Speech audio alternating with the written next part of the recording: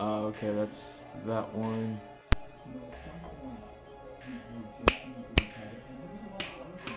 Alright, good. Cool. Yeah, I thought that the microphone wasn't working for a second. Look at that. Alright. Sorry about those finger snaps, y'all.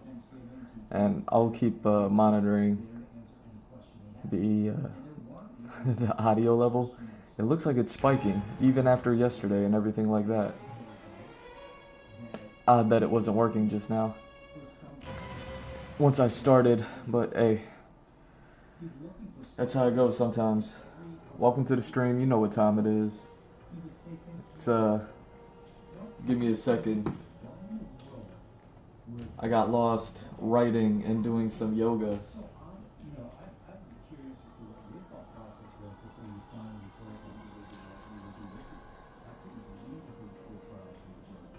So I needed to, you know what I mean?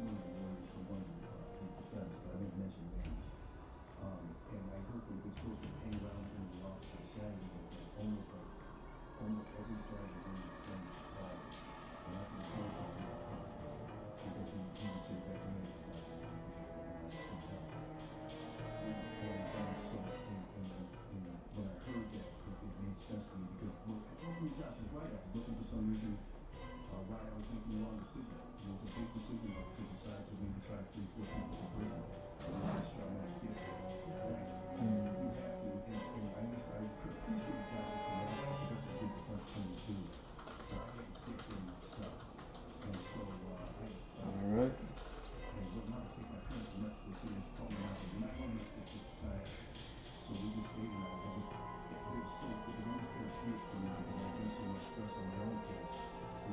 There we go. And what else? This one here.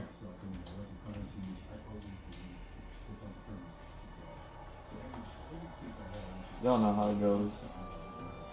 No worries.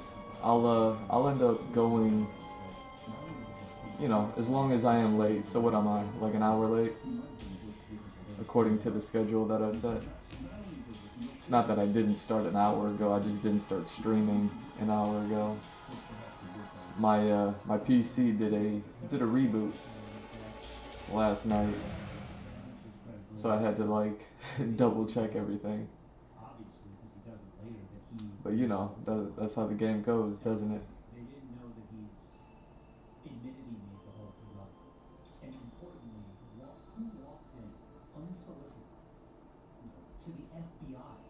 Alright, so let's double check this now. What am I doing? Ah, here we go.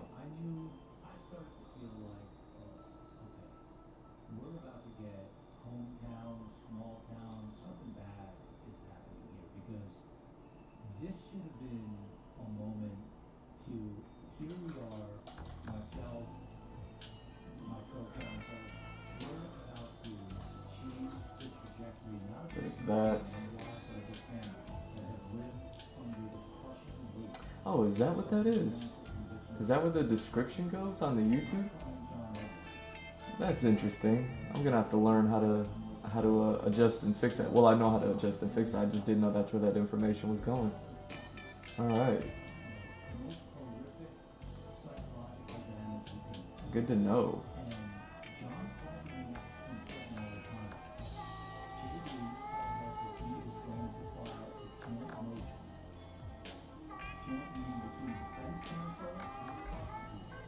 Here we go.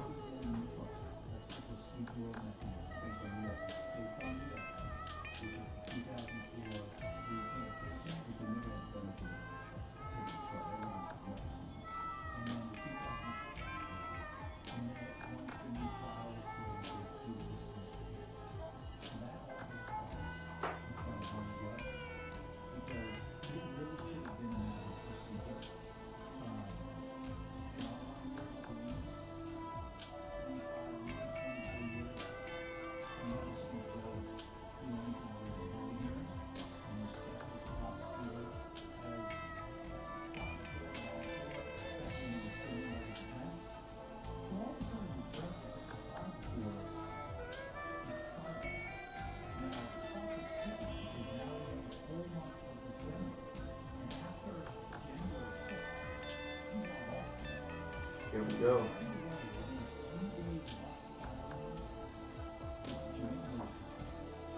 How's my water looking?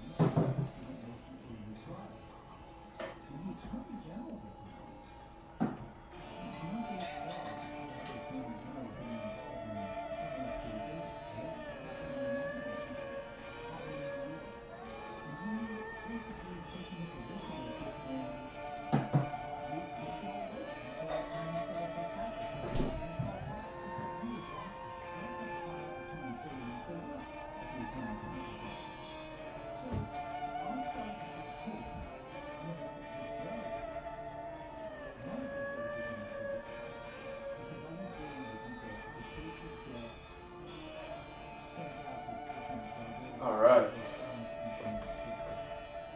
Had to refill the water. I forgot I had tea going in the background. Look at me. Look at all those sketches.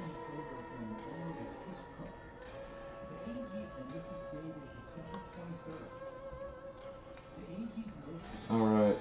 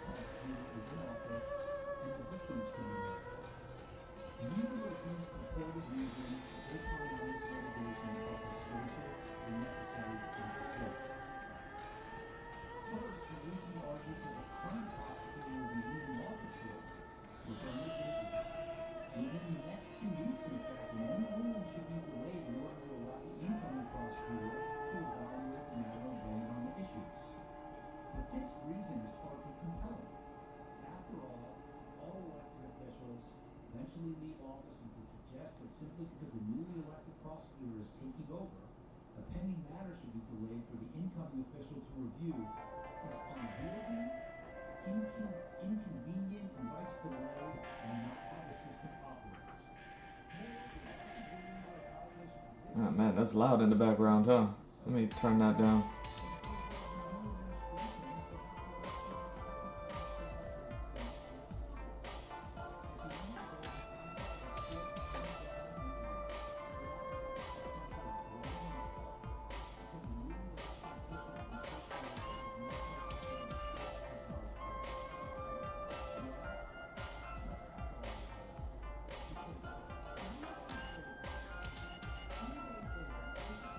Oh, nice.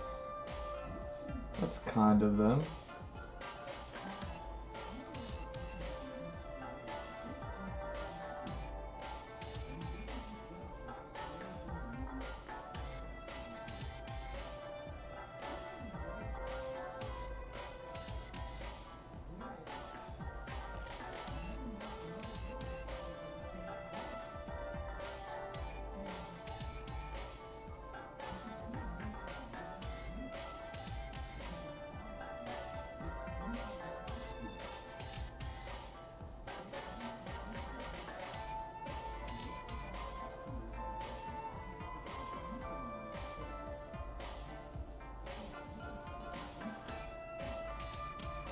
Now let me just blast this out to the world, and I will go ahead and get started.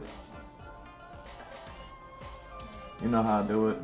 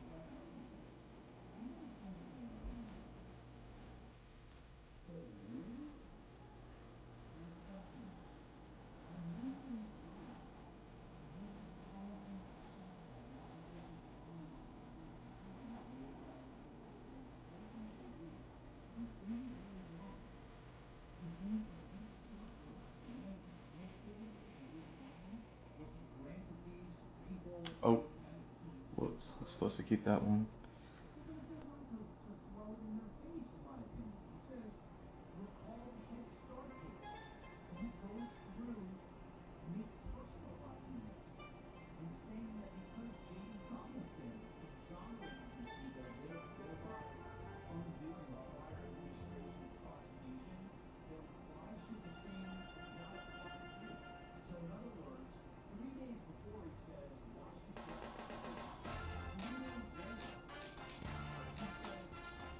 Alright, last post, promise. Y'all ready?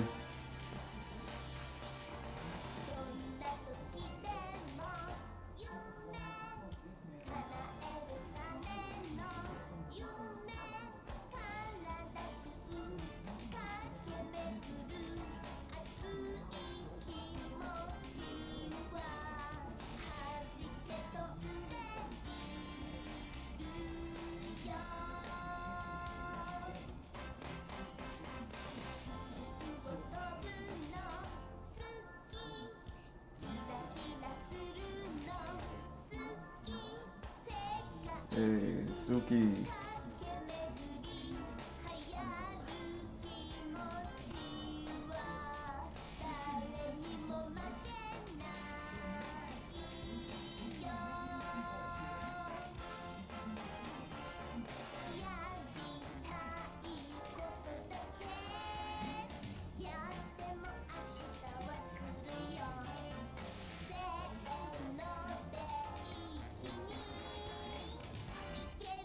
Oh, come on, it's not giving me my my latest and greatest.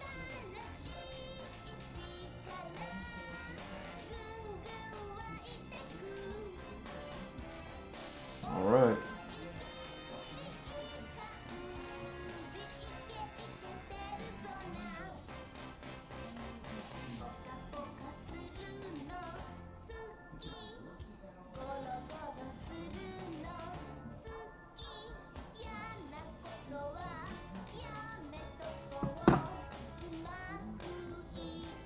Look at that one.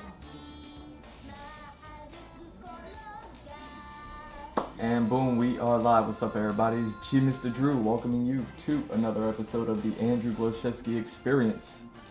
This is going to be episode 665, Marka Buddha. I called yesterday's episode Marka Buddha, I believe. Yesterday was supposed to be Gearing Up. Retroactively titled that one. So, today's the Marka Buddha. We're picking up where we left off with last week. All this concept art, you know? Getting them confused with working on the first story, working on the previz of the first story. That's how it goes, right? But either way, what are we doing? We are going to be working on that. Let me see, do I have a picture up? No, I don't. Let me do this. Open that up.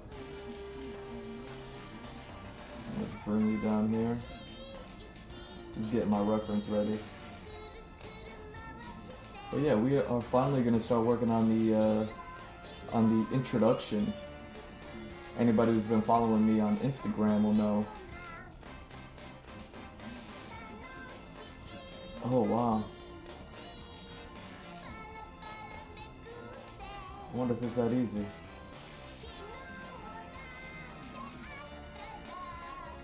Hey, I like it.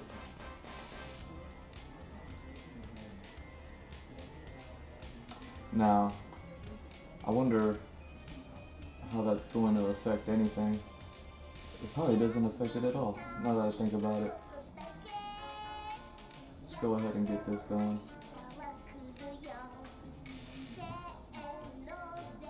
So there we go. I got some, got my reference going. And yeah, man.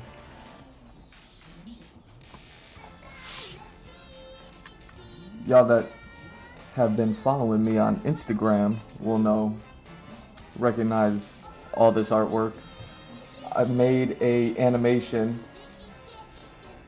a really rough thumbnail from my sketchbook that I write in, animation, more like a animatic, you know what I mean, of these pictures here.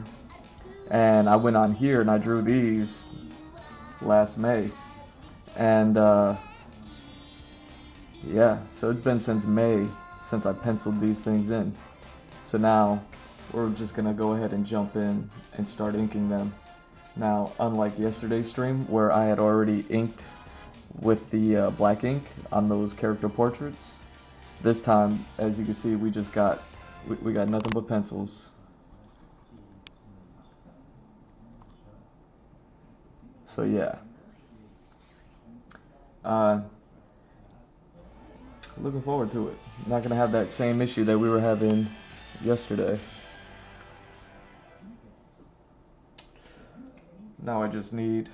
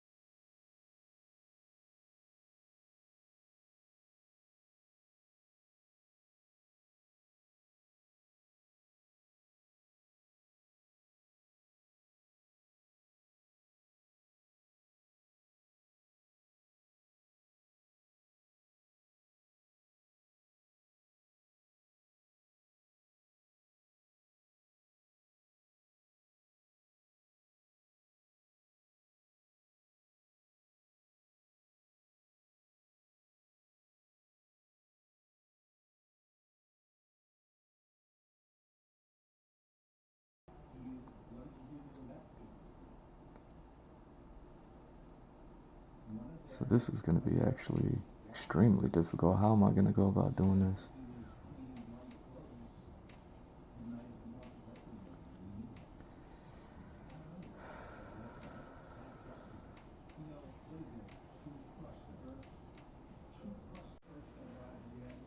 Hmm.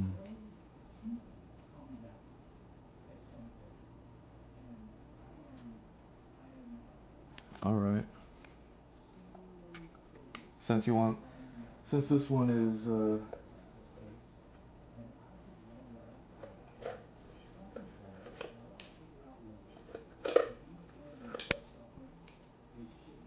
since this one's so technical,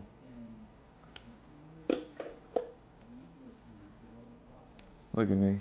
I'm bringing a lot of pens out of retirement. Bringing a lot of pens out of retirement today. I bet all these pens are like, Drew, you don't use this no more. You hardly ever think about me.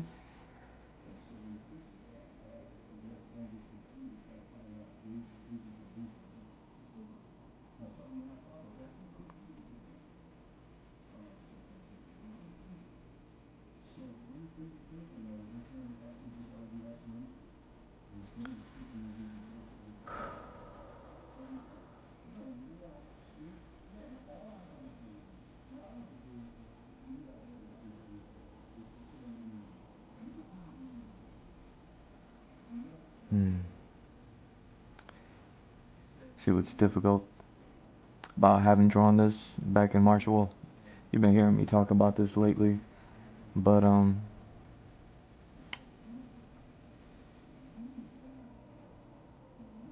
what's difficult about working on these that I penciled so long ago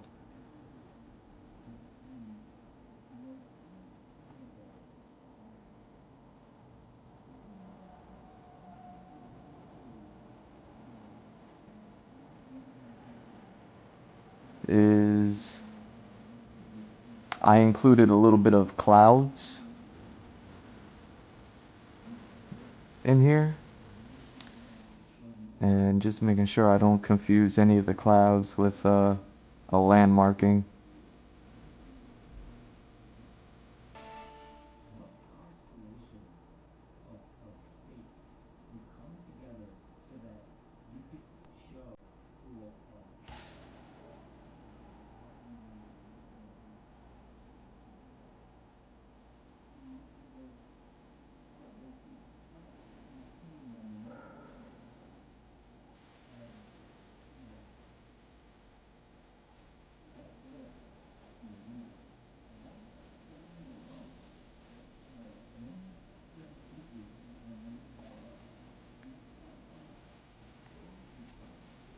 How we looking?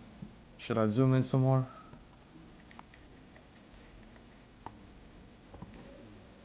Let's do this. Let's get you there. Maybe not that close. Come on.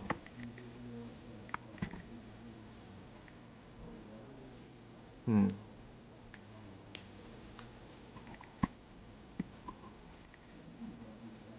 There we go.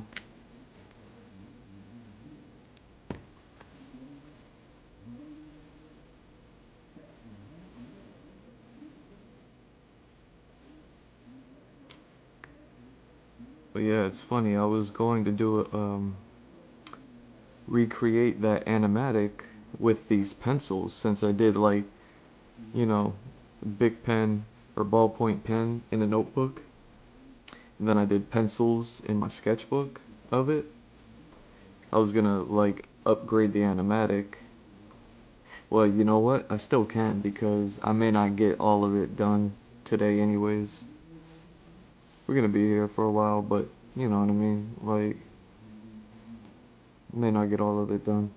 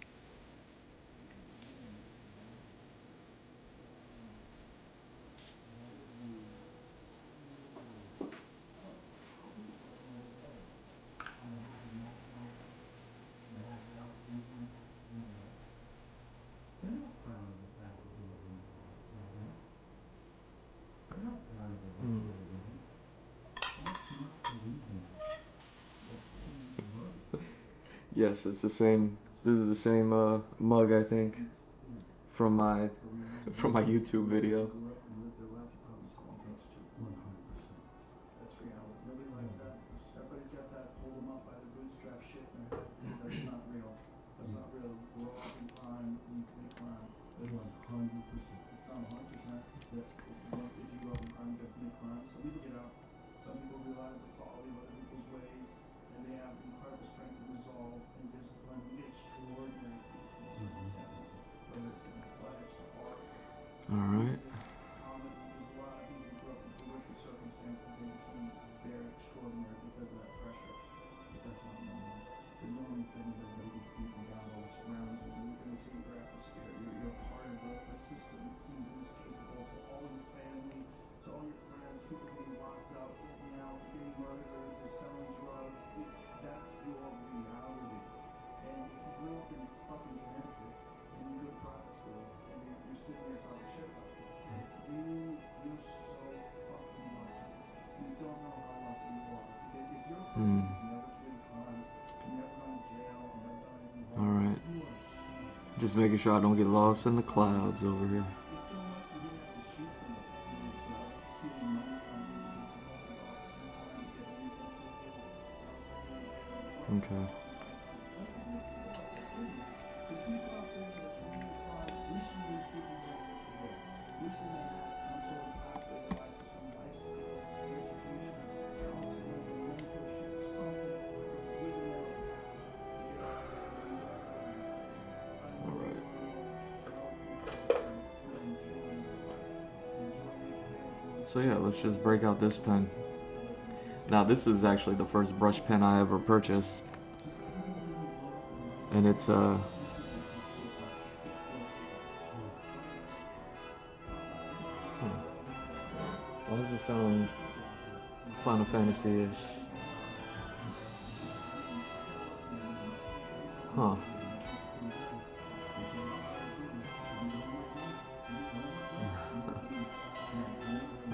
All right.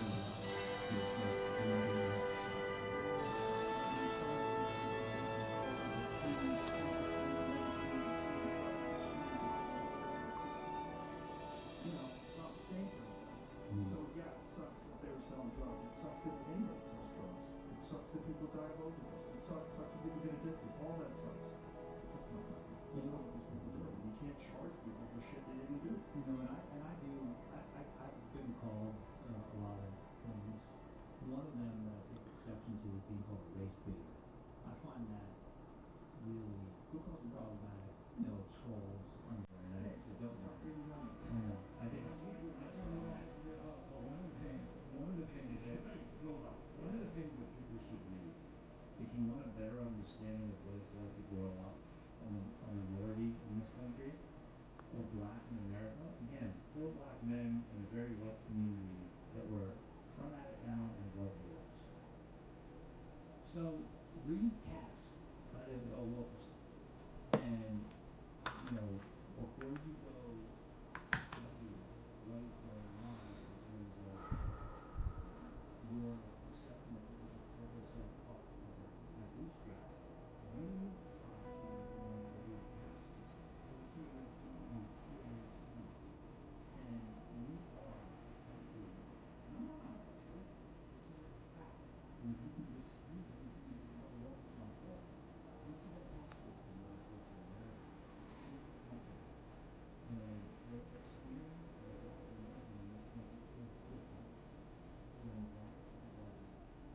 So I think that your conviction is happening disproportionately to people like her for a reason. And you have to start to move beyond that, and you have to start to realize that what I want to remind you of is that you can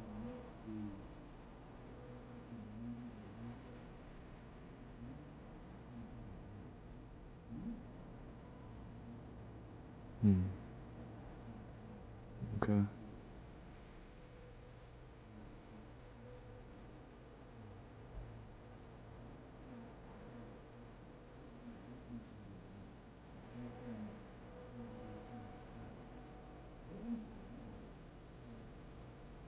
Hmm. is gonna be interesting. I gotta think about it. Okay. What I'm thinking about is the fact that, even though this, in a recent stream, I kind of revealed while I was working on a character, I was excited to reveal this about the character, that, one of his earliest sketches, I included the American flag in his design, and then I was talking about that's how far back this character's design goes.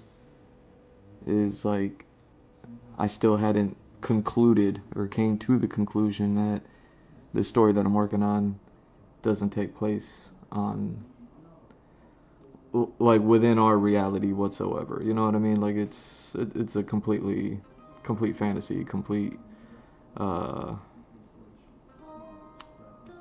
ooh, y'all should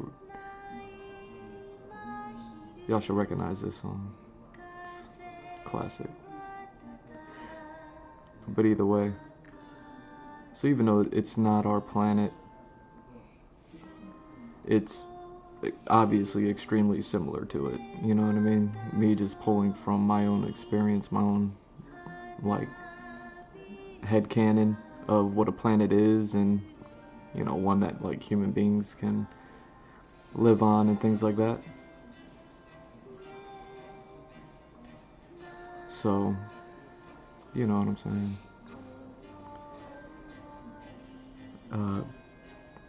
So since it is similar to our planet, the coloring and the color grading, at least from this distance, you know what I mean? Being able to see the entire planet within the whatever, the shot,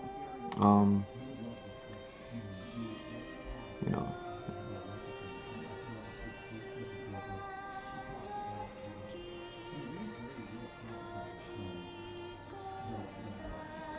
I'm just thinking about rendering this out and the colors and everything like that, because obviously some things, they have to be a certain way, because it's like I always say, when you're coloring and you don't know what color to make what, start with the colors that you know. So I'll be able to start with, like, the colors that would kind of be representative of our planet's colors, or the reference that I got there for y'all. And I'm like, okay, so if I'm using those colors there,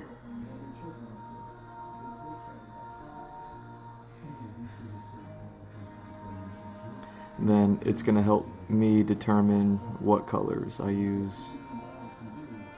elsewhere. As far as, like, today's stream and the Previz goes and all that stuff.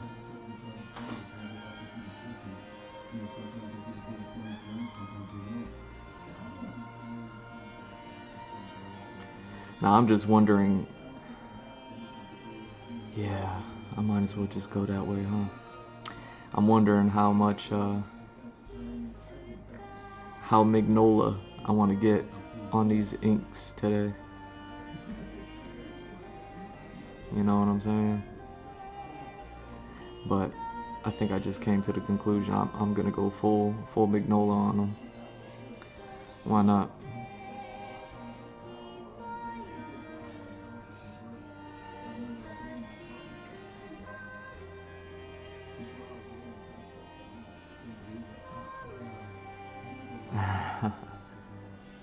That's so interesting. I forgot about that. I'm thinking about the animatic.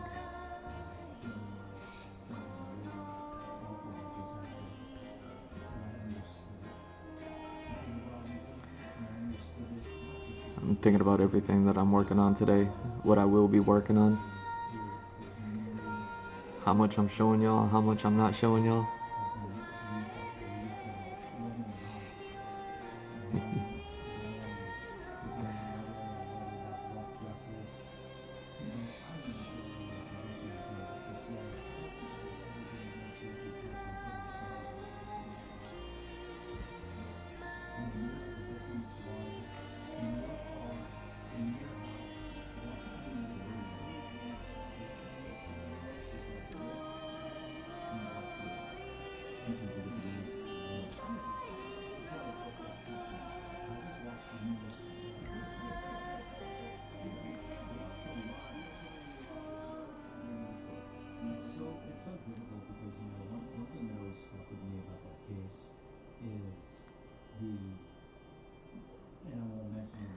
But some of these songs can be so melancholy. players involved have taken, on various social and criminal justice reform issues, and always in the back of my mind is, this doesn't kind of make sense of what we're talking about. That's number one. And the second part of it is the human cost behind that tragedy also. I have these seared images in my brain of that boatman family, the sister and the father, where they were very outward of their atonement. And I recently watched the sacrifice and atonement, the true crimes of it. I watched the latest documentary. His name is Previz. Television? Manga. And it's very well done. And it's like 30 years later. And I wanted to do a different accent. And, Tim Burton is still, he's doing the life. And, on the flip side, you have, in the Islamic positions, that was to my mind, tragedy, what was wrong with Islamic positions. It's not just the people that, call it sympathy. It's the family. It's the kids. There is, it has a ripple effect where there is a community of people all together, and they just wish they had some sort of national power to hold these prosecutors into what that emotion is saying. I was grateful that we had, Jeremy and Jeremy's brothers, and very good for his experience being going through things themselves. And even through the openness to feminist, the way that he is tragic, right behind the back. And I don't think that there's a person in the world who would, in the best moment, think about hitting him, and the way that he was able to get himself to survive and live. That's pretty good. That's pretty good. And I find myself, there are things that I've done that if someone was recording it, the things that I've said that I wish I didn't do or say, that, but for the grace of God, I fucked it up. Yeah, no. But, I mean, anyone in their private moments, and then to just use that to weaponize and undermine, to me, is he a perfect man? He's a perfect man. Am I saying it? Am I saying it because he ended up agreeing with me? No. He's a human that errs, just like all of us. And I think we need more prosecutors with more judges like this in the world, on both sides of it, and are willing to set their egos aside, willing to suffer whatever consequences come from it. He told me at one point, when he was nervous about doing this, these people were in my way because I exonerated two people. They said they've been after me ever since. And the fact that that's their mark of seamanship, and they can kind of understand what I was talking earlier, it's just sad to me that we can't get over ourselves. And the congregation was a symptom. I do believe that. I do believe that. And somebody was talking before you got on, when you said, if somebody calls you today and goes, hey, how are you doing? You okay? I mean, simply, political, it was just political, there was some tirade on that.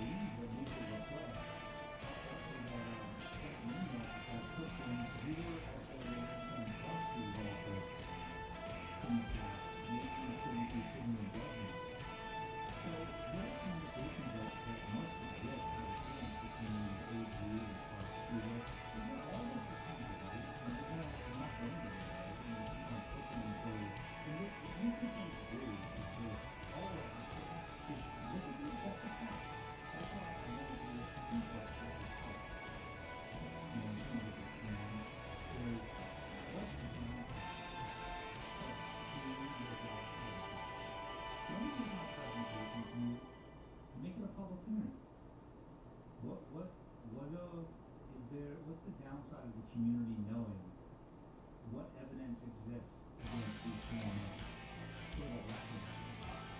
And I think that we end up connecting with them in some sort of human level so that they can put whatever it is aside that is causing them to have this footprint.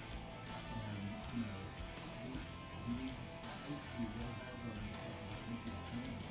And you know, there are people that you walk that weekend. And I just realized it's just like you know, holding the same path for one game at a time. And you again, as the cross again, when you walk hand in hand with another individual and having a state of freedom, I don't care what if your blood is in the spirit, there's just nothing that can match that feeling of pulling away and taking them to do that with those even to never understand your consciousness and what you call the laboratory.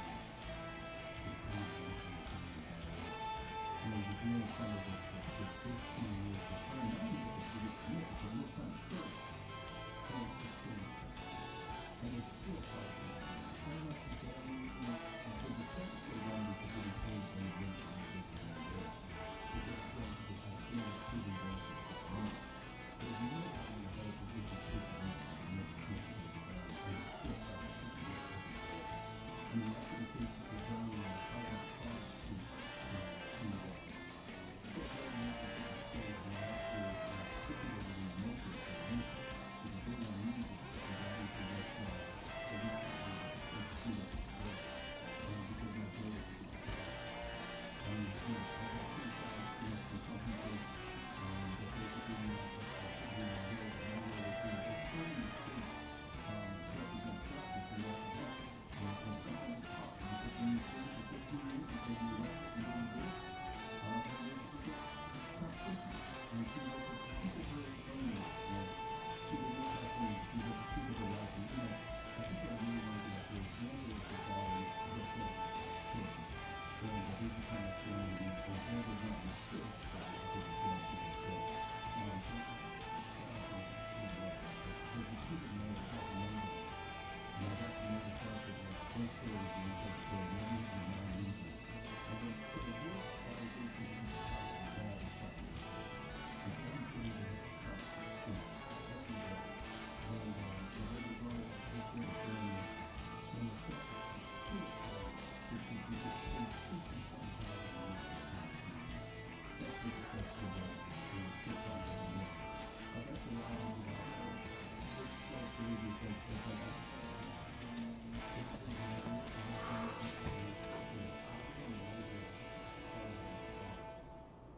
I was on the way up here and I was sitting next to a guy that I asked to borrow his phone port to charge my phone. And he said, and it turns out he was installed how to work with it. And so I'm seeing was working well, which made him in Manga a heck of a lot more fun to work. He told me about the politics because of that politics and he wants to actually do something different. And that was like, really different than what I was done. You have to have the realistic listening to you and Really? Okay.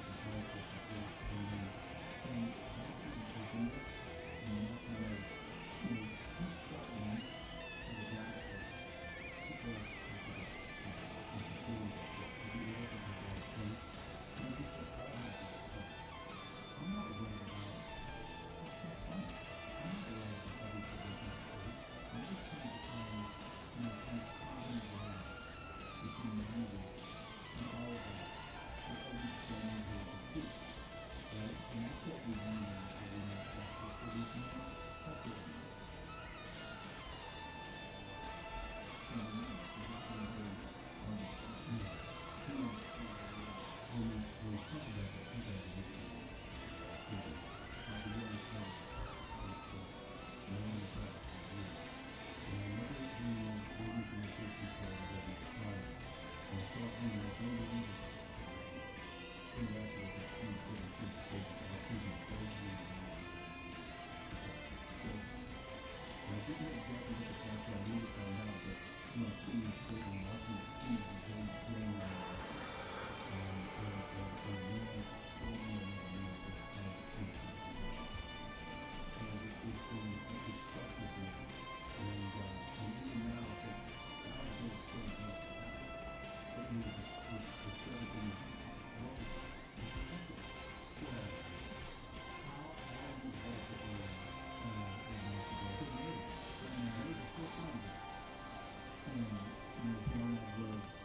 Suffering, is in prison.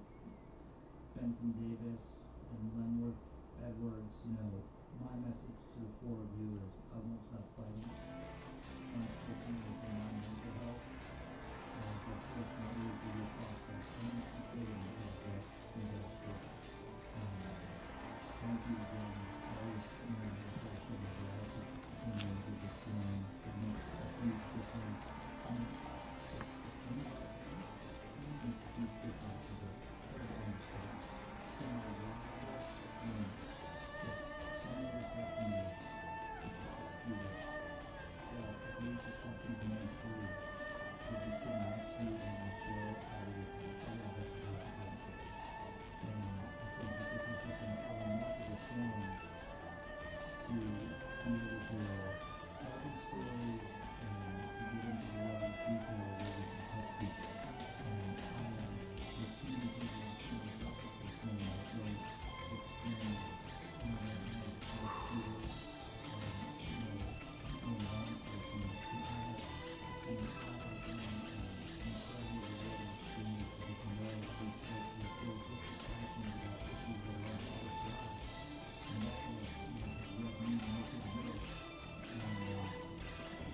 There we go.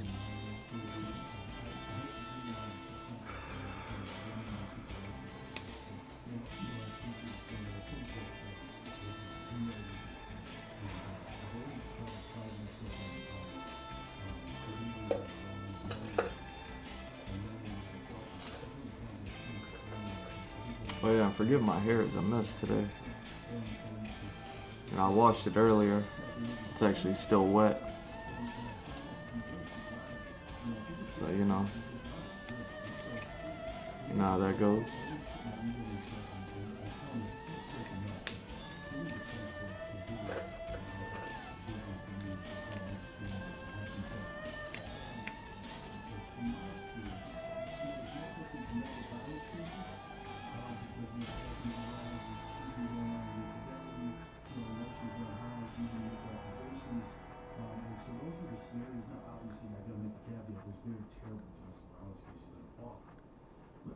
Because of the dynamic between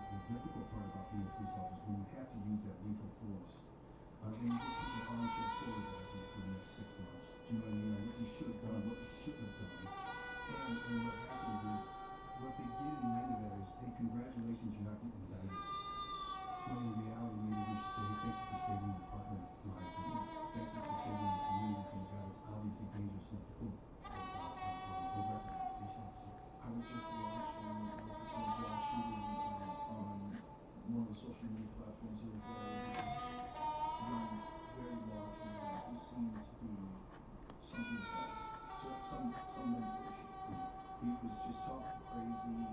Maybe he was on drugs. The cops were trying to calm him down for like the longest time, just the long video. He escalates, and then eventually gets physical. And I think they tried to tase him, and it didn't work. And then they wanted to shoot this guy, and the officer broke down in tears when it was over. He was devastated. He couldn't believe he had to do this. He was horrified. His hands were shaking. The other officer was comforting him, trying to get him to breathe and calm down. But when you see it in real life like that, you see how it actually went down, of how they're trying to make these split-second decisions. And this big, crazed guy who's out of his fucking mind is running. You don't know what to do. You don't know what's going to happen. He's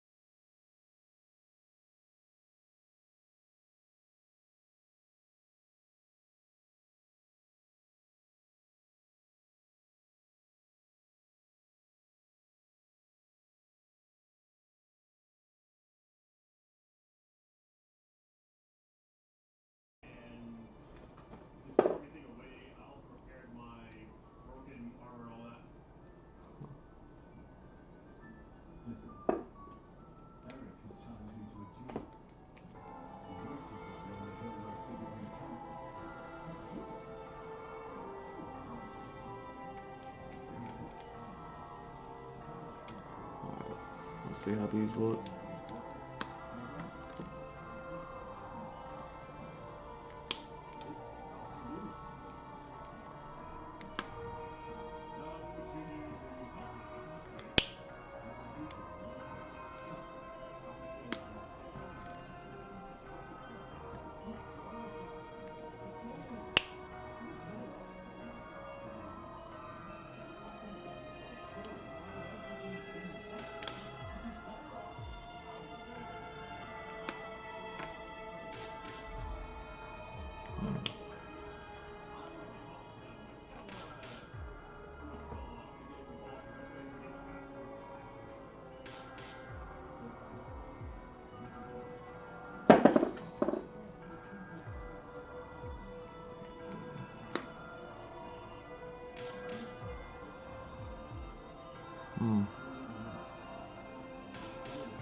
I mean,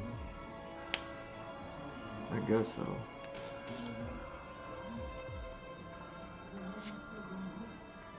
It's pretty random. But whatever, we're doing it. Nice. Glad to hear you're doing alright. Well, I mean, I'm just gonna be streaming during the day, like into the night.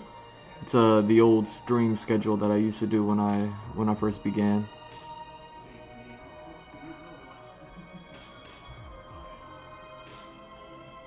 When I first began streaming, you know?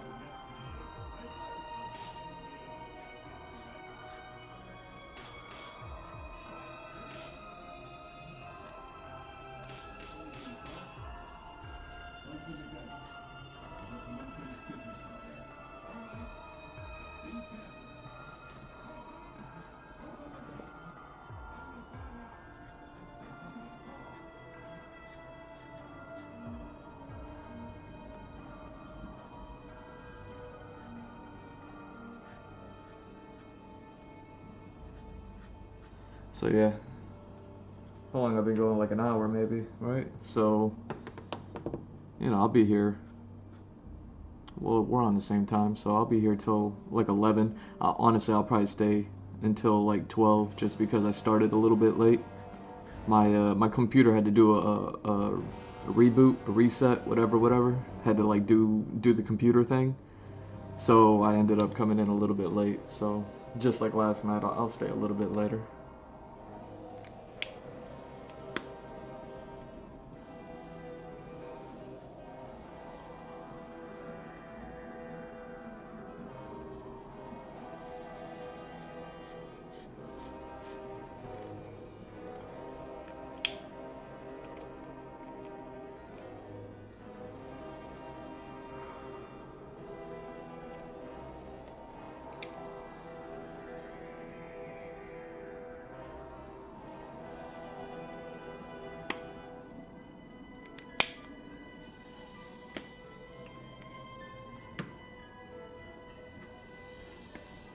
That ain't it.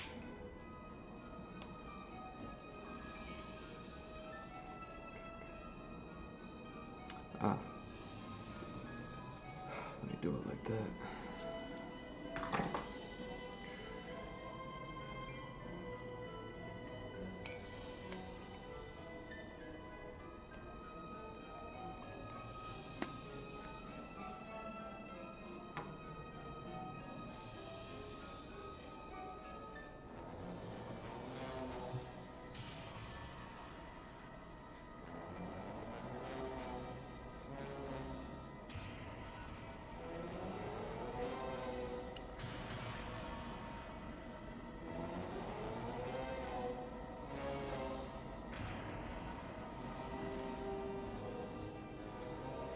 Do I have a picture of the world map up?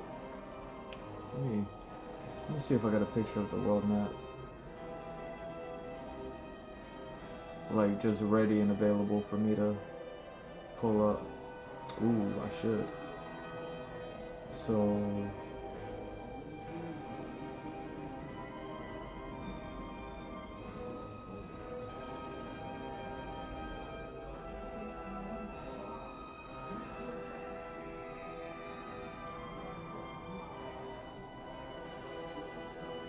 Oh, come on. There we go.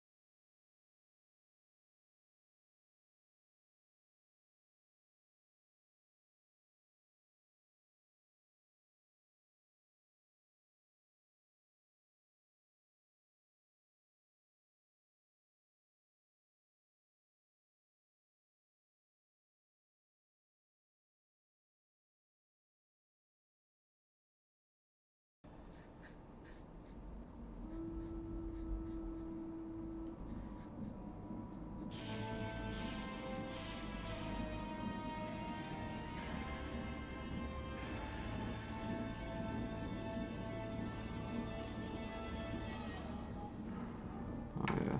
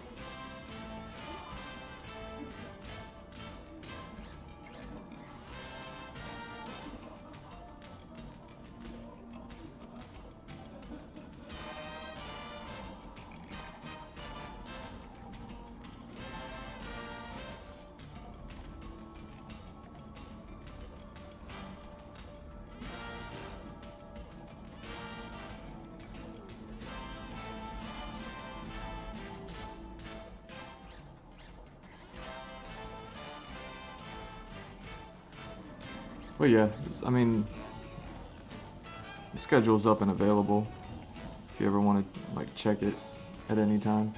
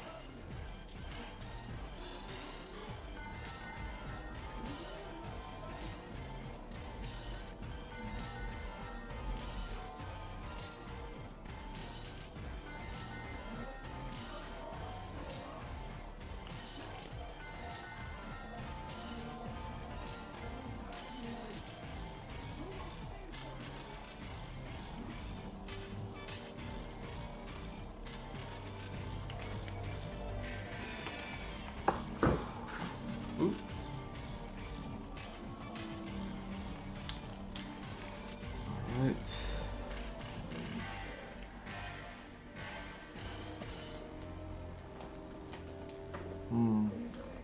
Okay.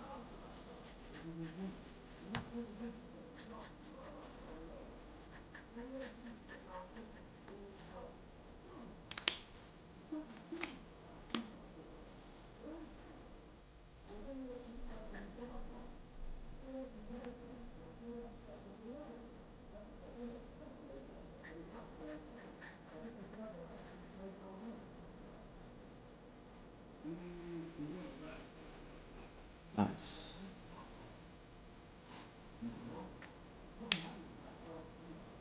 Man.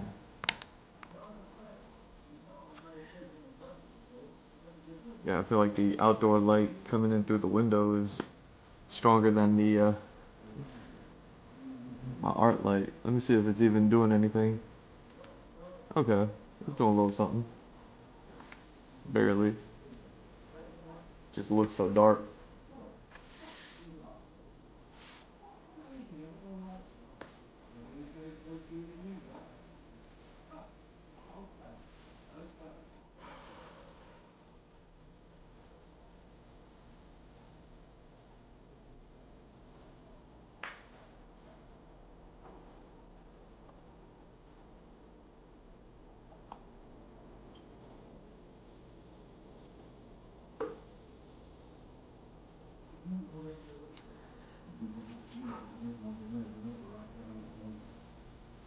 So yeah, whatever the schedule used to be, I pushed it up maybe 4 hours, give or take.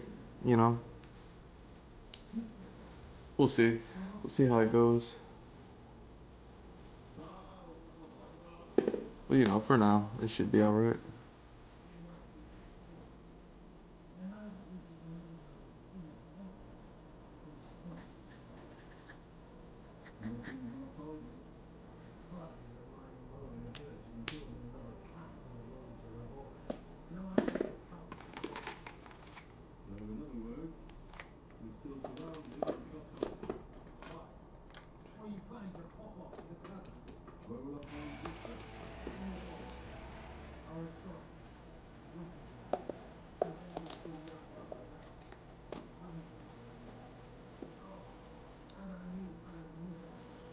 You know, try to gain some semblance of a normal.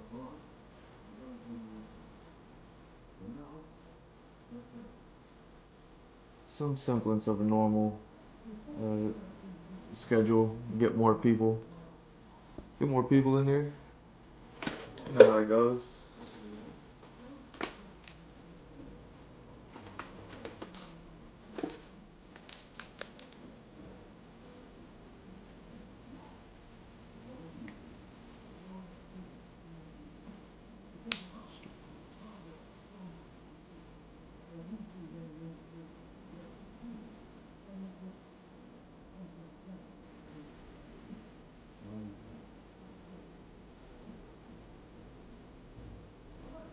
Hmm.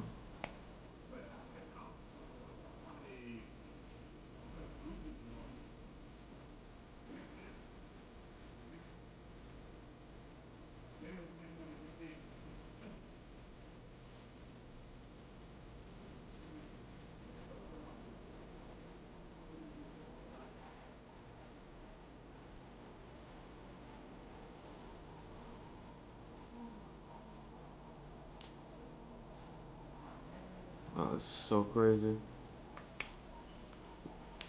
This paintbrush tip is so dirty. I just tried cleaning it off, right? Like it picks up whatever. I was cleaning it off on a sticky note to see if I could just kind of like scrape it off, and it picked up the sticky note ink. That's crazy.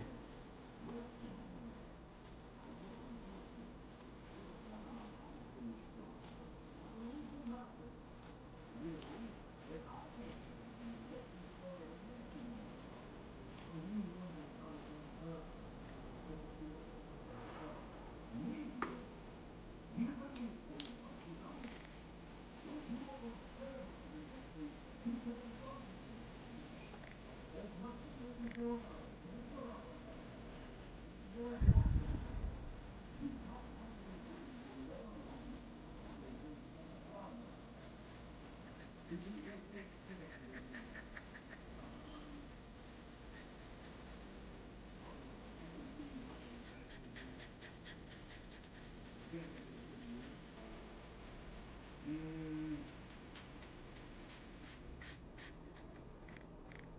know, my lord, that the courts have done this to you, but I think that this could make all decisions related to the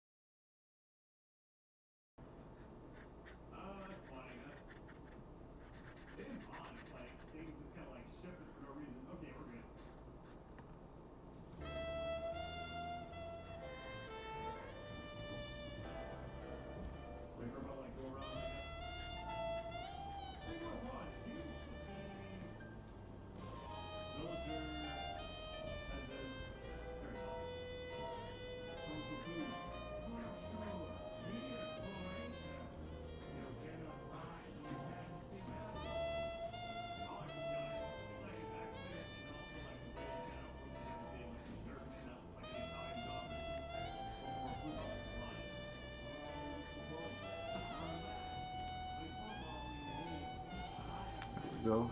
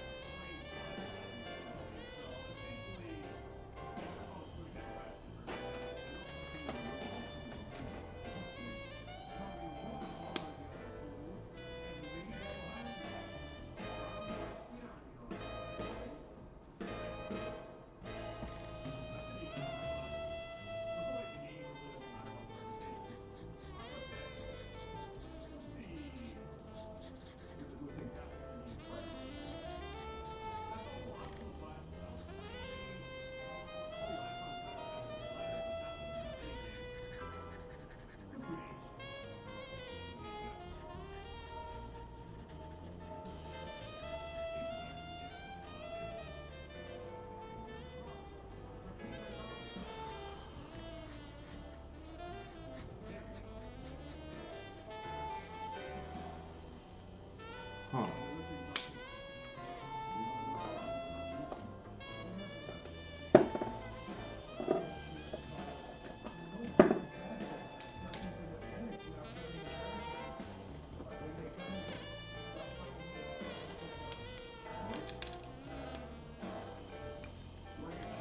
Alright.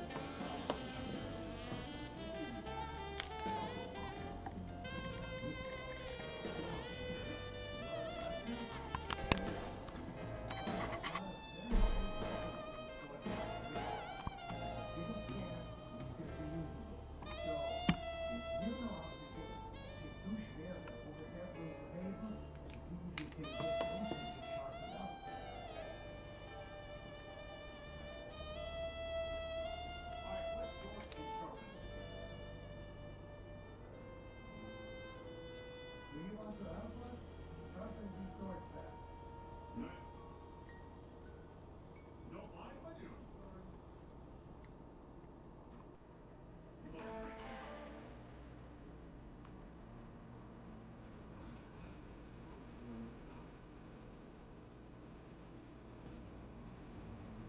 Well, if you like to see videos normally, it's very therapeutic. When I have the time, then I like to swap with the algae, which I gotta say, last night I wish I had time to go out there in the actual game. I really backed out, man. Game two. Opening a little higher. Let's try again. Maybe like 90 points.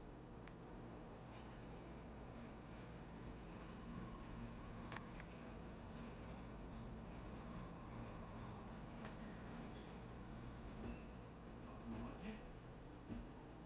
Supercharge. Is that much? Nice.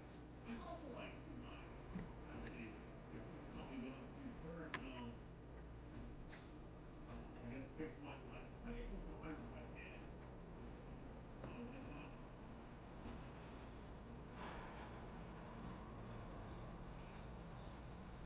Well, a few games I know how everything is controlled, man. You want something fun? Yeah, whatever you tell us. I feel like this should be good, right? Let's check out this. I got this 88 or something. 83. Want to get mine a little higher if we can. Like 90. Oh yeah, that light's starting to creep in. It's at the bottom of the page now. Unknown here. Let's see. Nope.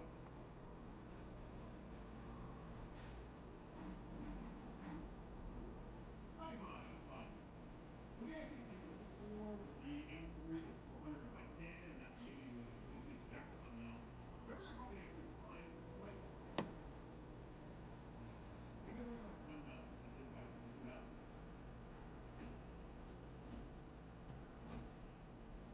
88. Let's just see what happens. Ooh. Where you going? Let me see then. Amazing. Everything's work. You're as good as new. You know you're big on sleepy young man, don't you? Someday I will repay you for your help.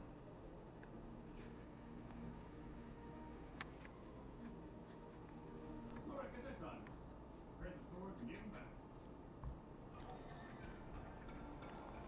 Would you look at this big toy? Well, it's unbelievable. Why, it's Henry the Fastest himself. No, wait. Not Sonic the Raptor. Indeed. The boy always the Lord. Comes back in you again. What will we do? Oh, nothing. What will we do? We will never accept you this thing. Well, short seasons are all over again as a habit. Who's winning? Who's winning? Me? Well, as you can see, this is the game. I'm winning. But just by a hair. This feels like it's fun. Now it's my turn to Hey, try. Please join me as we walk past the don't tell Neil deGrasse Tyson about these star patterns or constellations I'm creating over here.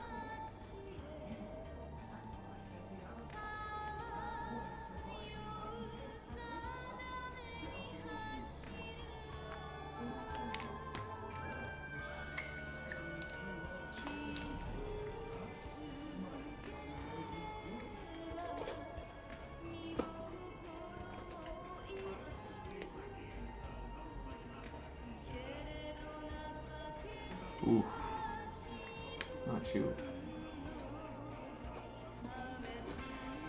I really shouldn't be putting those two next to each other.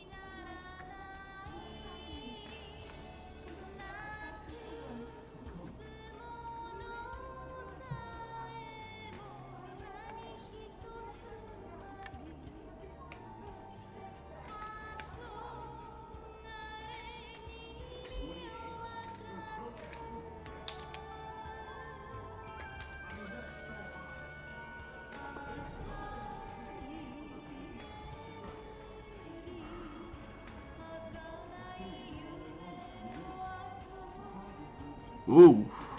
Whoa. Whoa. Yo. What were you doing? I like pressed for some paint and it didn't come out. I was like, alright, whatever, I'll just work without it. And then when I go to use it, the whole glob was coming. Hold on.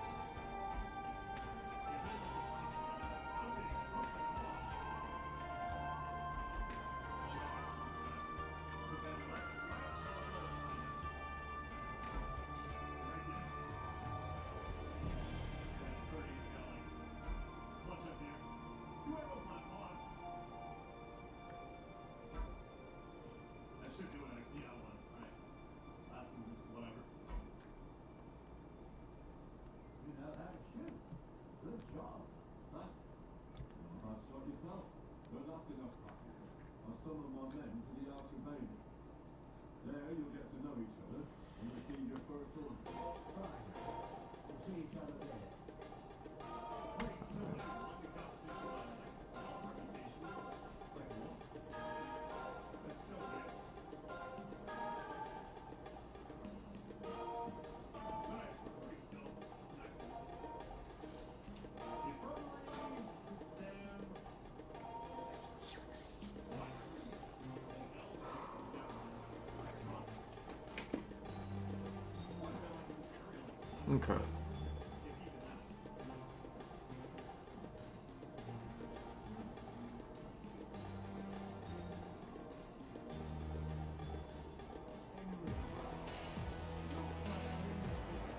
Why? The two of us, a few other men on team. Are these ones called Previz? These figures in silver. They also represent the of the team culture. Alright, this is what we do. We'll give you the basic functions. Let's continue. Sorry, I'll be brief. Report to Previz. Young boy, may I come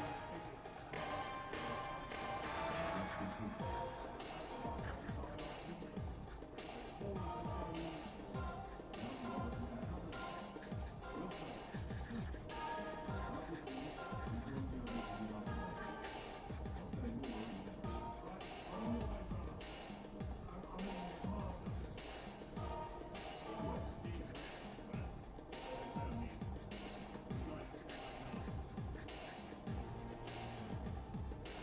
you join the others to the Archibald. I'll say more when we get there. Right, I'm on my way, brother. I'm on master. What needs next? Well, instead of me, you guys figure it out now. Cut. Still like 5 minutes or something. By the time. Yeah, King's Bend. That's not far enough. Previz is actually kind of far. A weird way of seeing it. I don't look down on King's Bend. It's a very, tough town. Previz, you are scared of heights. I'm not, boss. Oh, Not so fast. I didn't realize the size of threat was serious stuff. But Previz, the silver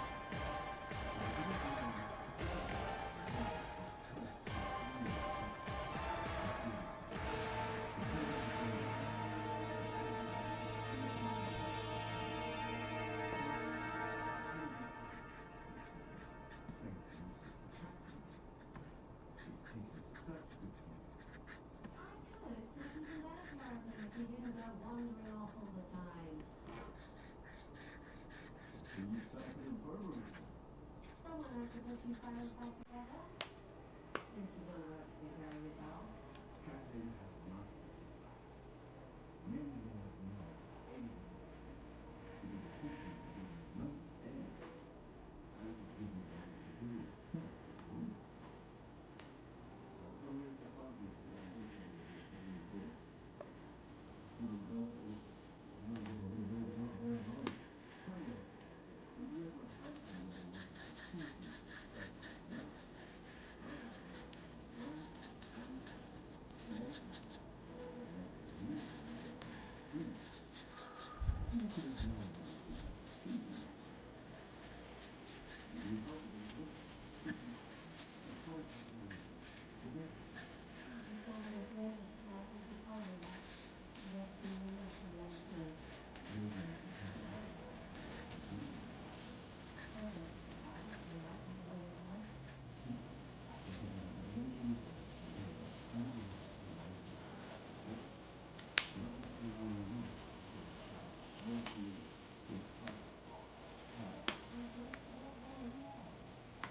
control received.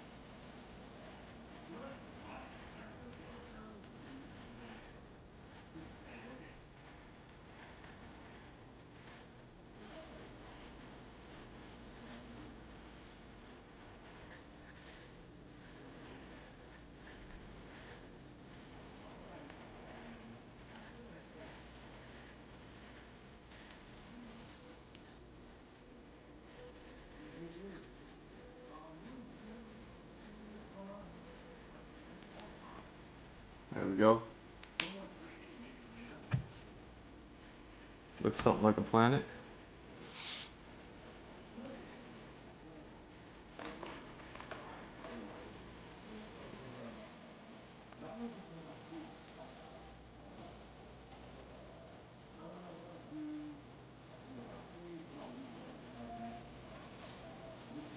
Alright.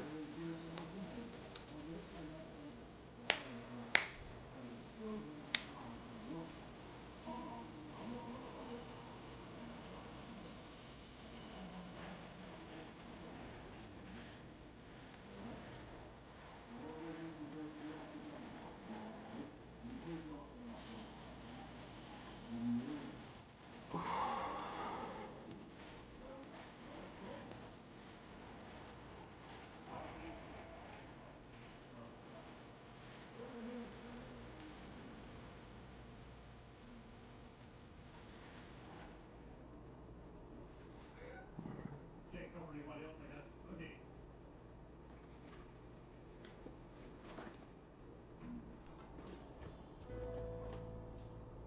I'll tell you right now, like, once this series is over, I'm gonna do every side quest I can find. Every single last thing. I'm gonna make more videos. I'm kind of sick of the last video, but let me just kind of enjoy the game. And I think they got like a hardcore mode coming out later on. Is it like a permanent type thing? I don't really know if it actually works like that or not. But either way, here we go. Right? The whole company is here. So, have you prepared to take speech? Look at that time. Okay, this is maxed out. I like that one a lot. The fact that it was 30 is all, like, I know it's just one game. Is that right? I'm gonna try it. Not that. Stay by me during the battle, and nothing will happen to you. If that's true, I've seen memory flash many times. Come on. You know, I'm gonna see it with my own eyes. I'll be glad to see what kind of warrior our boy from Shelter become. Damn it, boys, my bowstring is itching. Just like my own. What are your techniques?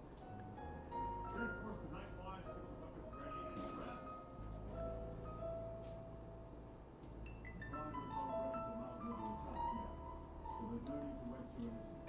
Prepare your arms and get into a good rest. The next attack won't be long though.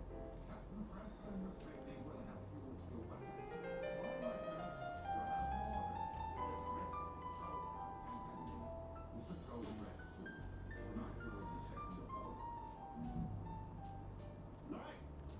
Go lie down once you finish doing the rounds of the castle. Already done that, so let's go like do other things, which I feel like right now I'm probably fine.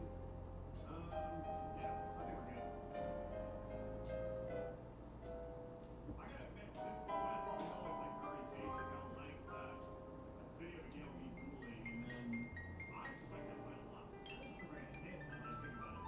Maybe I did. Because now I can see what you said about like how it's like very exposition. I kind of like it sometimes, it's fun. But I thought we could have a little chat. With both of them being in command of the company. How's it going so far? Medium, I have good men.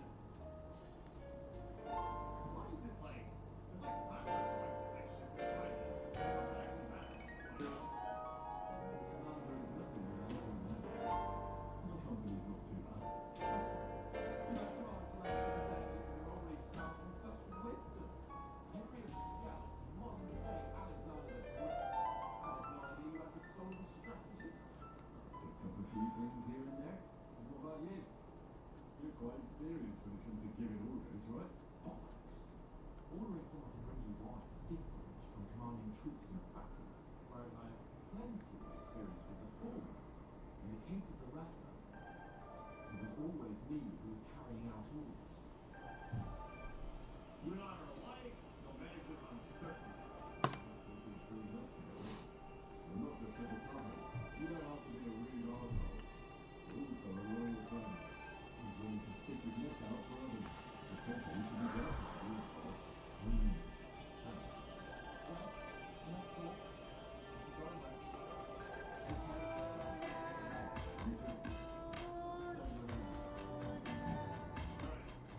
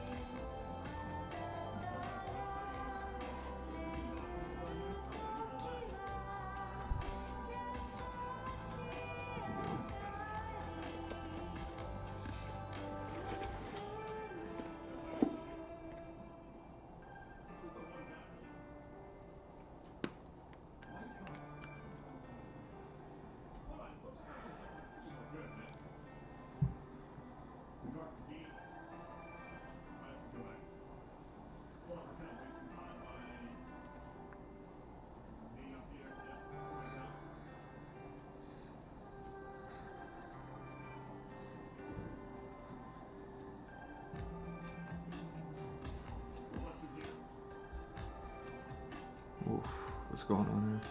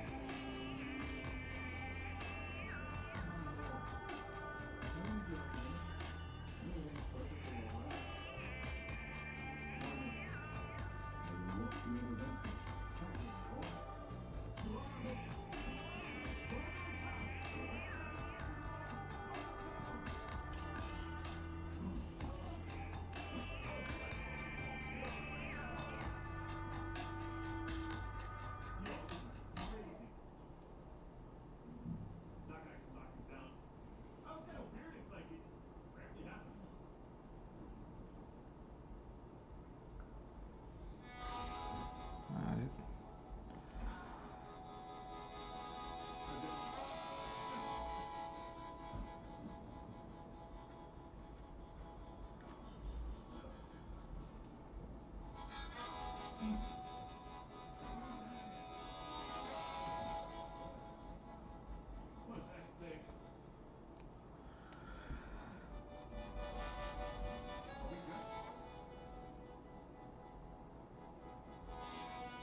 Mm.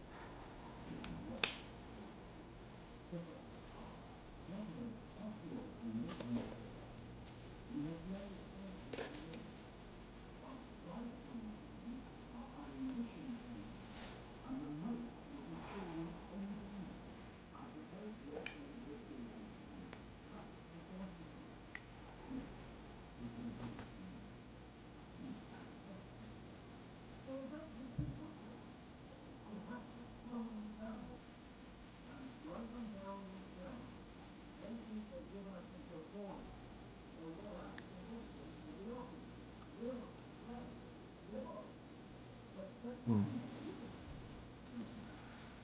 There we go.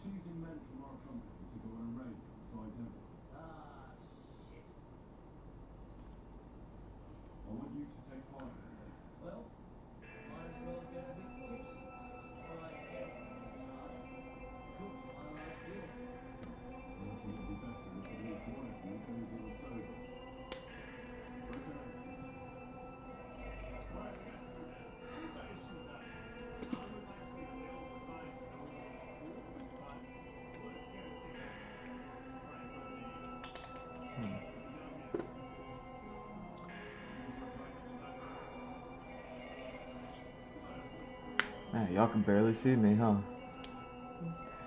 Y'all can see the light kicking in strong, huh?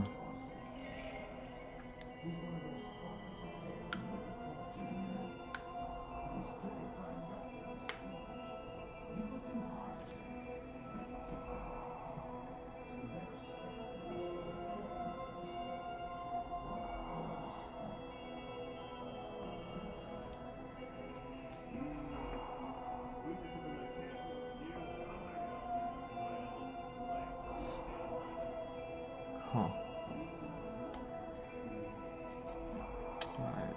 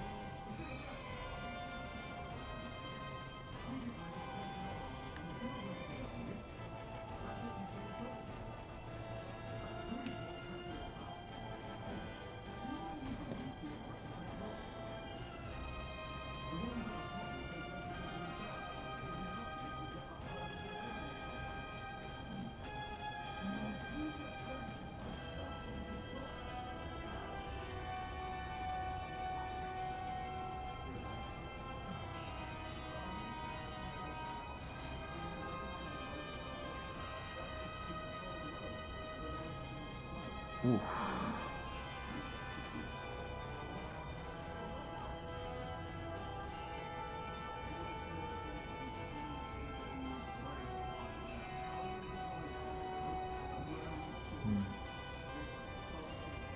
All right.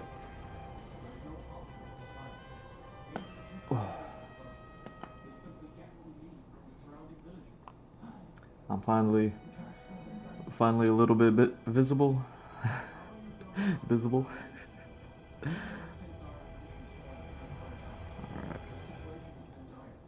there's a smithy in the village. We can make new arrowheads and cannonballs. Wouldn't it be a pity if something happens to that smithy? How do you want to conquer our position? Drone from drone, or fabricate from far? Black advice is on big, scale-based lightning, but that'll take a week to build up. So we'll have to move our outposts back west.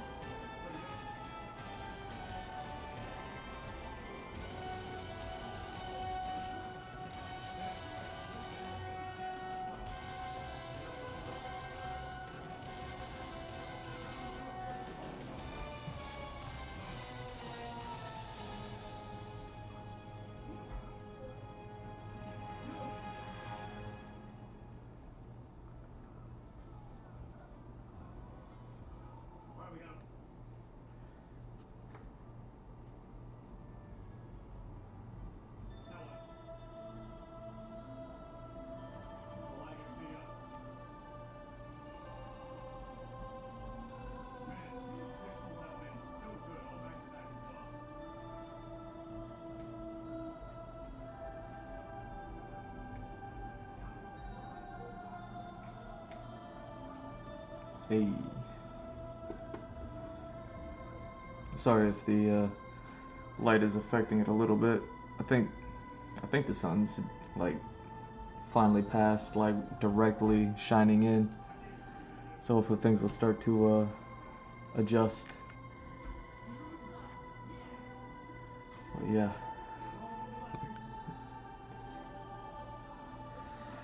Oof, all this space stuff is so difficult.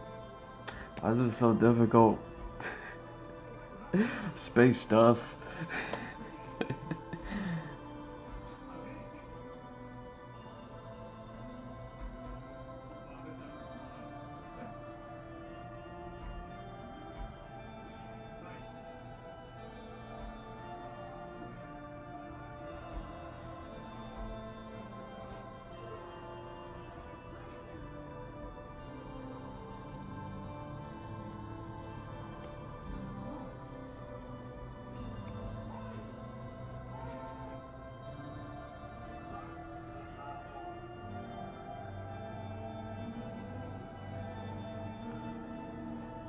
Huh. Sorry.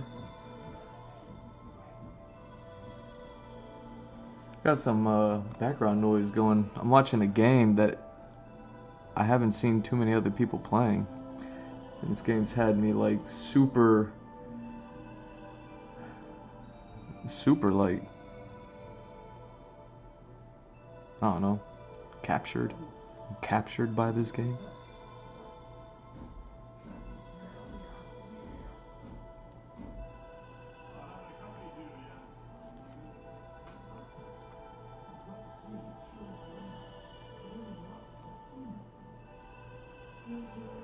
It's called Kingdom Come.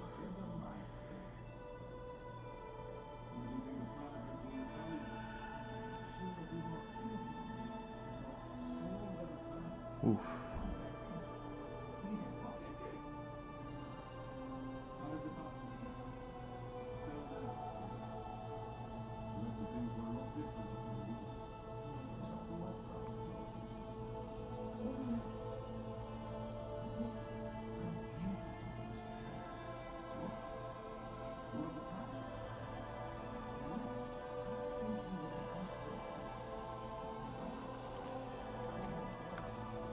I forget what the subtitle is for it, but it's Kingdom Come 2.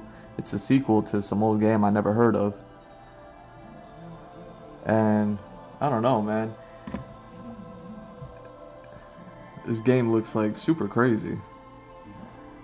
Like the way that they were able to capture the life, like, you know, it's a video game, but how the video game was able to capture the life of, you know, those sort of medieval times is like super crazy, you know? So definitely, man, if you follow any sort of streamers that play video games, stuff like that, this being Twitch and all that, then yeah, definitely give Kingdom Come. If you're into like RPGs and all that stuff, it's a first-person RPG. And yeah, man, I've been watching it for I don't even know how long, like a month now.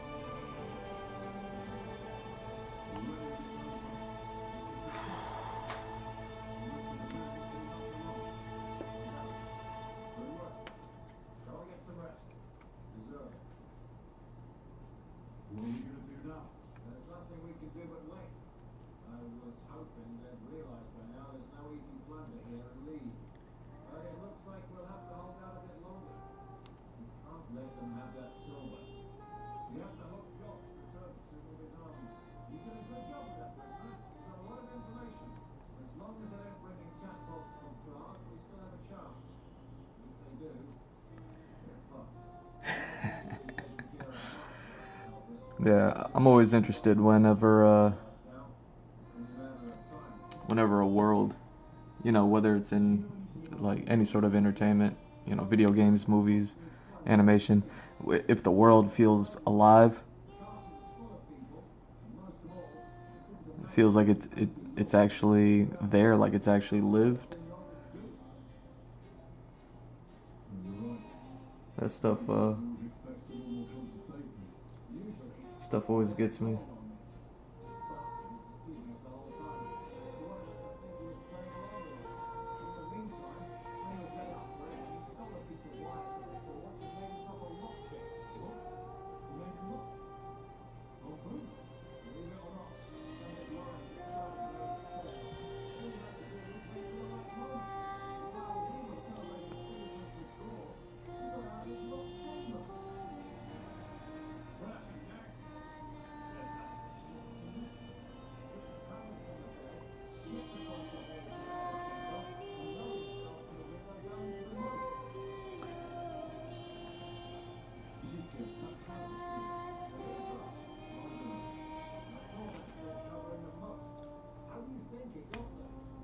There we go.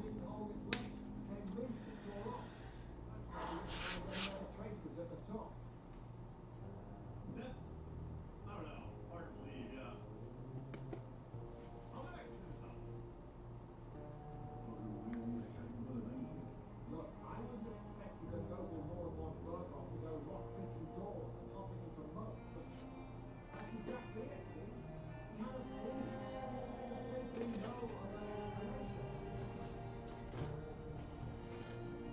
What's next? This ain't a puzzle. Go ahead, Brad. Game. Finish it. We know Hmm. what's next in how the game, but I'm not sure my buddy will be able to actually leave right now. He can. Alright. I'm actually gonna play big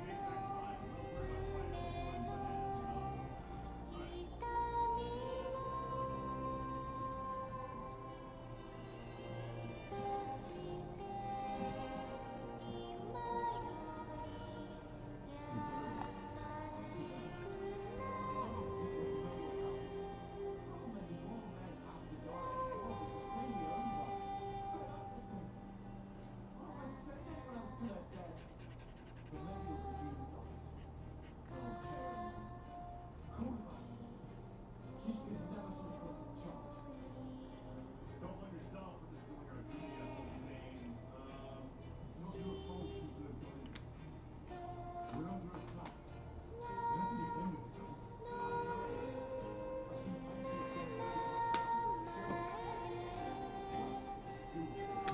Come on.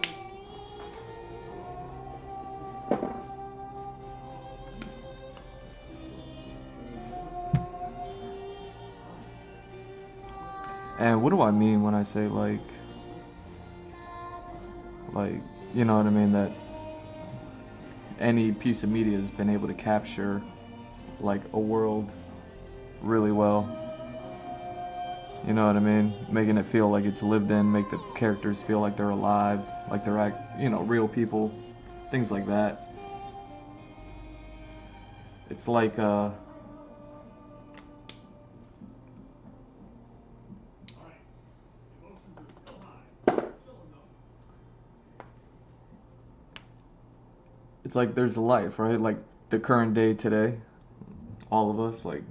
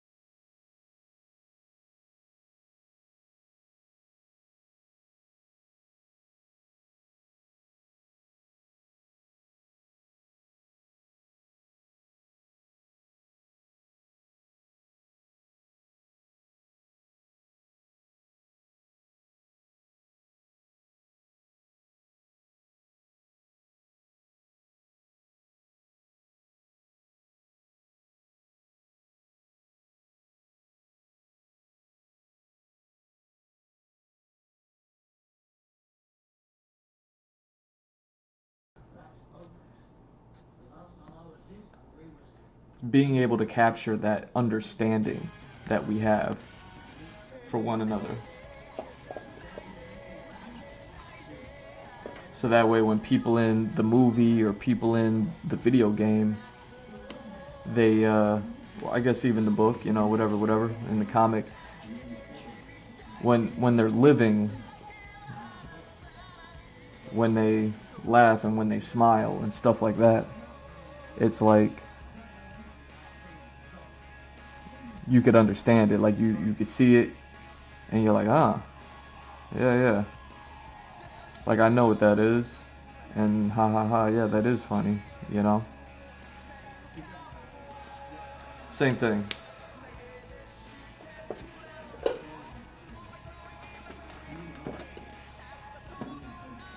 And I think that's something that this game, Kingdom Come 2, is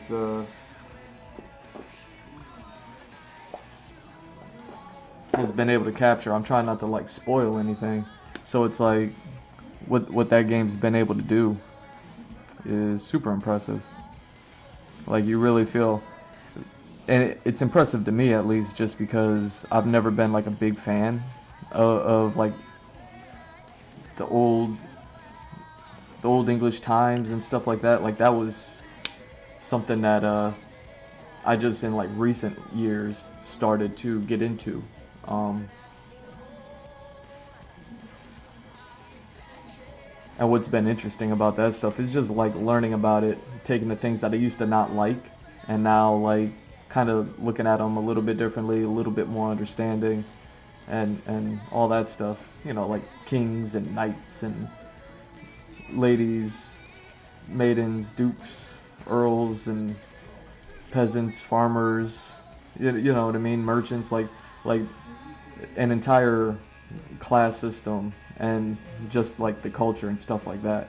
Like learning about that stuff in recent years, just because I finally, for whatever reason, started getting interested into it, right? But this game, I think, is like come the closest to like really making something feel like, oh, you know what I mean? Like the dialogue, the characters, everything, it all just seems to make sense. Like all the characters in there, they're all humans and people. They don't really seem like, you know what I mean, like video game or characters that carry like an archetype or anything like that.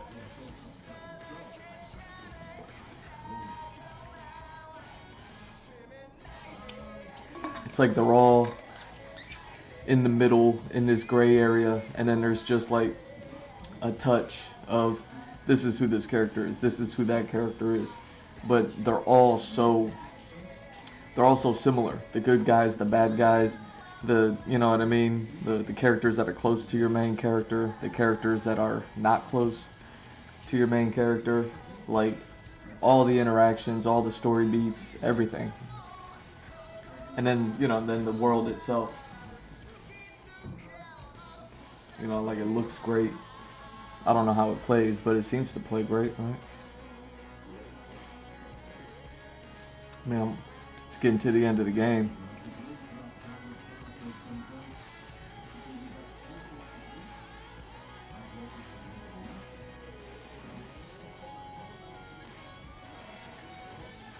Oh, they hold the funeral for that guy. One of the characters dies, and I was watching this one earlier. Not like watching, you know me and my background noise. But I was like, who died? And I guess it was someone who had already died. They just got around to holding the funeral. I think that's what they I think that's what they're doing, at least.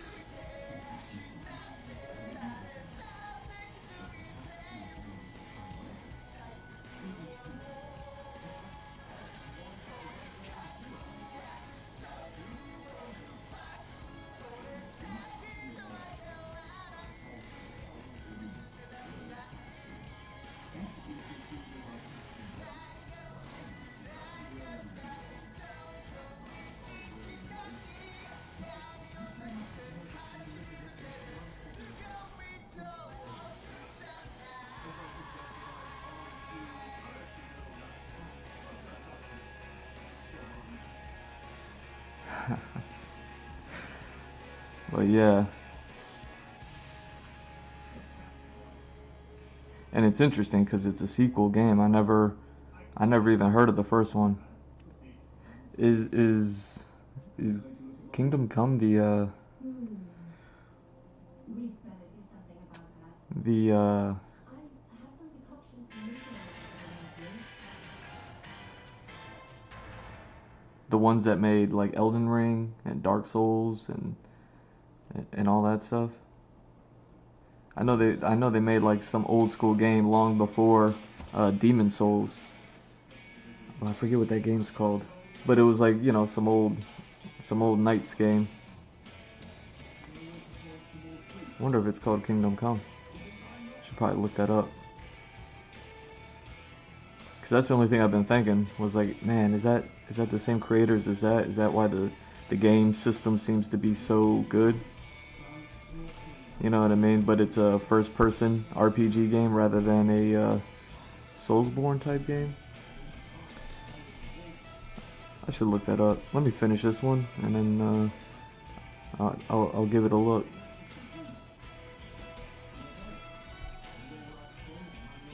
I mean, I doubt it's them, but for some reason I feel like that's the name of the game that they made before Demon Souls, or at least one of the games that they made before Demon Souls.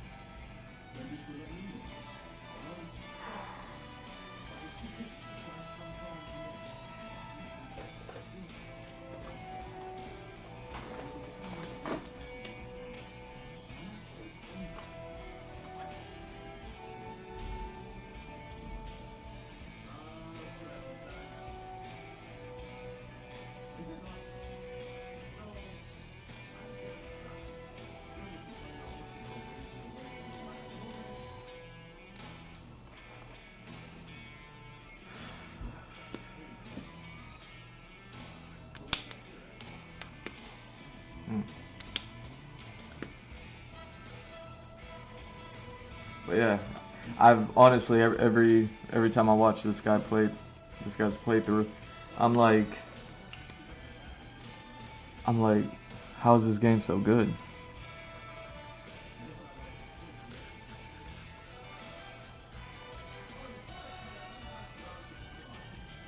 I'm like trying to figure out why I like the game so much, and the only thing that I can kind of figure is that it's just because it seems like it's real.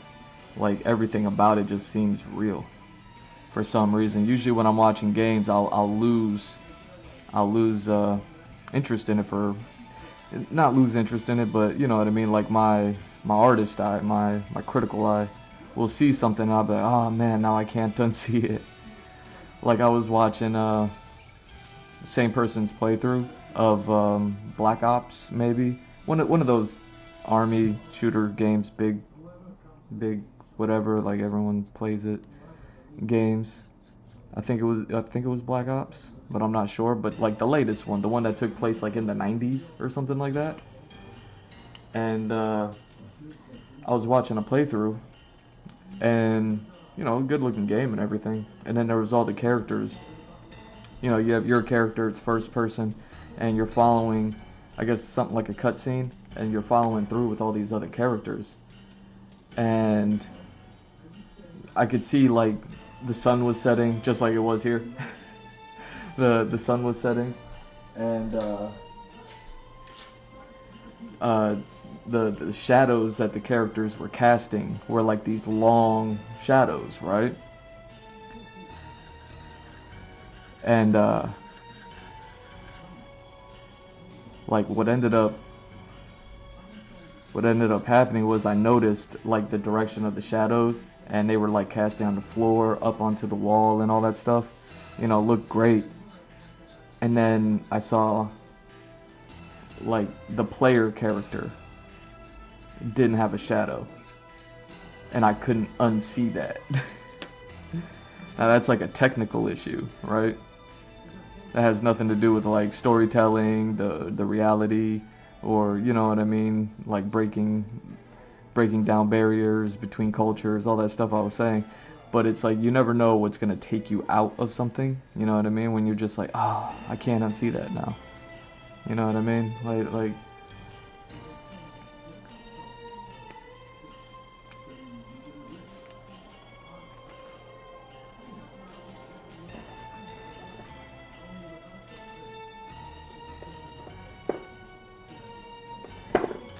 So same thing.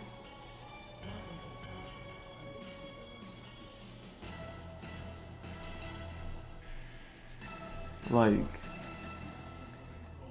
I haven't seen a single thing that took me out of this game.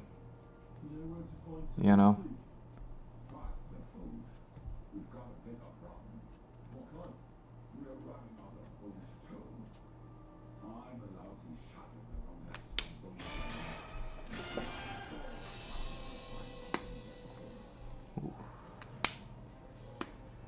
There we go.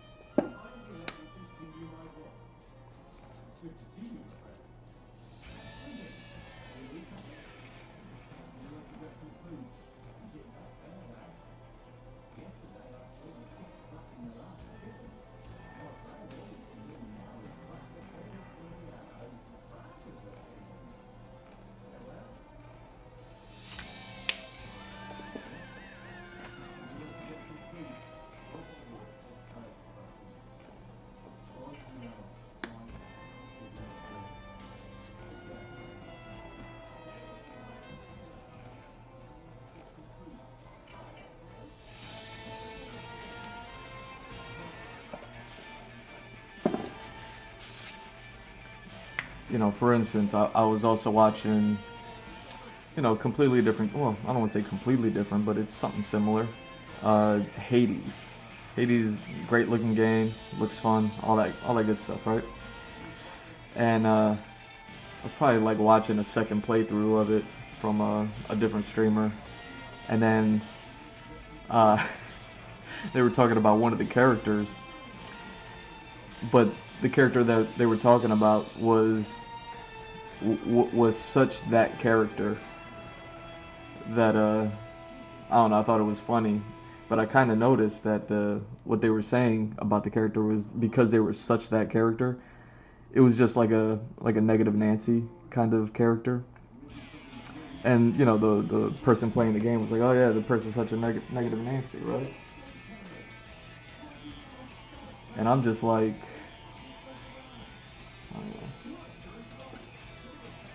I was sitting there thinking, I was just like, well, like all of the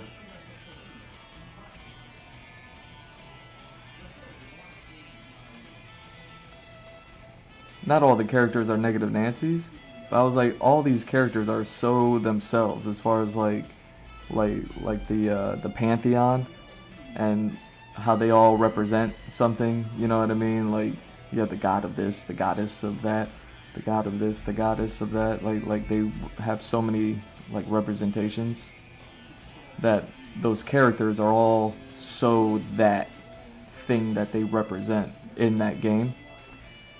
And I'm not saying it detracts from the game at all. I'm not saying it's a bad game. But I'm saying that those characters are so that thing that they represent that they come off as unnatural, if that makes sense. Like, they're more of a character than they are of having character, if that makes sense. Because they kind of personify a single character trait. What I'm noticing in this game is this game doesn't have that problem. This game doesn't have the issue of like the character traits are all over the board with these characters. Like that's what I mean by they're all like in this gray area, and it's incredible how much they appear to be like living. You know what I mean? And then everything else just makes sense too. Like the environments look look well. The game seems to function properly. All that stuff. I think I only saw popping in it like once or twice throughout the entire playthrough. Like, not much took me out of the game.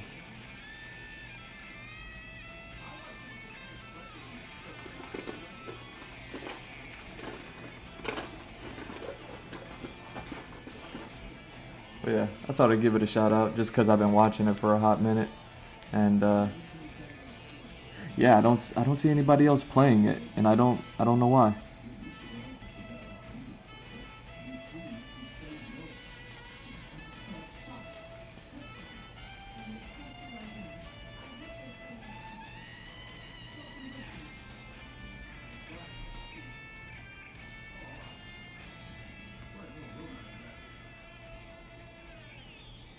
Zoom in. See, okay. Up here. It was that simple then, huh?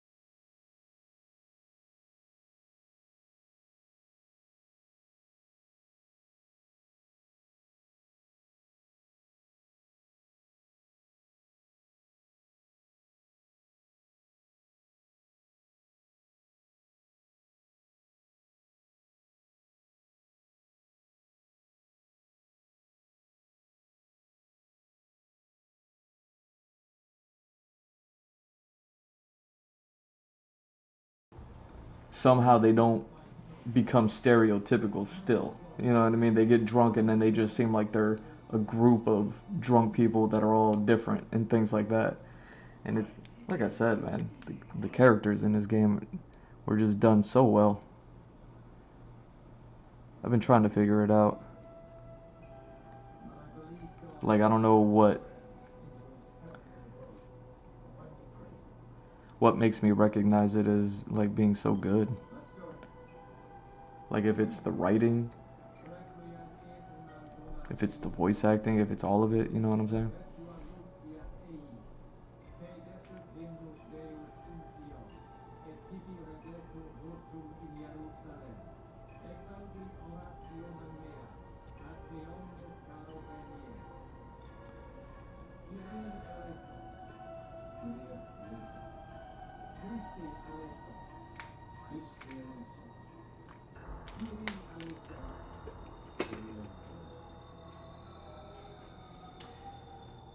Where'd I put that brush?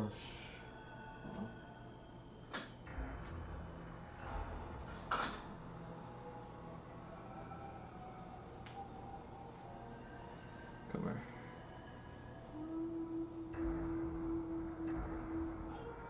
You know, like when things are sad, they're actually really sad. When things are funny, they're actually really funny. And I don't know, I think that's just like kind of one of the complaints that I always have when it comes to things that are kind of representing those olden days, is that everything seems to be so, you know what I'm saying, like so those days, or just like the idea of those days, rather than like, you know, the fact that now these characters are still human beings.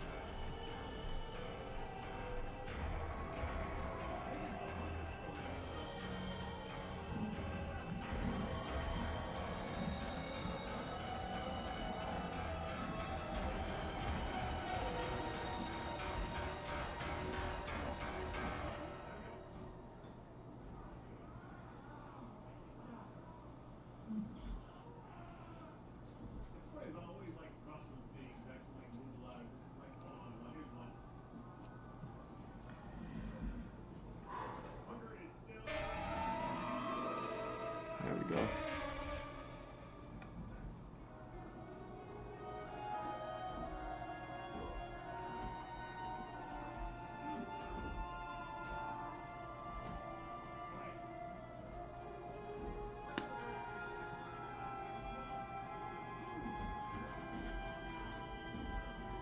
Thanks.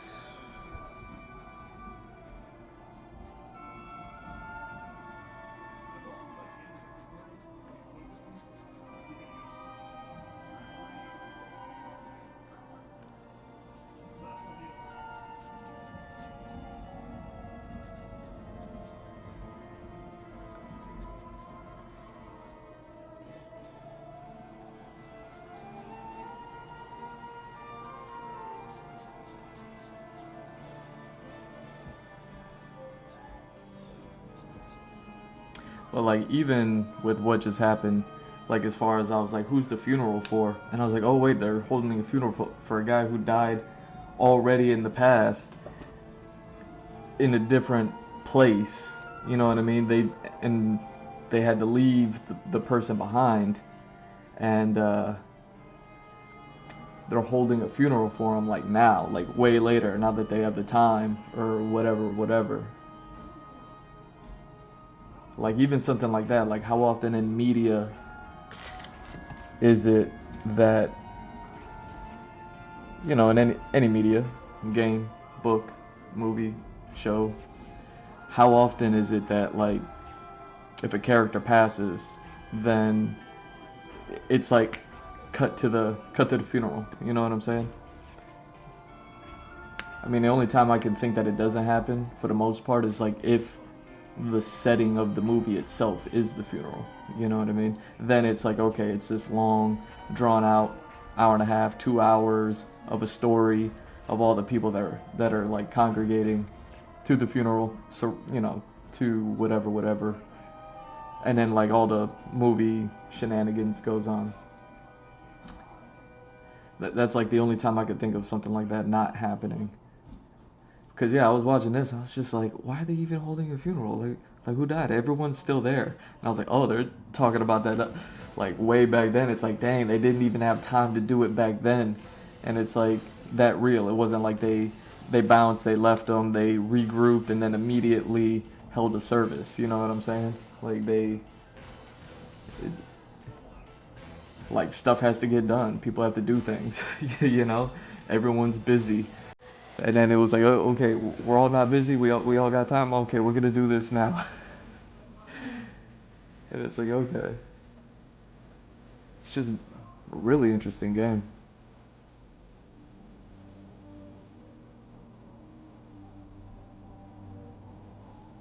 And it never leans in on anything too much.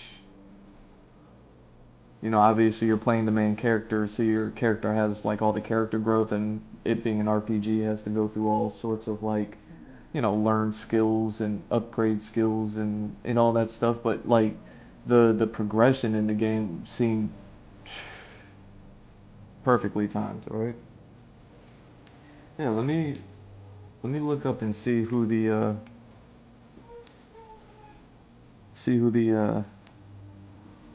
whatchamacallit is,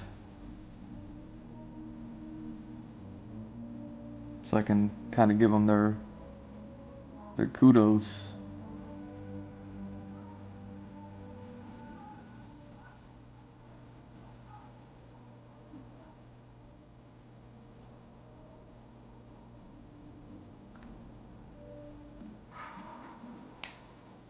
There we go.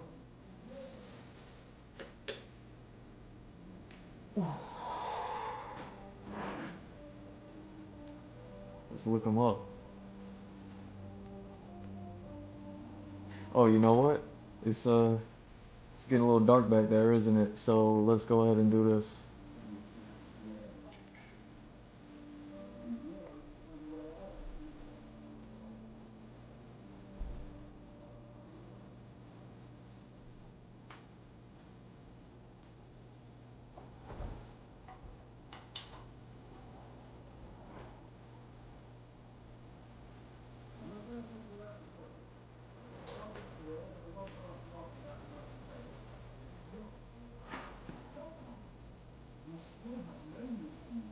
Oh, all right. We're good. We're good. Okay. I'm not shaking it. After all, you're in this mess thanks to you. Thanks to me. The causes of this mess that we are fighting against are simple enough. All right. So it's called Kingdom Come 2 Deliverance.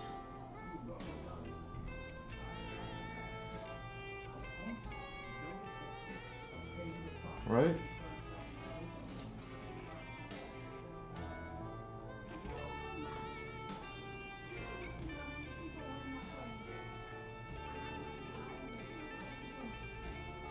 Yeah. Yeah, so that's the game.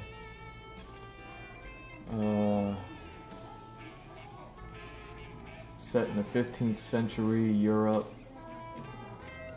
Open world. Battles. Make choices that matter in this story-driven action adventure. Action RPG, 15th century Bohemia. Da da da da da. Trying to see.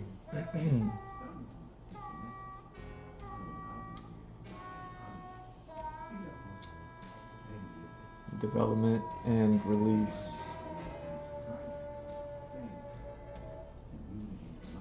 Began in July 2019.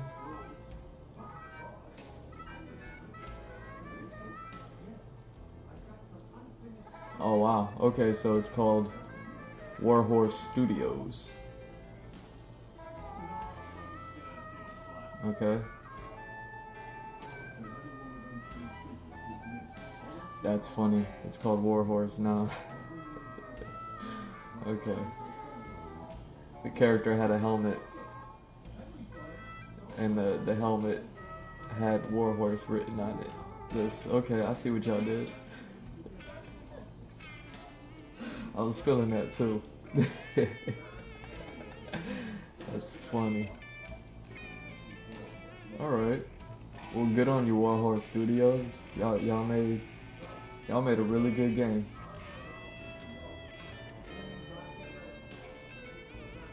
If I still play video games, I would do it. Alright. Let's go ahead and get back to the festivities. What are we doing? Oh yeah, we're in outer space.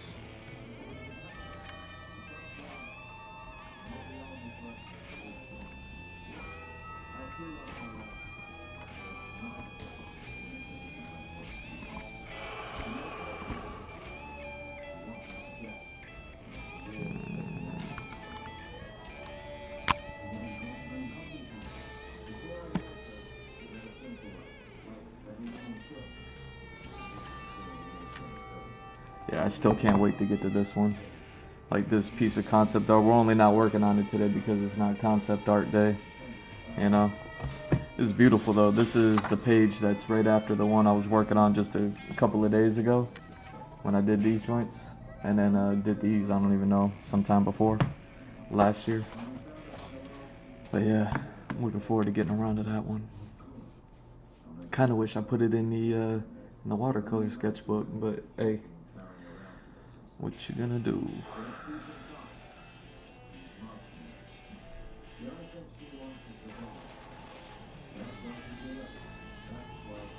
Alright, let's have some fun.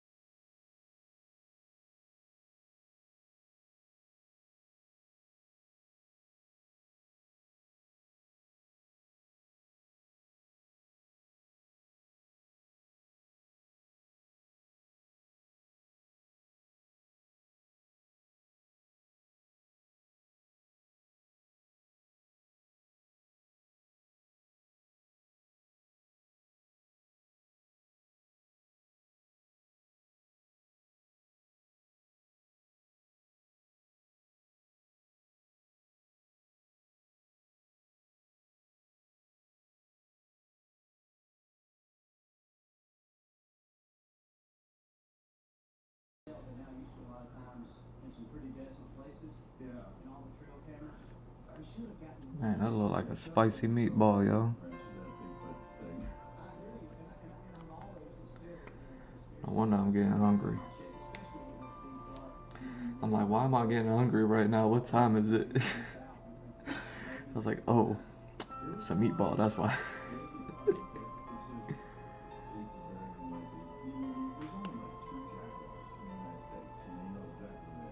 Well, that's exactly right. Yeah. I was thinking back and even listening, like the way I know, of course, Cam, a lot of my other buddies and people I look up to as well, Randy Warren, all those guys. You start thinking about mountain climbing stuff in the woods, and we don't even see a mountain. Right? Talk about the woods, and all these woods are starting to be reintroduced, and you still don't see them a lot of times when they're there. But then again, you catch them on trail cameras, in the middle of the night. But that Getty, what's that? Sassafras. All those jackals been for the season. That's almost real. Yeah, they're really wild.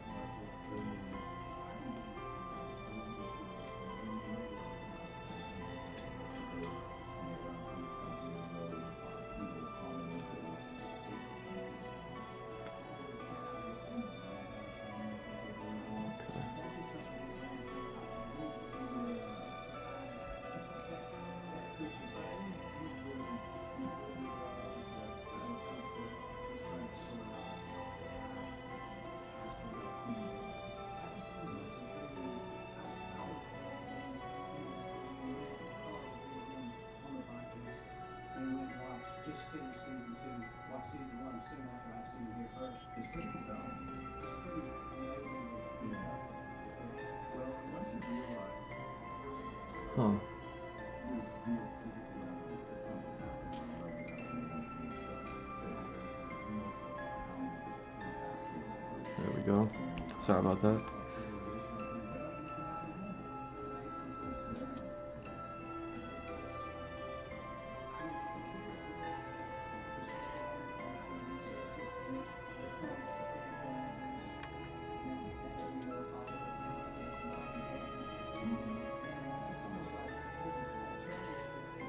Hmm.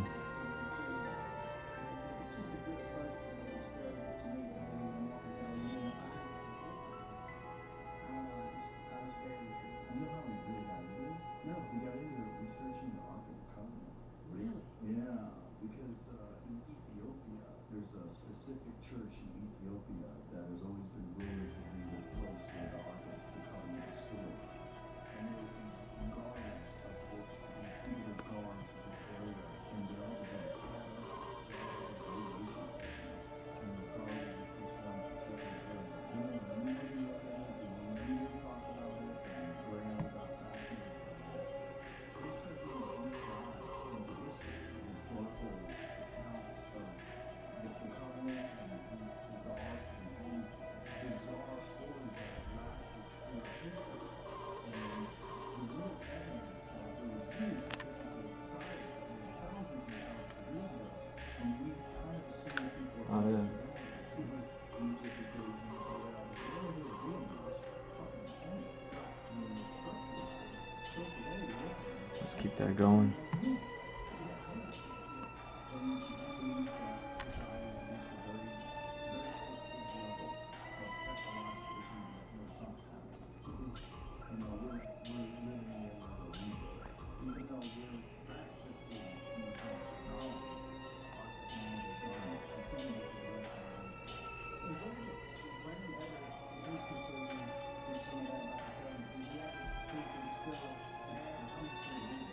Some people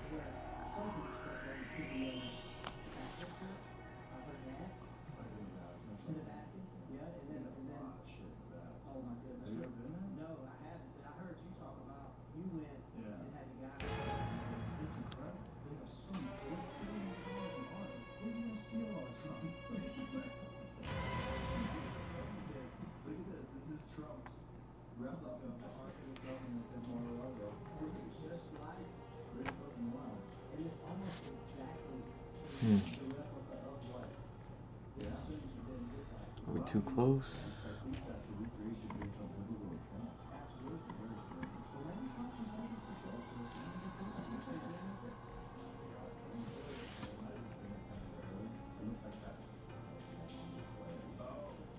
So it's a replica that travels around, is that what it is? Kind of temporarily for fun life? Can't find that. So I found something on that. I like the cool thing that you have on display. I mean, I wonder what it was. I mean, if these guys really are guardians of Ethiopia, like, where did the radiation come? Why did they all develop these cataracts? Yeah. Well, we've all watched Harrison Ford try to find it. Exactly. All that ancient civilization stuff is so fun because it is really kind of useless, you know, and it's fascinating. Like, and I'm sure you've been playing with games about how cattle goes. Yes, a lot. When you find one of those, you're picking up this piece of history. You gotta imagine some Native American was napping the stomach of a bee, sitting there, who knows how many thousands of years ago. They found some 4,000-year-old cattle bones. And you just go, God, what was life like? Oh, I can only imagine. I picture like when I'm from Georgia, and obviously this is both worlds Boston, but all the areas I find in Georgia are forest. So we have very little plants, and I'm not at all historically sound on understanding everything. I got friends, actually Jeff Foxworthy, who's one of those guys, he lives right down the road. He was obsessed with using artifacts and amazing stuff. And I go across the country, and it's hard, he calls Jeff right now, he's out there getting lost and doing and all you gotta do is tell him, hey man, I just plowed the field and it rained, and we just found two nice flint heads. He'll probably be here tomorrow. I mean, he loves it. He's eat up with it. Fitness isn't just about what you do in the gym, it's also about your nutrition, eating.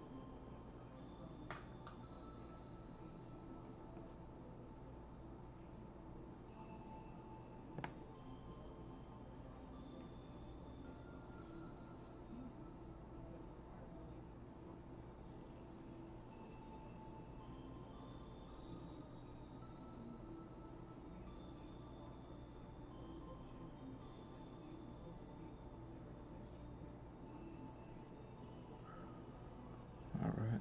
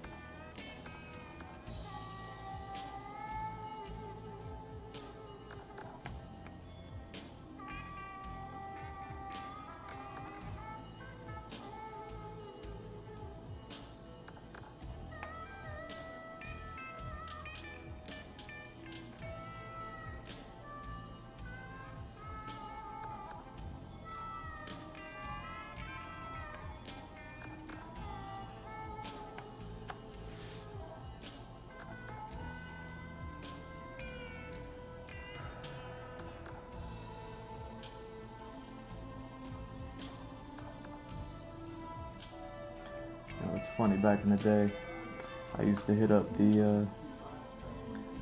beach a lot, right?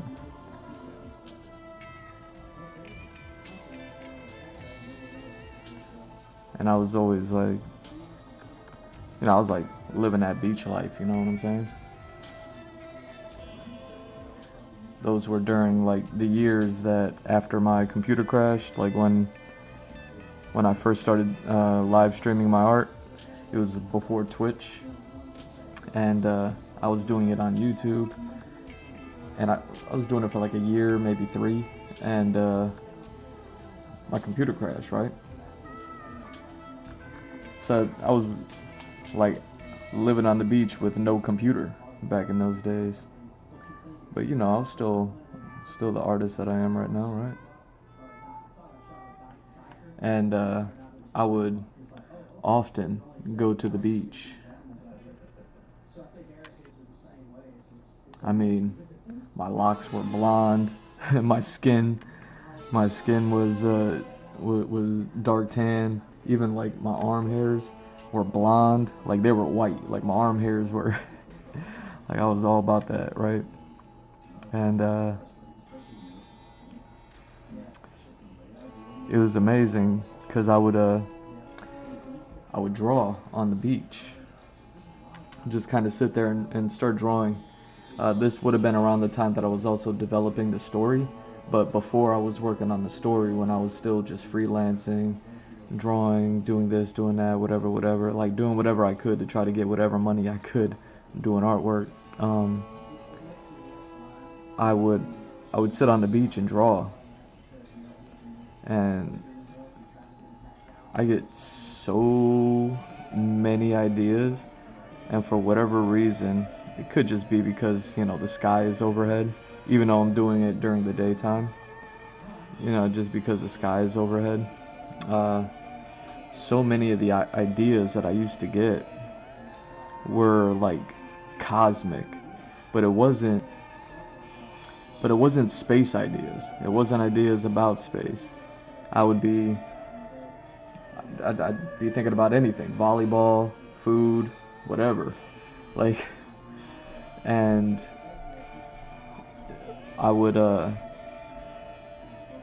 all the ideas and the design elements around them of like fleshing out the idea, drawing it and all that, it always became something like cosmic. I don't know, like cosmic in nature. I really don't know how to explain it outside of like it really fueled my imagination of like I guess like my style or anything like that, you know what I mean? Like it really became like the direction that my art took, you know, and I don't even think about it. See, like right now I'm drawing the space stuff, right? But I'm intending to draw the space stuff. But here I am drawing space stuff, but I'm staring at a meatball right now. You see what I'm saying? Like, it's weird. I didn't mean to draw a meatball, but like my mouth is salivating thinking about like red sauce and noodles and spaghetti. like I'm just like, oh. You know what I'm saying? And it was funny because just thinking about that was making me reminisce, you know, privately about all the ideas I used to have that I never went about doing really, because like I said, those were those years without a computer, and I was just doing illustration and getting into doing like comics and conventions and, you know what I mean, learning how to ink, getting a tattoo license, like all that stuff. Like I was doing everything else that you don't do with a computer, you know, as far as art goes and all that, visual art.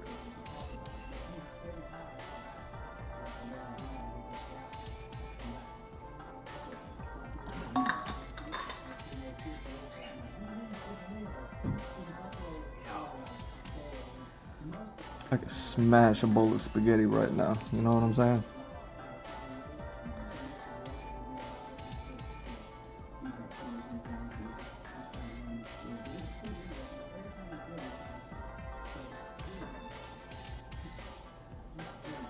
But yeah, you know, some of those ideas still haven't left me, if that makes sense.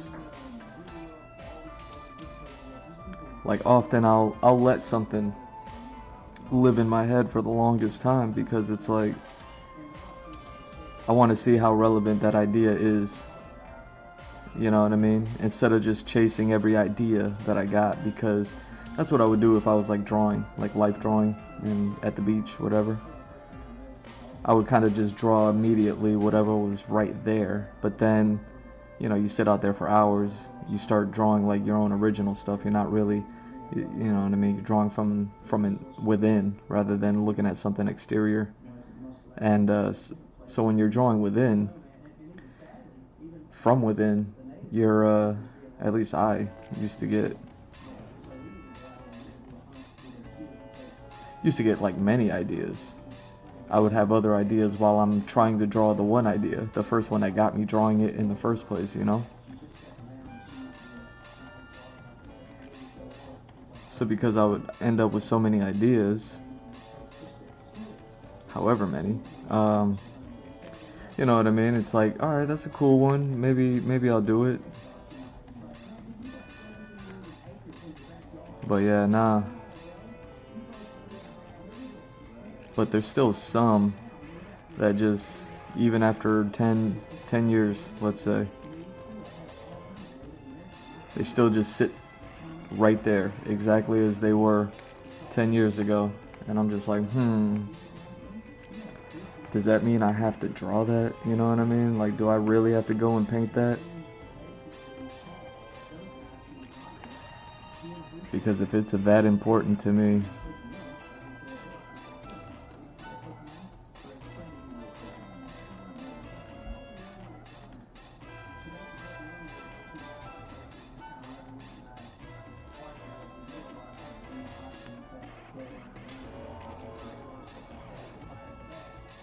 but yeah, I usually allow those ideas to help fuel my imagination. You know what I mean? I never run into artist block these days. Never. Like, especially since I started drawing. Maybe because I had a lack of story to work on, and the whole point of all of this stream, not only to work on your commissions, but to work on the story, as I'm doing right now.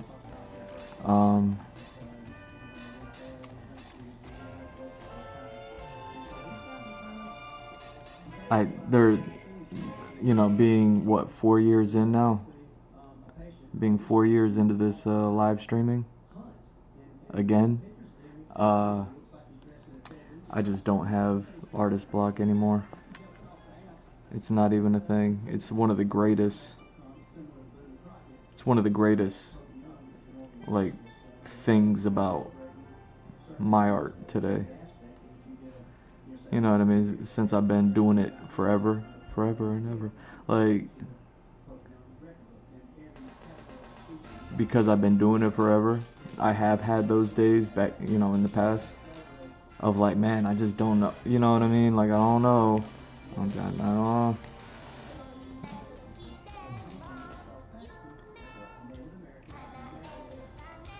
I'm just gonna let that song rock.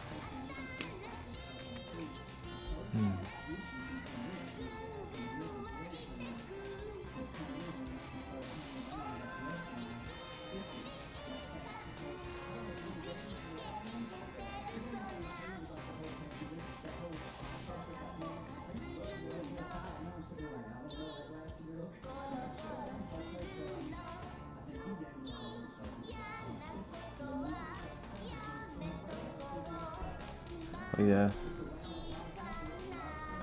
I like that.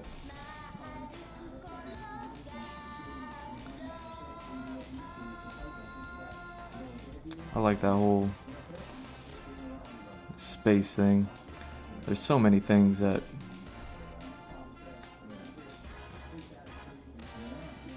I don't know, that live out in space.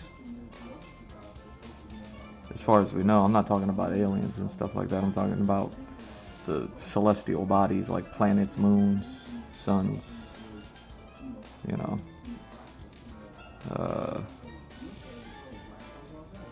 dark matter, just gas and meteorites, comets, asteroid belts. You know, those things that live out in space. Yeah, who knows? They probably got life on them. Who knows? But yeah, it's like so many things that live out in space that you could find because I'm a visual artist, a visual representation of it here, like on planet. Like stuff like that always I find so interesting.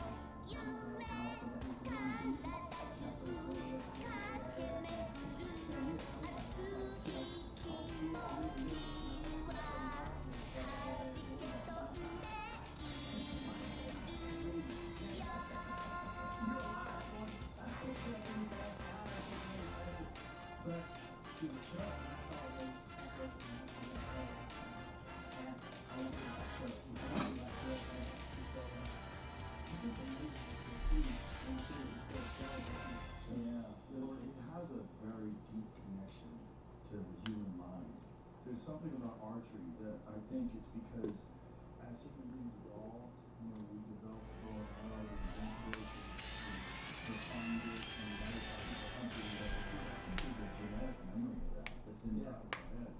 Because there's something eerily satisfying about hitting a target. Yeah. Thinking about all those thoughts and never really trying to force a connection between like the celestial bodies that exist out in space and then visual representatives that look similar to those things that are just here on this planet. Like those are the sort of things that kind of fuel the whole imagination over here. But yeah, I guess right now, just because I'm drawing this space stuff, it's like really hitting me. You know what I mean? Like I'm kind of like, as I'm drawing this stuff, reliving it all in my head right now. And it's funny because it was during those days when I was drawing on the beach that I began to write. Because I told myself I needed to write.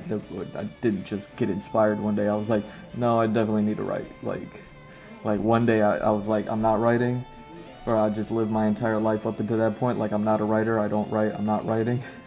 And then one day I was just like, I gotta write. And I started writing. And you know what I mean, I wrote this whole story.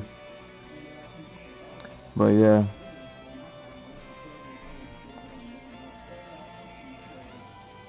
You know, I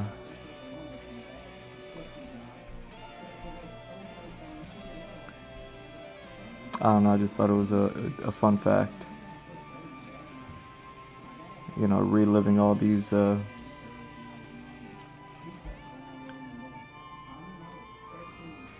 memories I'm going through right now. Drawing on the beach. It's part of the reason why I don't even necessarily feel the need to force myself to have to go back to the beach. You know what I mean? 'Cause, you know me, I'm like right out there. You know, so it's right there.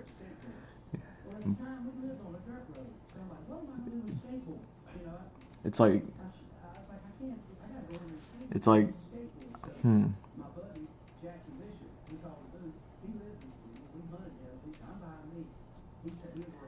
I don't know. I wouldn't expect other people to understand this, but it's kind of like I got what I needed from it. You know, some people live their whole life waiting to live at the beach. You know what I mean?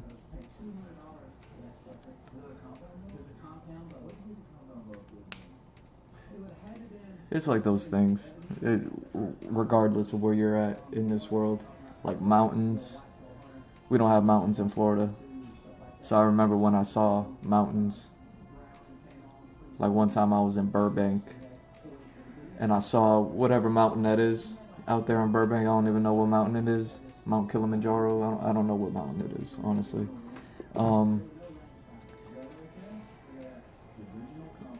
I was like, lost my mind. You know what I'm saying? Like, beaches are like that. Forests, just getting not lost in the forest, but you know what I mean. Just getting lost in the forest. You know what I mean? Like completely surrounded. You can't see past the forest. You're just in it. You know what I mean? Like that's another one. Like just being out in the woods. You know. And then yeah, so it's kind of like what the beach is. You know what I mean? As far as like those natural environments that kind of whatever. I feel like I got what I like, whatever the beach gives. I don't even know what the beach gives, you know what I mean? Besides like the surface level, like you know, sun and fun, whatever, you know.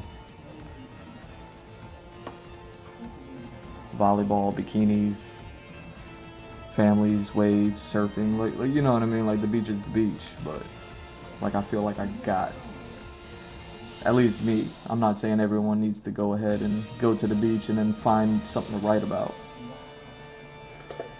You know what I'm saying? I feel like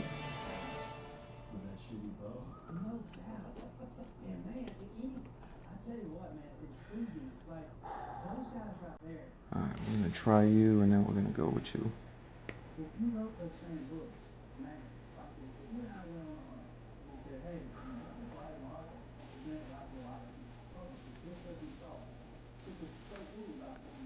But yeah, I think it was because I started writing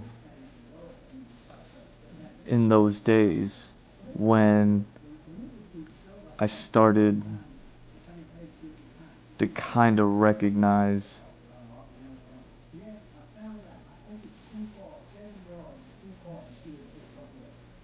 kind of like, I don't know what to call it, but living things as what they are.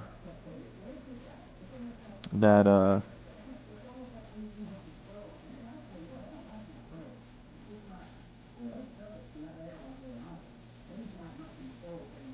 least visually, you know what I mean? Everything that I do is visual because I'm an artist. Like that's just how it goes.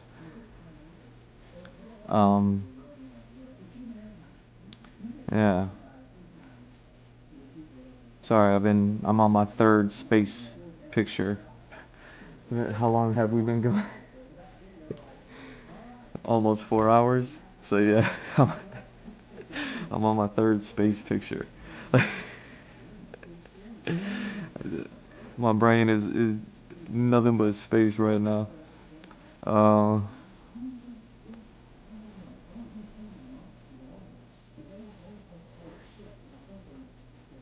But yeah, I think because I started writing at that point, like whatever the beach was giving me, like I captured it.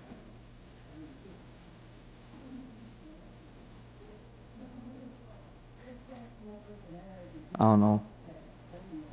I don't know how else to say that.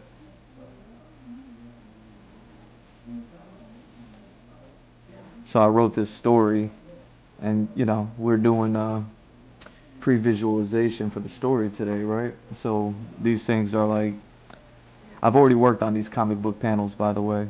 I just never colored it or rendered it out or anything like that.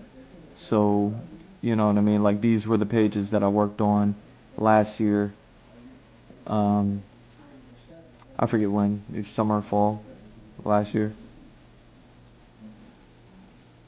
So I already got these pages done. I just never colored it in.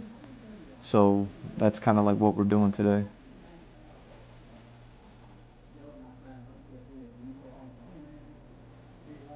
But yeah, I don't know how much I've actually talked about that on stream. Like, cause I know I streamed penciling these things in.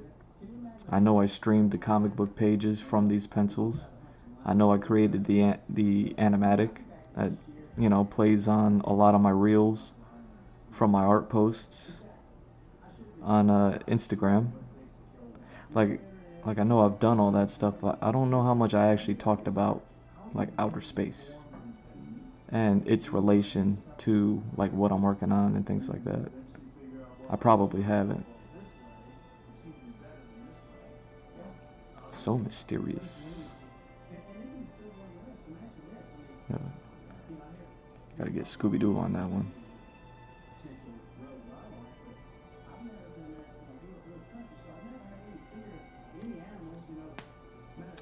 Well, yeah, you know what? This pen's working. I don't need that one.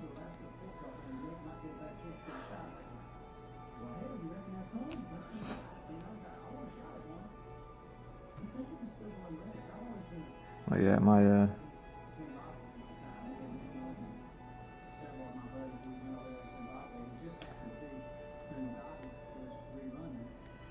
oh, this is kind of like what I wanted to get to, was as far as like the artist block, I never run out of ideas anymore because of the story. And the story is something that derived from the times that I was going to the beach, and the beach was always like this thing when, not always, but it was this thing where I sat down and drew, just sat there and drew pictures. I would cloud watch, and then I would just draw whatever that cloud like kind of looked like, you know what I mean? And depending on how much time I spent on the drawing, the cloud would completely change, because well, whether you know it or not, the beach is windy. So I would start a cloud and then it would change, and I would have to remember what it was when I started in order to continue with the idea that got me drawing that cloud in the first place,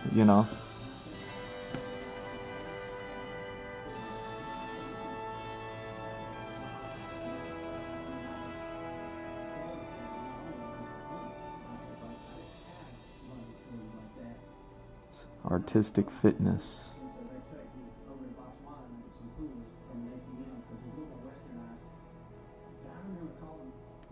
Well, yeah.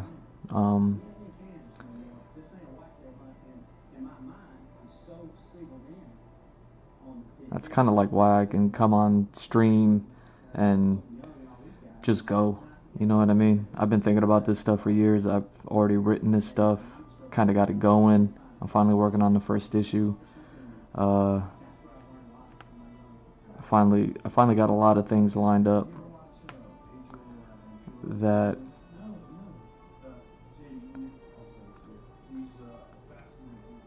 all the work from back then, I don't know. I guess I'm starting to see the fruits of that labor. And yeah, it's totally worth it. I mean, you can tell. I mean, just he's super, super, super talented, and Travis the Green Man, and he's in Green Man with Remy doing them together, and just his stuff. Pedro's videos are really, really well done, and he's such a likable guy that it's a good introduction to Mr. Previz. But yeah, I think I wonder if that's actually what it was as far as like the imagination goes, and strengthening it is like the cloud drawing. You know what I mean? I wonder if that's what it is. You know what I mean? Because if so, then for sure, I would suggest, and that's something that you could do anywhere: mountains, forests, beach, ocean, what's desert. You know what I mean? Clouds are everywhere. So if you live in a place that's particularly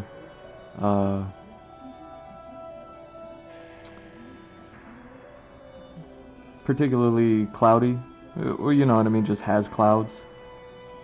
Like I don't know of any place that doesn't have clouds. You know what I'm saying? But you know what I mean. If you're an artist and you're interested in trying to figure out how to get to a place where you can allow your imagination to run wild, that might be it. I never really put a, you know what I'm saying? I never really put any thought into that notion. But yeah, this little meatball looking meteorite, comet, whatever this is definitely bringing me back.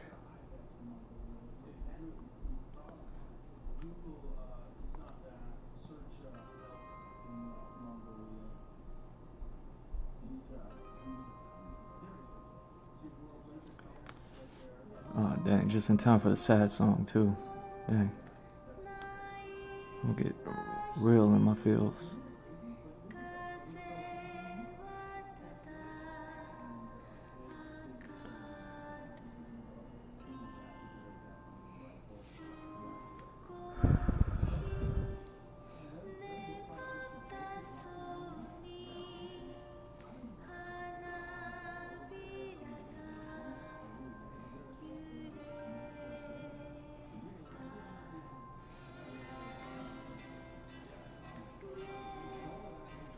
So yeah, draw clouds and let them change on you.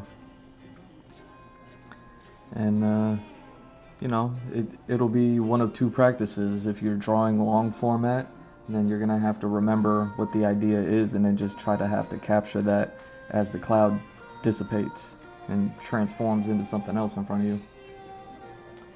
Or, you know what I mean? It could be like a timing thing. Try to capture the idea that cloud gives you in the time that it takes before the cloud changes.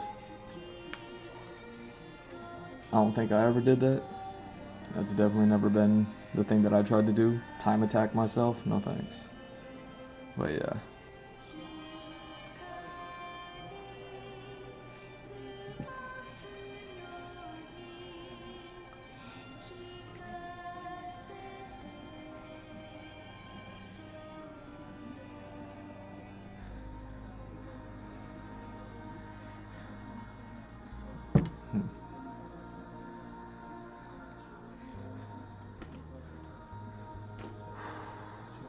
What am I doing?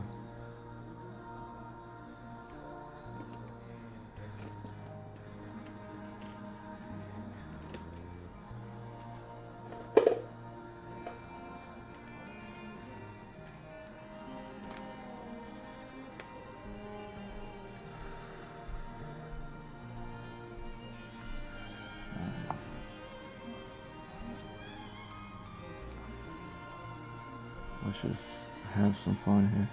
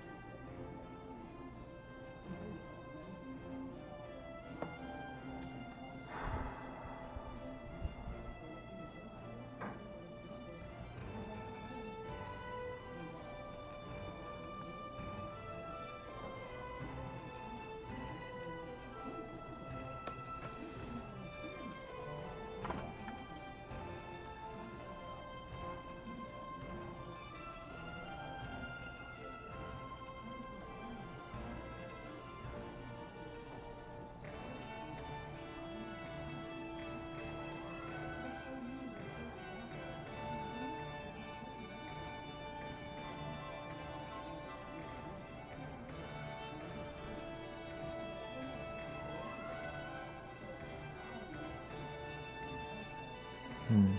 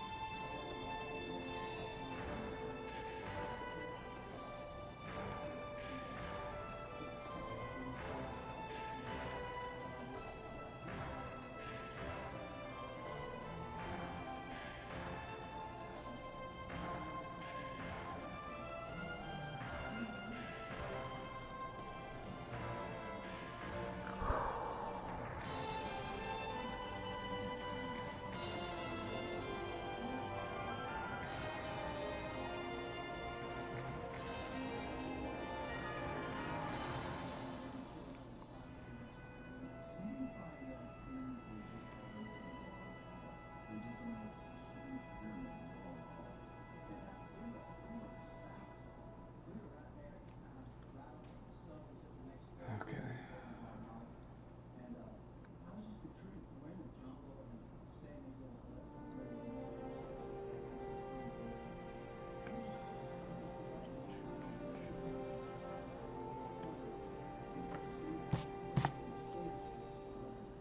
Oh, come on, light.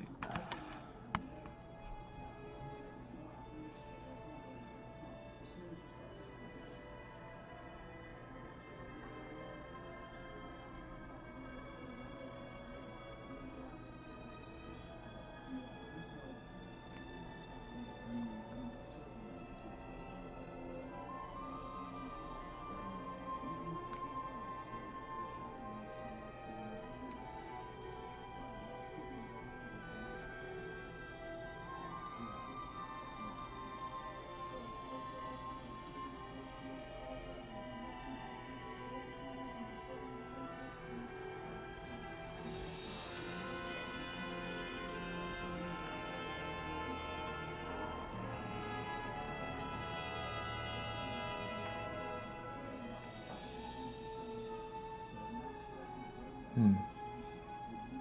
Okay.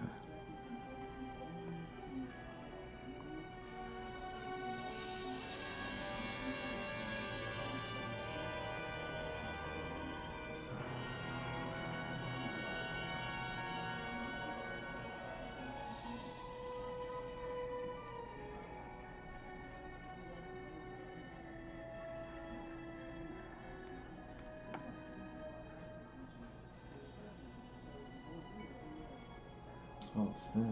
It's 8 o'clock. It's past 8 o'clock. For real? What?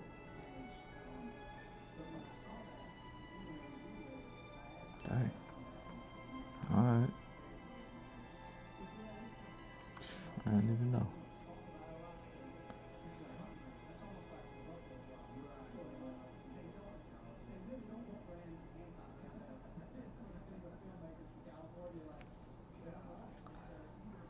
Yeah, I think it's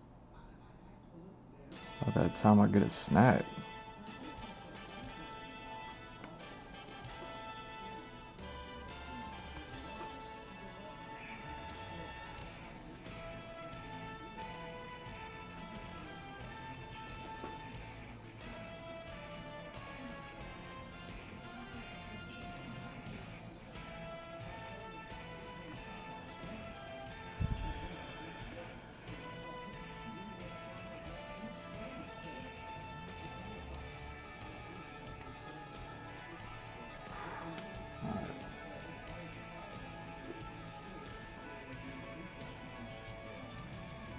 Yeah, let's do this.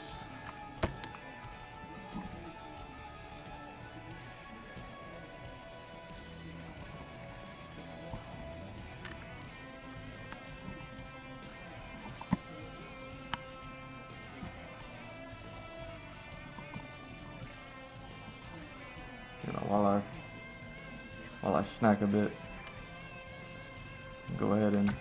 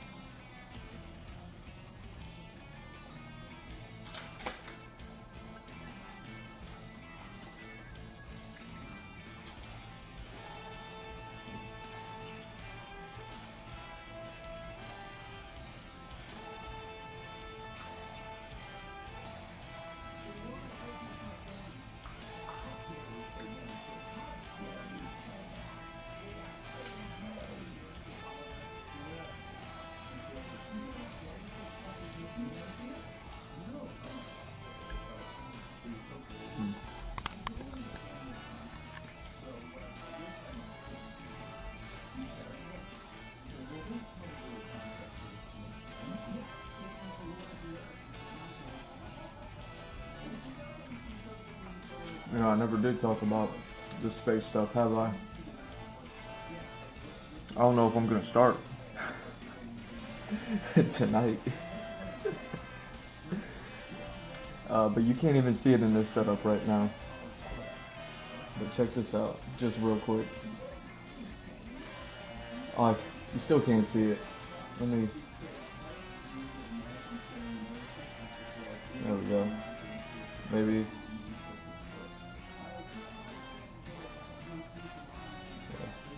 There we go.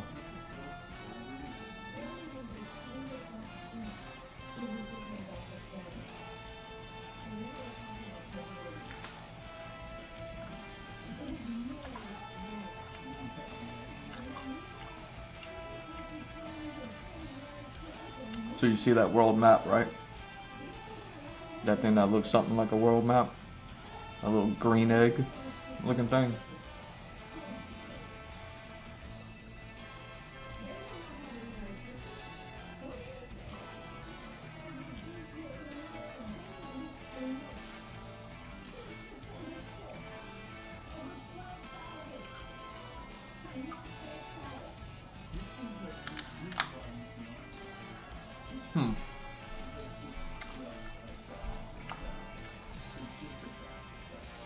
You see those two little like white dots below that?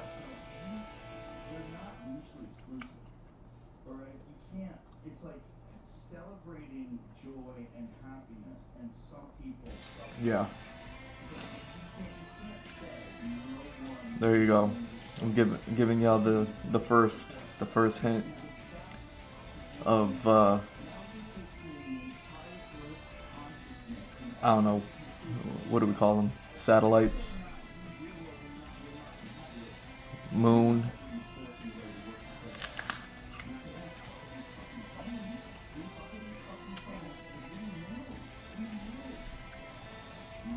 Now I know what you might be thinking is, what does satellites and moon have to do with me drawing a whole bunch of monsters and hot chicks?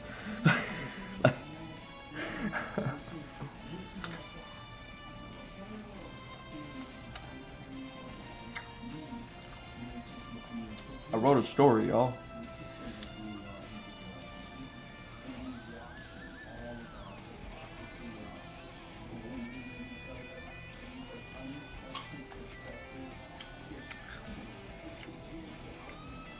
There's a reason why I say I can't wait till y'all see it. Like, hopefully, all of the concept art, you know what I mean? Stuff like this, like, hopefully, all this stuff is like cool for y'all.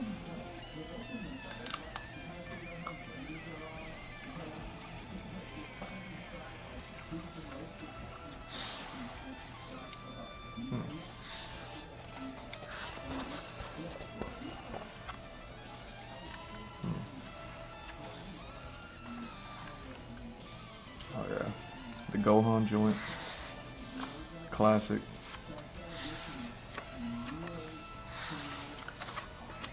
Yeah, fortunately I don't have to work on some of this stuff.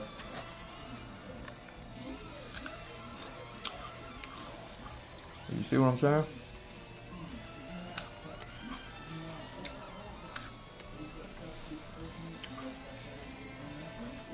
Here go those vehicles from the last video editing stream that I did. What was that, on Friday or something like that? Maybe it was Friday. Did my first video editing stream.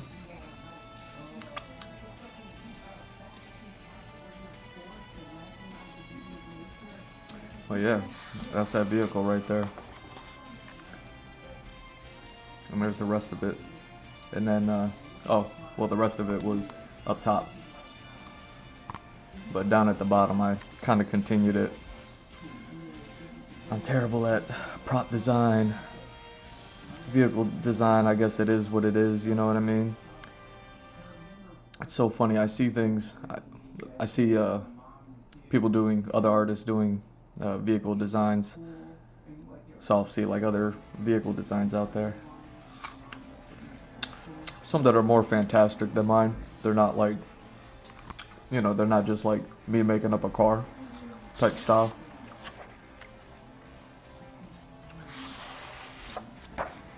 It's last night's stream, right?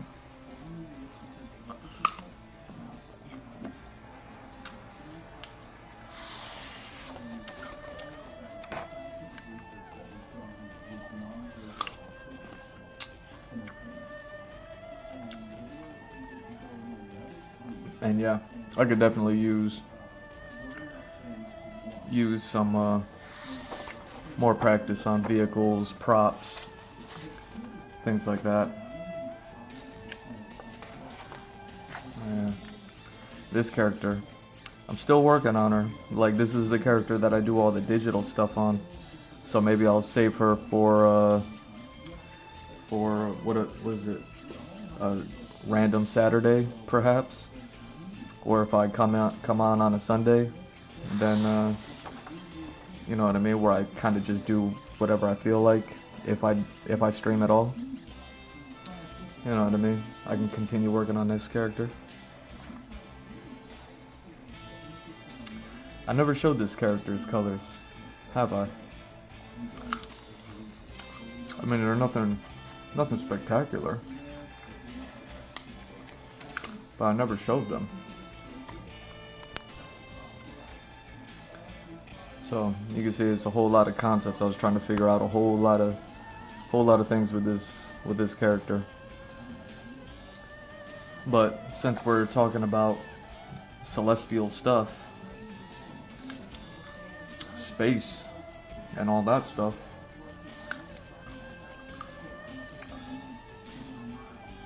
I definitely kept the pencils and the inks up that I was doing when I worked on this character. I don't know if I ever spoke about the space stuff with this guy when I was working on him, but there's a reason why he has a helmet and a breathing apparatus.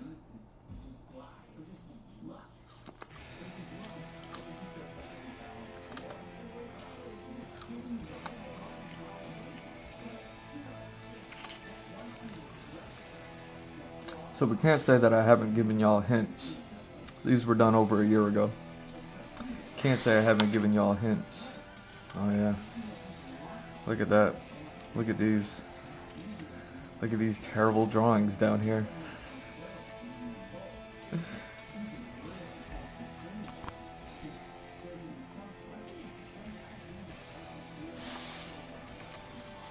Oh yeah. I still need to go back and finish these, huh? Alright, let's get back to it. I'm prolonging, whatever.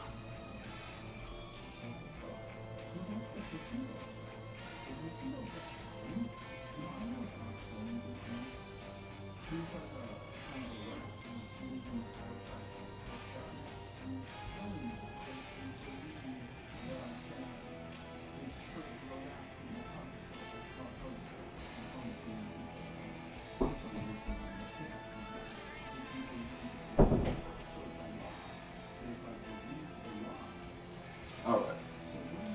Break time's over. The tour is closed. The tour is closing. You don't gotta go home, but you... No, please stay. Please stay and watch.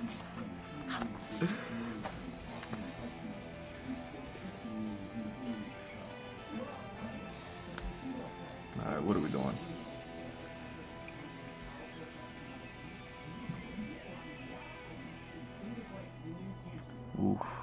was worried about that. Budget effort, right? So somehow you could do that without the drug. And that's where it's There we really go. striking, right? Because these are our bodies, Right. perfectly metabolizing, transforming so many things instantaneously. The heart effortlessly beating all the fucking time. So theoretically, purely theoretically, yeah, what if you could control more of it?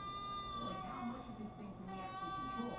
And by the way, that's a really fun thing to think about because, like, not much. And so, you ever think about that? Like, you sort of think, like, okay, how much of my body can I really do? If you think about it, I can eat good food, I can exercise, but all the quantum processes that are happening within, all of the things, you kind of realize you're just the tip of the iceberg. You're just the yappy tip of the iceberg. Yeah. And underneath it is all this stuff that is you, but really isn't you because having control of yourself is like a way to identify this is me. So what are you in that world articulate? Like, what are you really? Wait, what are you? Yeah, That's most people. And that's one of the reasons why ideologies are so interesting. Because it's the same, like, it's the same person. It's just they agreed to one thing or they agreed to the other. Very And it could be Cowboy through writing, it Bebop-esque could be music. yelling, or it could be, but people find a way to fucking slip into the groove. yeah. And it's so much easier Yeah. than trying to But listen to no, like, it is not Cowboy Bebop. Yeah. what is this thing we're doing where I'm making noises with my mouth, moving my mind, You know, and we're like broadcasting into the world. brownie That makes points no for sense who because can guess we're the speaking into soundtrack. each other's minds. Yeah. And also, though, when you get into the telepathy idea, which is sort of like the question is like, right now we identify our minds as some kind of neurological process, right? So the idea is like we have this like biocomputer, and somewhere in there is our mind. Everything out here, not our mind. Even though everything out here, from a neurological perspective, is our mind. Everything you're seeing is an instantaneous interpretation of a variety of different methods from how to think reality. Oh wait, did I not? I gotta adjust the camera. Look at me. That's not me. But it is you. It's like it's you in the way if you put on VR goggles, except in this case the VR goggles, it's your neocortex, it's all the processing, There we go. the color, light, sound, etc. Here, let's So go this way with it. if we're sort of sharing this dual reality, which is also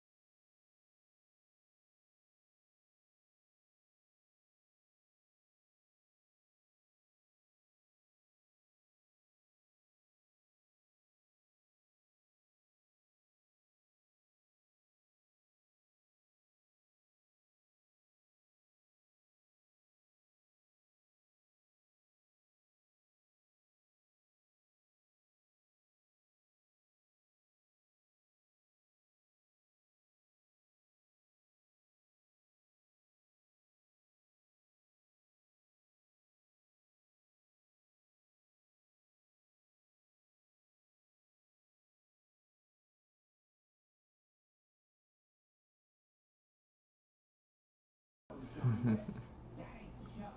The show is nonsense that's happening in between chapters. People actually watching full movies. Okay.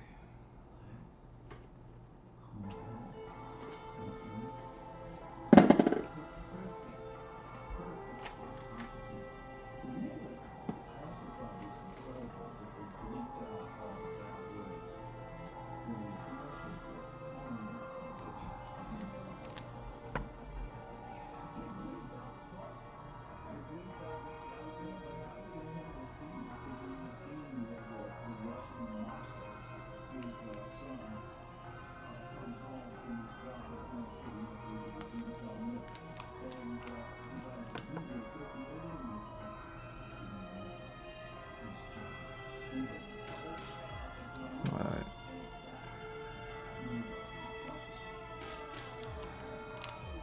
Let's just go with these. Stop thinking about it.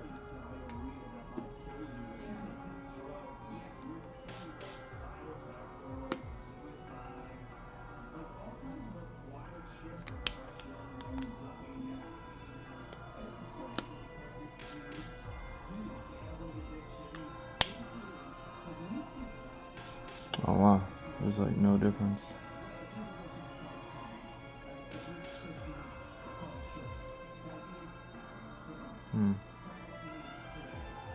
So it doesn't even matter. Alright.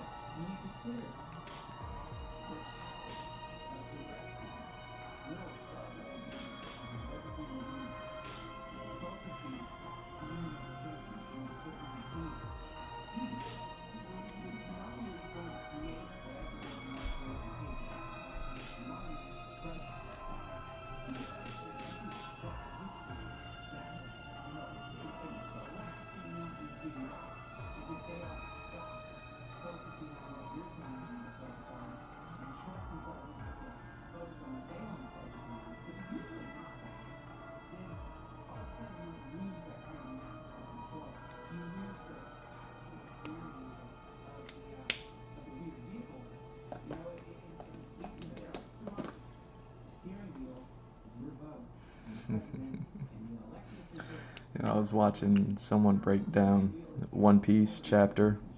I need to rewatch it because I didn't listen to the whole thing. It's been playing in my head all day. There's a moment while talking about the chapter, they start quoting Thor from Avengers 1. Besides, like, you know what I mean. Avengers 1 is one of the best movies. Avengers 1 is almost like a masterpiece. I have to rewatch it to like, you know what I mean, try to find an argument as to why it's not. But just off rip, I want to say like Avengers 1 is something like a masterpiece.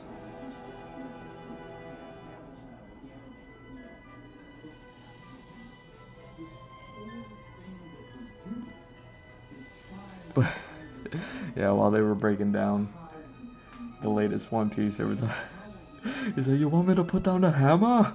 Like, oh man, it's funny how much lifespan that line has.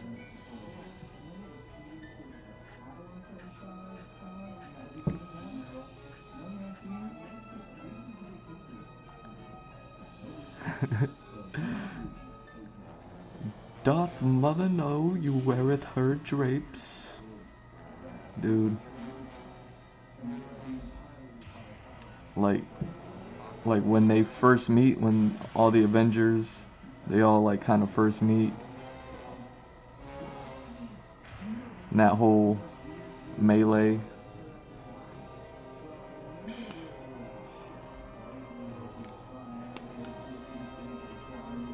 It's one of the greatest. You know what I mean? Recently, people have been making comments about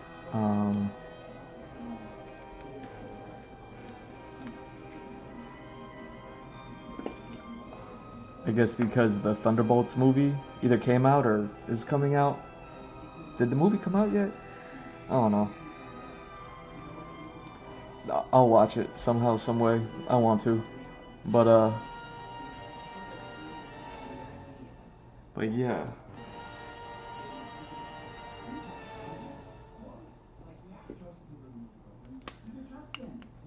There's like arguments have been going around about how like OP the OP One Piece, oh my god, it's coming full circle. How OP the new Black Widow girl is.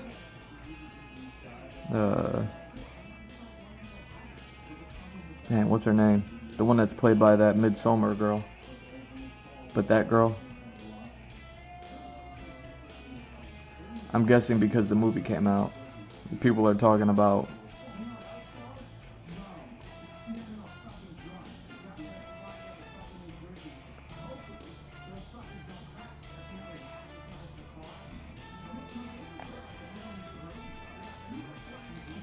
and they're talking about like how strong like are these Black Widow characters, you know what I mean? Like when they go to Widow training. So I haven't seen the movie, so I don't know if they're referencing anything in there, but apparently the argument is like, what's the point of being a superhero? If like, why not just like go to Widow training school? And then like anyone can become a superhero because there's no superpowers involved. Like that's the argument, I guess. Which is funny.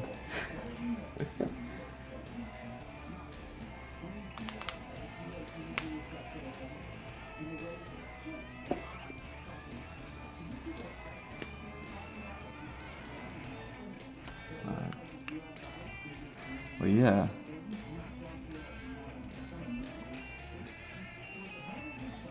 I guess like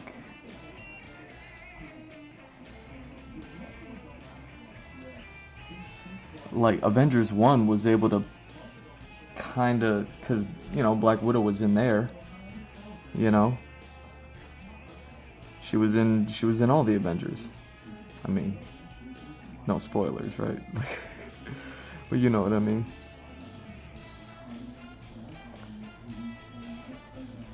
Man, this sounds like Final Fantasy VI. But it's not Final Fantasy VI.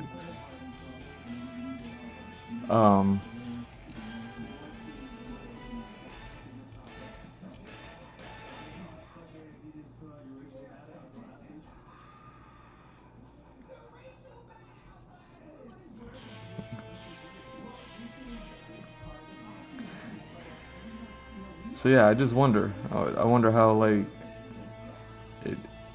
if it's in this new movie where like the new Black Widow character is just kind of like stunting hard. But yeah, I guess like even like the new Captain America. Now that I think about it, the Sam Fisher, whatever his name is, like he ain't got no superpowers neither. He's probably got like a whole bunch of vibranium, right? Is that what they make his wings out of now?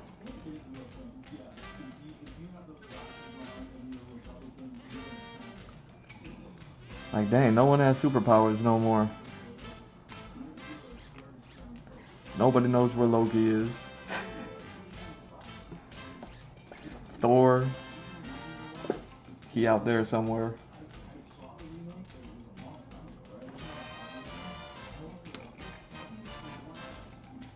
Ooh. Yeah, you extra.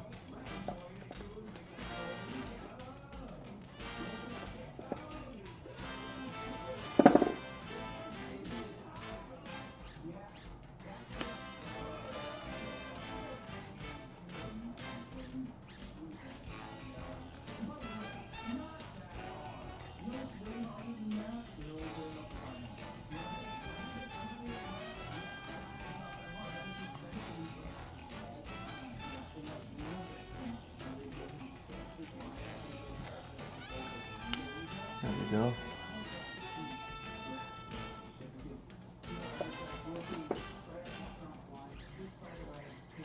Oh, you know what?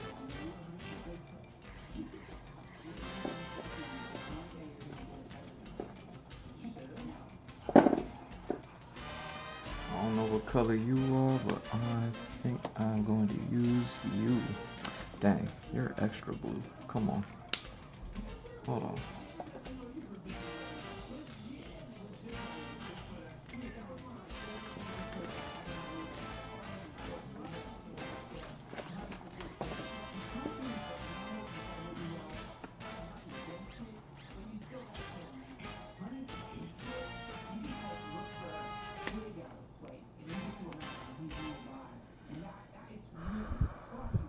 Somebody asked me if I saw Bigfoot, would I kill it? Because if I saw Bigfoot's real. You should ask me. You should ask me. I don't know. Well, why would you do it? If Bigfoot is real, just to prove it's real? Well, guess what? If you can't prove it, there's no other way. It's not like I tell you where it happened. You're gonna fucking close off 1,000 square miles and start pushing into this place. Well, don't tell it. Why do you care? Because I'm telling you where it is. Why do you want me to shoot it? Why do you $6 billion? Alright? I'm sure I want to do something. Why do you sell this money?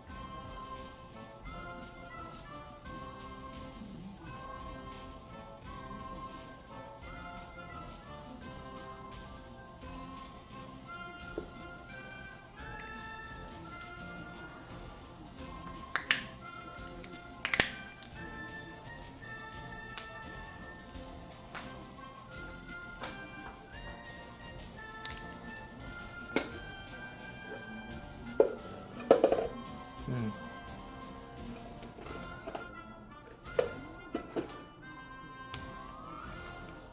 You're like mid-fading with your brother. You're doing something really bad. He sets something on fire.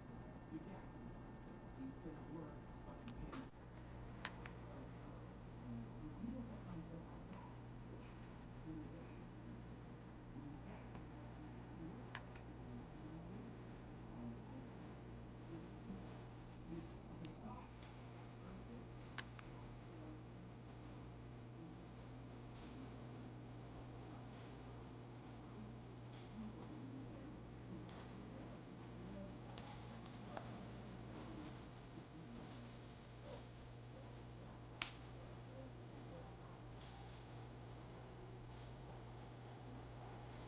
Alright.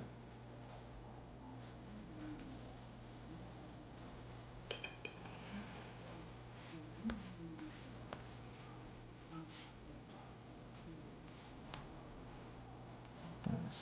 Switching it up a bit. I wonder how necessary coloring these in is actually going to be. You know what? Yeah. I guess it's necessary a little bit.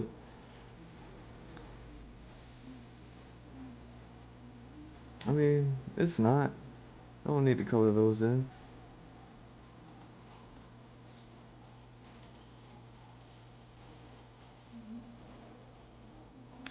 I kind of color that one in. Should be simple enough.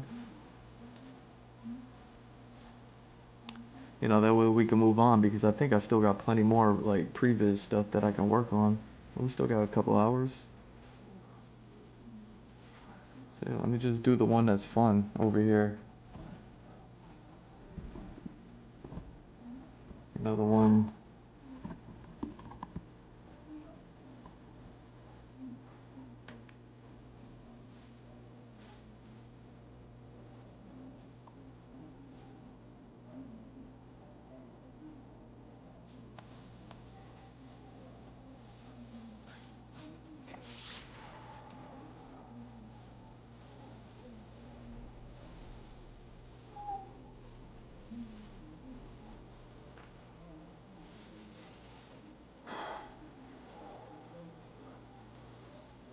Okay, how am I gonna do this?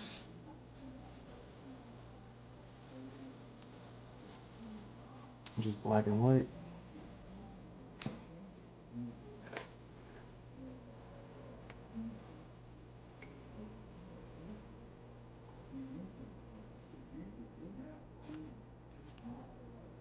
Yeah, let's just go black and white with this one. And we'll see what other Previz stuff I can work on tonight. You know, like I said, all these comic book pages are already done. So I don't know how much I really need to like know how to color in a dinosaur, so to speak. You know what I'm saying? Or some eggs, some ground or some trees. Like, you know what I mean? Like all that stuff is pretty much done. But having to capture the color for all the stuff here, like that, I kind of needed. But since we're on the all the space stuff, let's get the one with all the space stuff in it, and then we'll call this page done.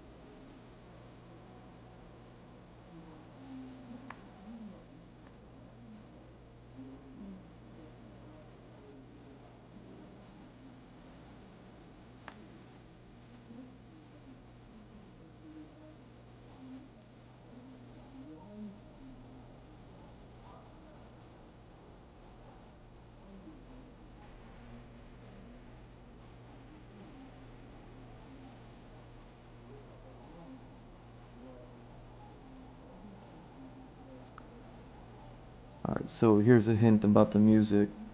I own the DVD collection.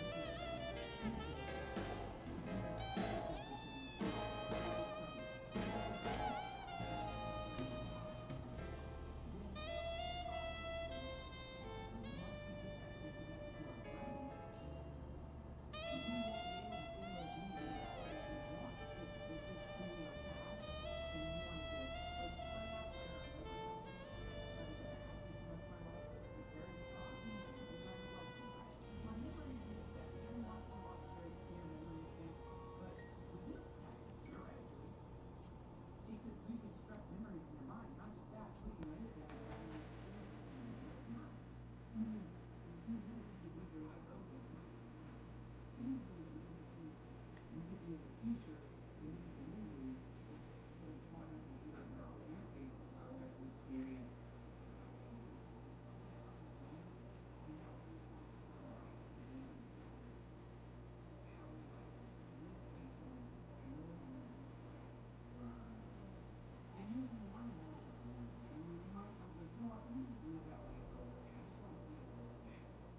When you recover these things, the most important thing is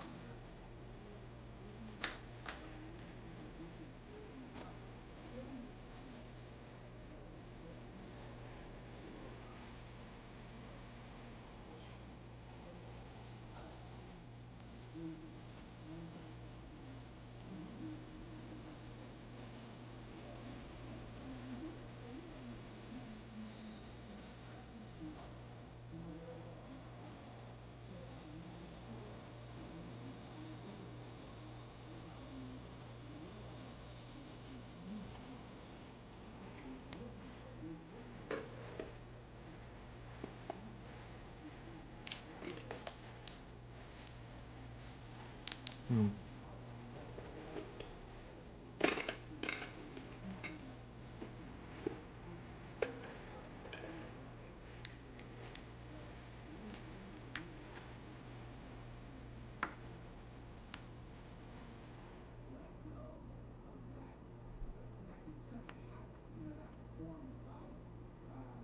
Video games, drugs, like you know what I mean? It's a real idea. Yes, that, yeah, but yeah, and that brings up like a bummer slash bummer. It actually, this is the way, you know, and it feels good in your brain to say, and it's just smart to do when people can do it, and that's why there's this, Elon said about it, this population crash. It's like with younger kids, not having babies, and then as they're getting older, they're less and less fertile. And so people are choosing to have kids later in life or not have kids, more opportunities not to have kids. But to be honest, if you could be able to do whatever you want, nobody should force you to do it. Okay, maybe someday, I mean, I was just fantastic. I did tremendous achievements in my life, and I was young. But it's just like, you know, people that are super bummed out all the time. It's quite terrifying. Yeah. You really start to think about just the number of people you just run into in life that's bummed out. And there was some, there was some folks that I found a year ago when they were in the hospital, and it just, it's such a weird, it's so unfortunate. Yeah, it seems to like hold up to the news. Yeah, so for the most part, but the numbers are crazy high. Well, you know, man, here's the thing about real numbers. Like, and there's like studies that have been, what do they call it? Polyethylene, right? That's the name for, you know, around a crazy person. You can actually, if you're around that crazy person long enough, you can break that signal off in almost every way, right? So there's a quality to engineers in this room that if you don't have numbers, you're not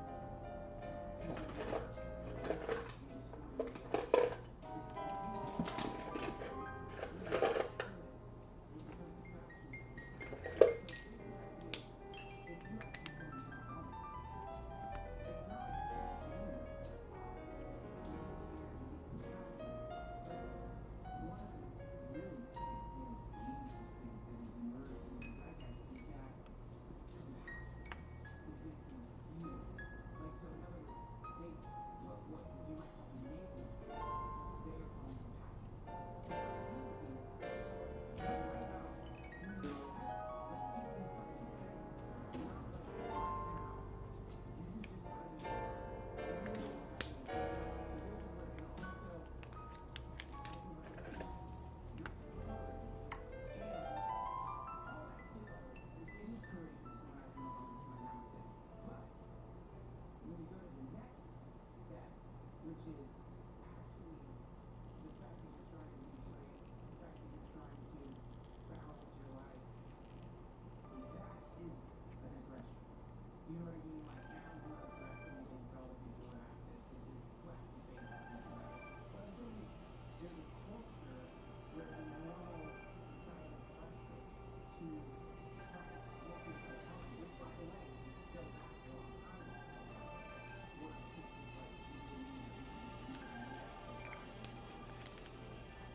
They really make it harder for somebody to, you know, if you don't have the money to do these things, you make it harder for somebody necessarily to say, look, you don't have to do this.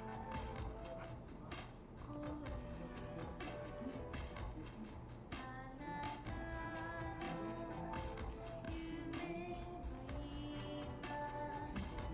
the idea is this. This awareness is enabling people who are hurting to be able to Yeah, I gotta rewatch this anime. take a look and I recognize for sure gotta go what rewatch this anime.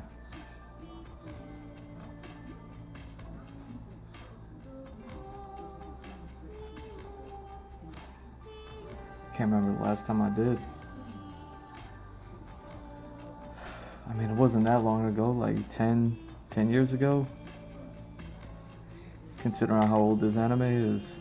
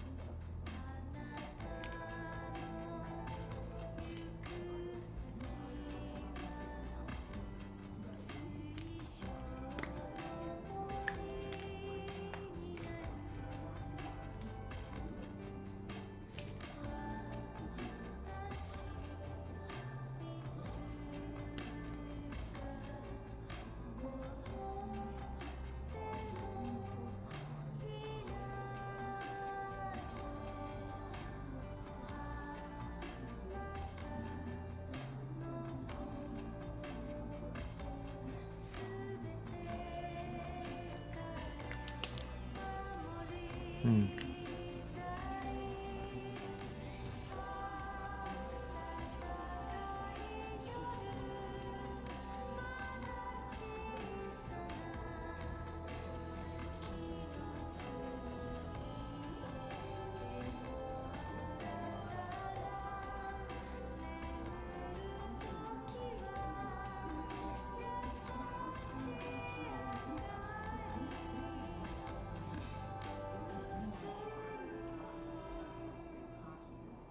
The way to arrive at it is through fear, and without having to go on tinfoil hats, without having to go and write conspiracies, just look at what is very factual.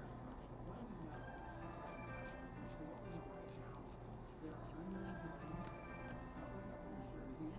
We know that the President of the United States has been incapacitated for years. We saw that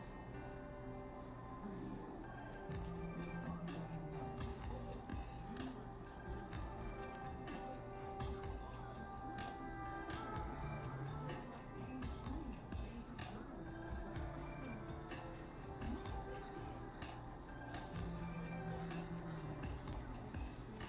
You understand for years, by the way, on my podcast, I said that because when you hear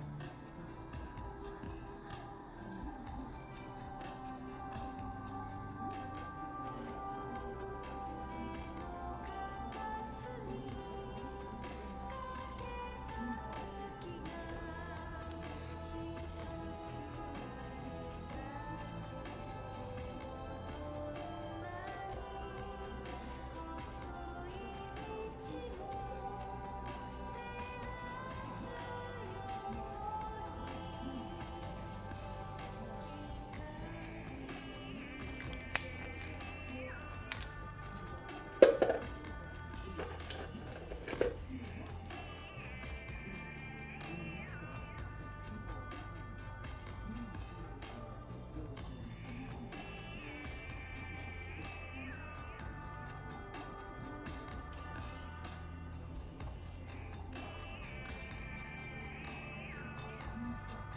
Huge crowd of people just fucking like working so hard to get that thing to function just in like 3 moments. You only need them to function for like 10 minutes of the press conference, 20 minutes here, get him off the plane, get him in the fucking building. If you can pull that off,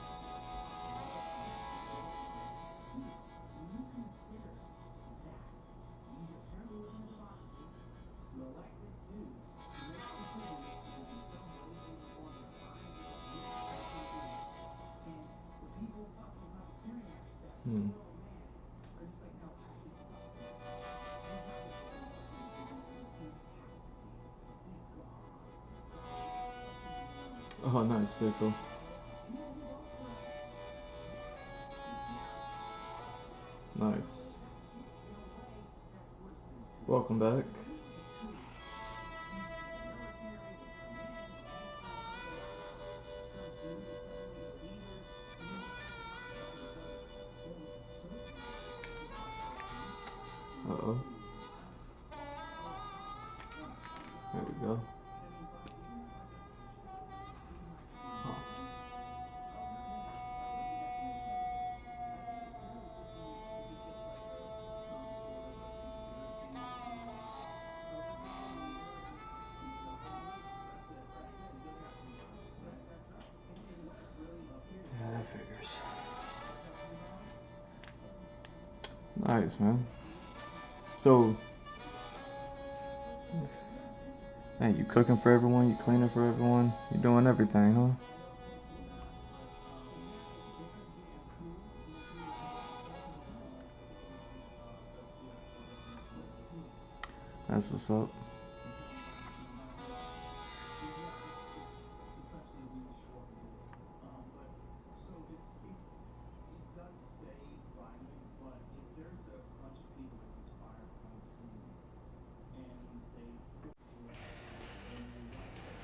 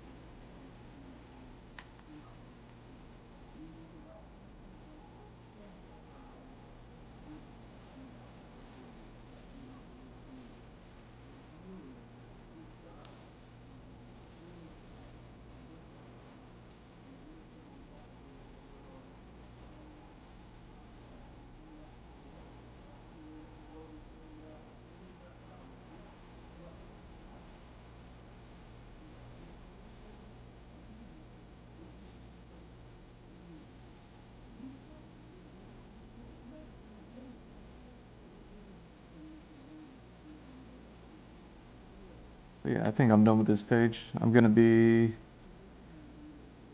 I gotta find wherever the next set of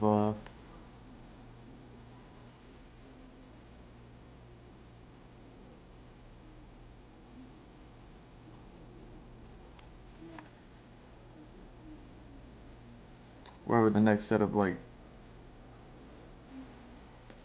Previz panels are at.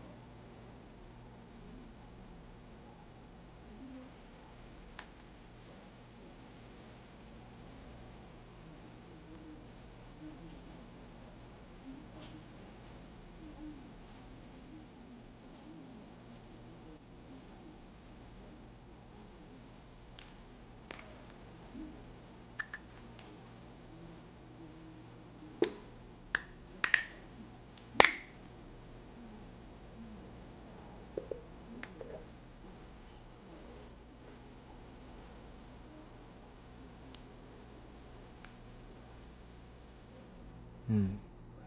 The problem with it nowadays is that these are custom prints with direct power. They want you to either get it with rocket pressure or something like that. Steering wheel, they can change that manually. So if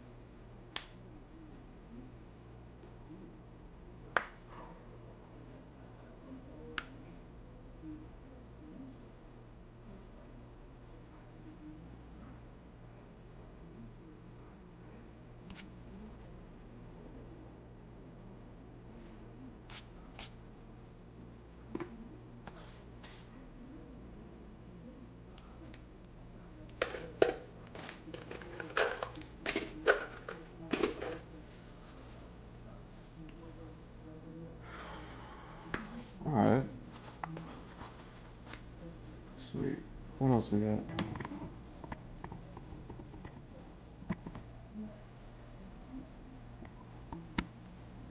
Kind of went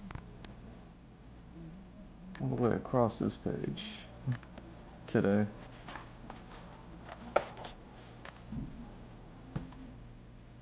Oh yeah. Right here. I don't have to go any further. Nice.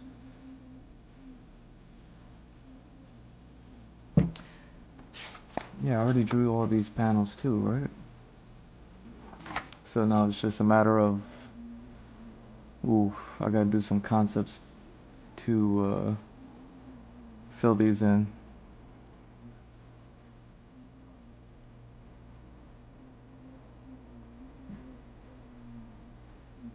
Except for these, I might be able to do something. Yeah, I'm definitely gonna have to do concepts for this area, environment, character. Yeah, because there's a lot that needs to go into it.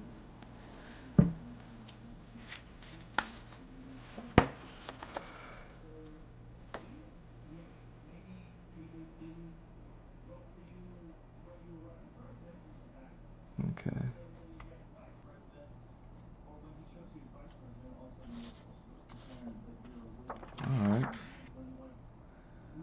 Let's find out.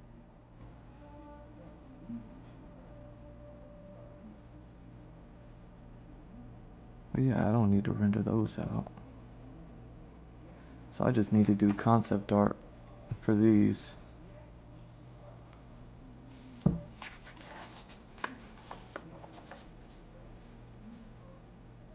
I mean, this character I can kind of go. I can go with. All right. Let's do it.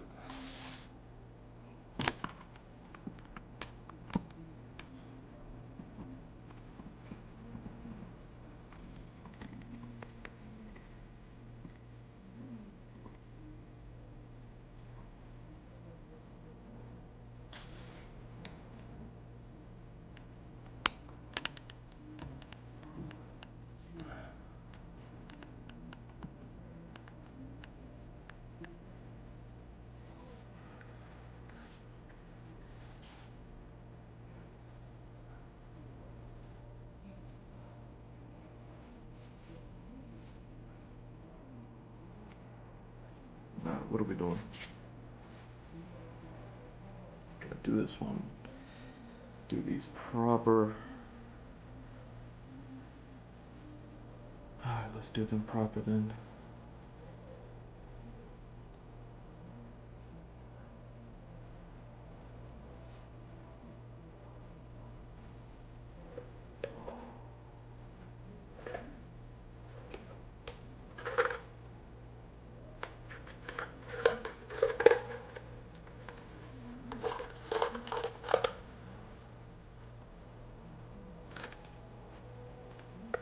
Am I tired? Nah.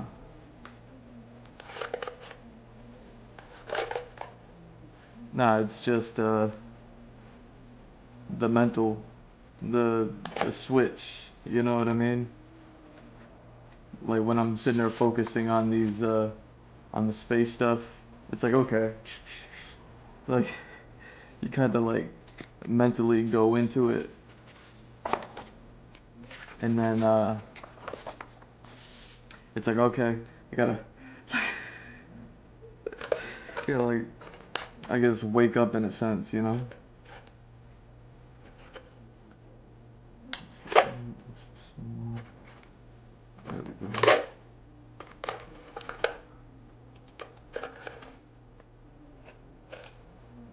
Okay.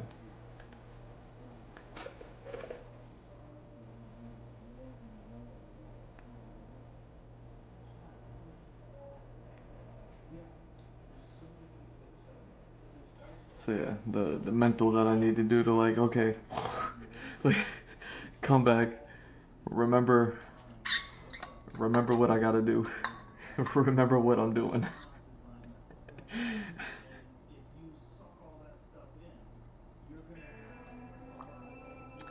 But yeah, and it's also about what do I need to do at this point. You know, like I said, I already did all the comic book pages for all these panels that I'm working on. You know.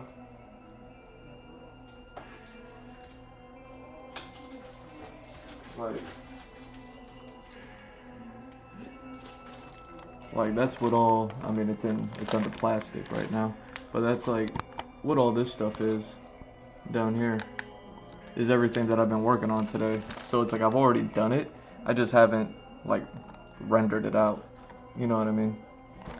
So I'm doing that's what all the previs is for, so that way I can make mistakes here and then, you know what I mean, change them if I feel like I need to, or if I like, because I didn't do concept art for these characters. Actually, I did do concept art for this character here. That's the one that's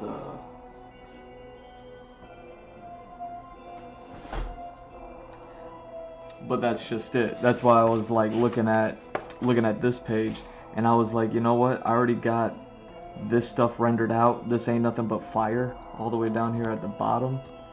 Like I already kind of got like all these things rendered out. This ain't nothing but fire.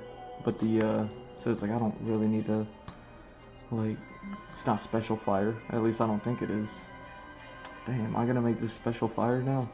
But anyways, like as far as like what's going on up here, I haven't done any concept work for it yet. These are technically like the first illustrations I did, and it's super dangerous because I gotta make sure that I get this character right, and I gotta make the environment not so much, but still it'd be nice, you know what I mean, to have a decent environment going on. But like, let's say if I make that special fire, then I'll go ahead and do it maybe after this character or something. But we got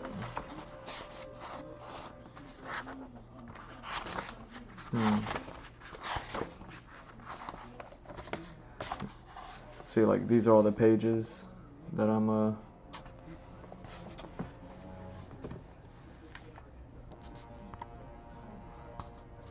working on. So far I'm on like this page, so I kind of already gone through this, and I kind of started these with the previs, so that's kind of what I need to get to this.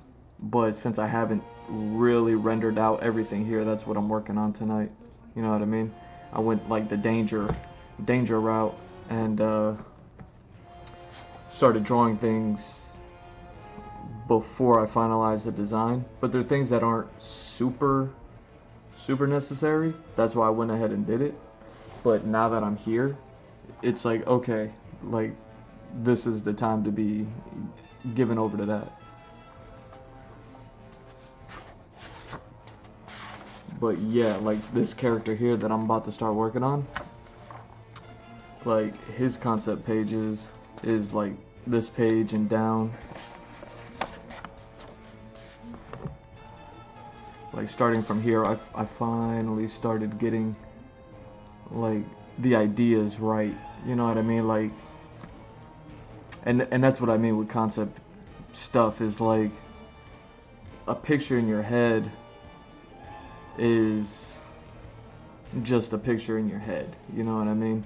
It's like trying to get that picture on paper, and then whether you got it right or not, it's like, do I like it? Because sometimes you could do exactly what you want to do and then you're like, ugh. And then other times you don't do what you want to do but you love it. You know what I mean? And then everything in between. So yeah, like this character I'm working on was these pencil sketches from back in the day when I did these things. And again, because they're just pencils, I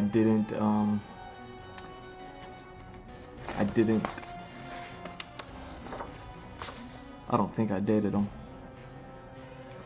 So yeah, you can see, like I did plenty of work with this character where I'm like, okay, got him, boom. Like even though I'm not like warmed up on him, kind of in like space comet mode. you know what I'm saying? What is this, like 4 or 5 pages now with this character? But you see, so it's like, okay, I know this character. So now, and I drew this stuff, I don't know how many months after drawing this stuff. But yeah, this would have been around Mother's Day. Or a little bit before Mother's Day last year. But yeah, so it's like I drew this, and I was like, okay, I need to do some concepts for this character, right? Well, some months later, however many, I finally got all the concepts down, and I'm happy with it, you know. Actually, some of these sketches I kind of want to scan in, blow up, and make them, maybe turn them into prints or something like that, just because you could even see, like, oh wait, in like this one here, like that's right up my alley as far as like the tribute piece that I'm working on, dragons, the warlock hoodie that I just designed and all that stuff. Like this sketch right here is right up that alley. So it's like, even with this character, like some of the things, like some of these panels, they're just cool. Like this is just cool. I don't even know what it is, but I like it. You know what I mean? And then some stuff is just like ultra complex with this character. So it's like, okay, you know what I mean? Like the work that I've put in on this monster here is, yeah, I didn't date any of it. Jeez. Bummer. Where is the next date? Oh man. But see, like all this stuff is Previz. Like,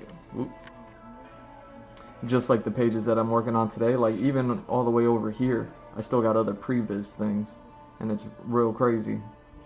You know what I mean? And even I could already look at this stuff and be like, okay, I need to finish this. That one I could skip. You know what I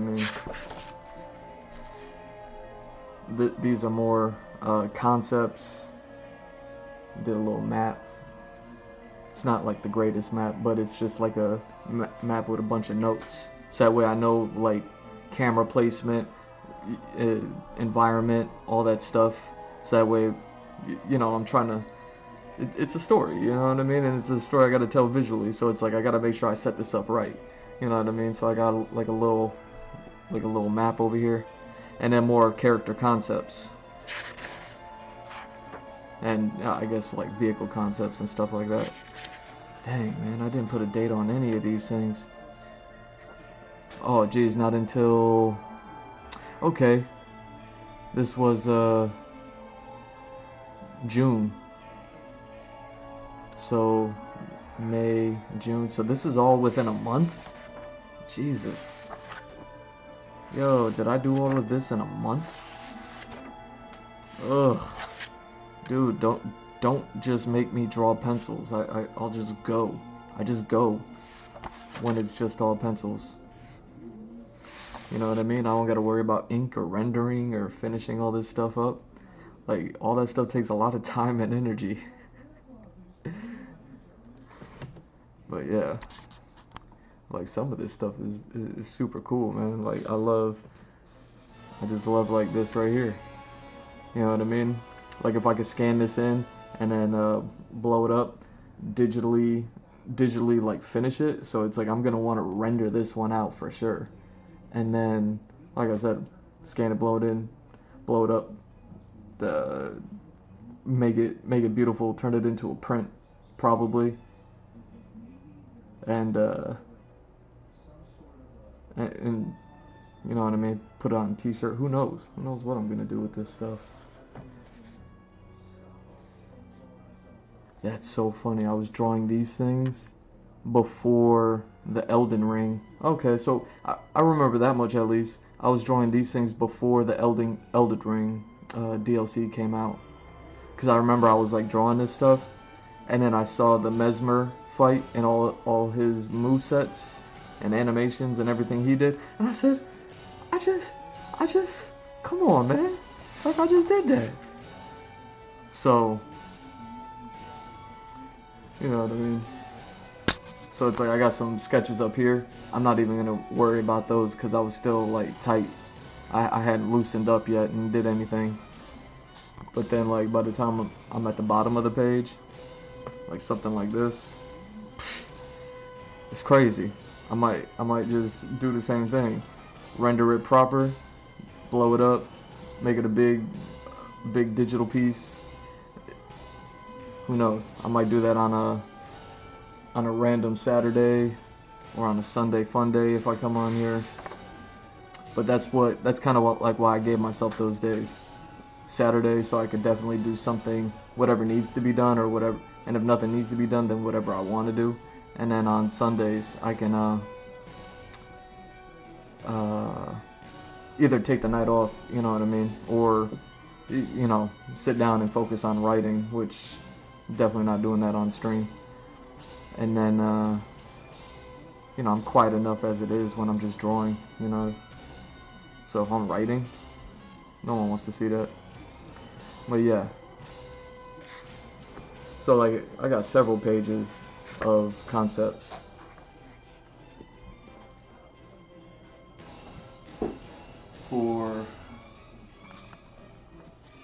For this character here. And now that I just looked at those, yeah, I do wanna make that fire. It's super awesome.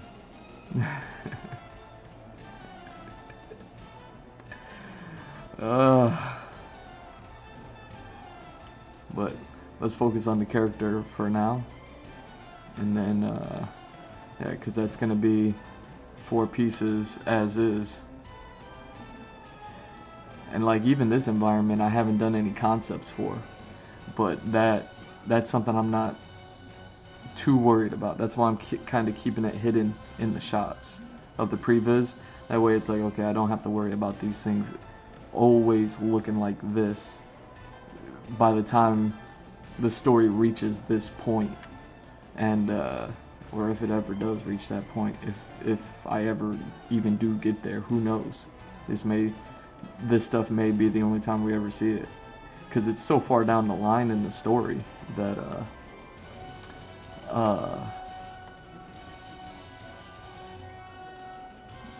yeah, it's just so far down the line for the story that it's like, I know I have it written out, but actually addressing that story is so far away that it's like I just gotta focus on the first issue, and then the second, or the first chapter, the second chapter, you know, third chapter, and all that other stuff. So, you know how it goes. But yeah.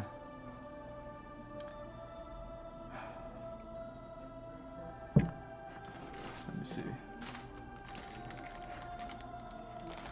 Yeah, that's what these panels are. So you can see, like, this stuff, I'm okay with just doing whatever. So yeah, you could actually see them side by side. Let me see. And that's part of the reason why I do those comic book page layouts. Like when I hand draw them here, you know what I mean? It's meant for like camera, whatever, you know what I mean? And I talked about it in the past. It's how they, damn, what's his name?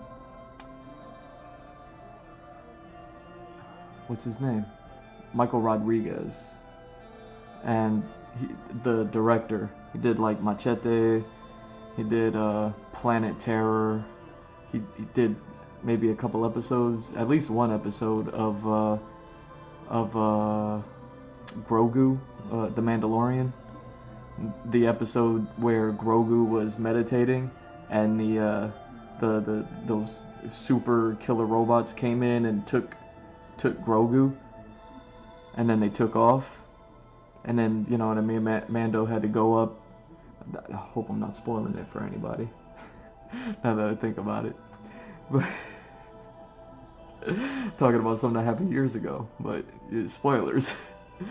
Either way, you know what I mean, Mando goes up in space, and then they have to take them on, and they don't know how they're gonna do it. I'm not gonna talk about it.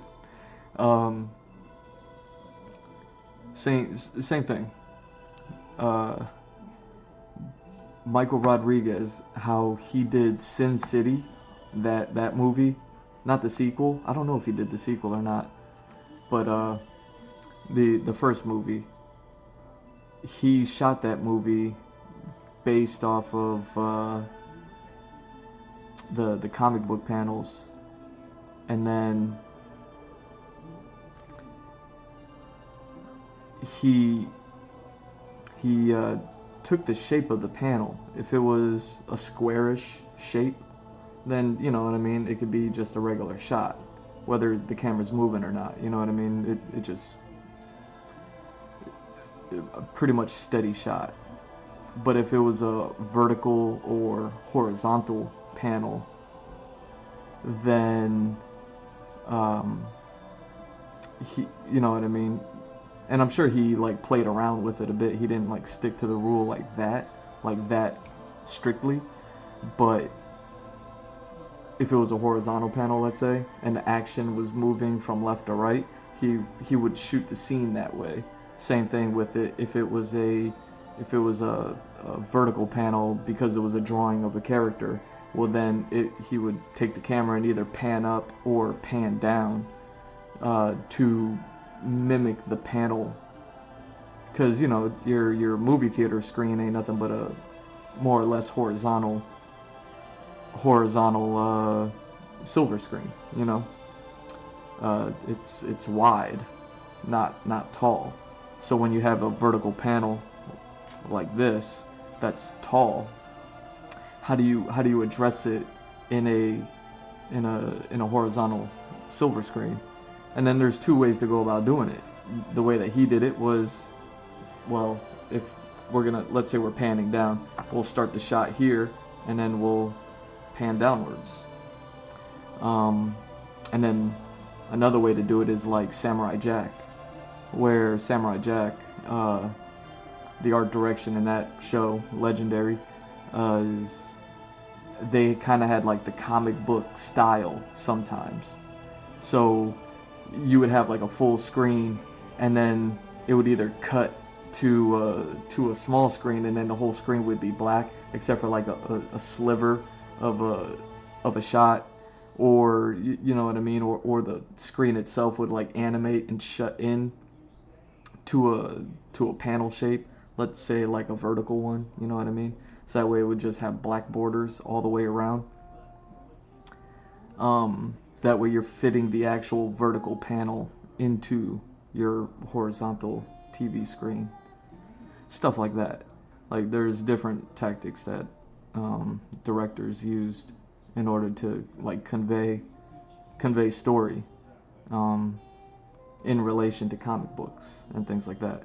That's kind of like why I do the concept art and I do all this pre-visualization and then do the page layouts. Like I do all this, what may look and appear to be like extra, but really it's like it's almost necessary.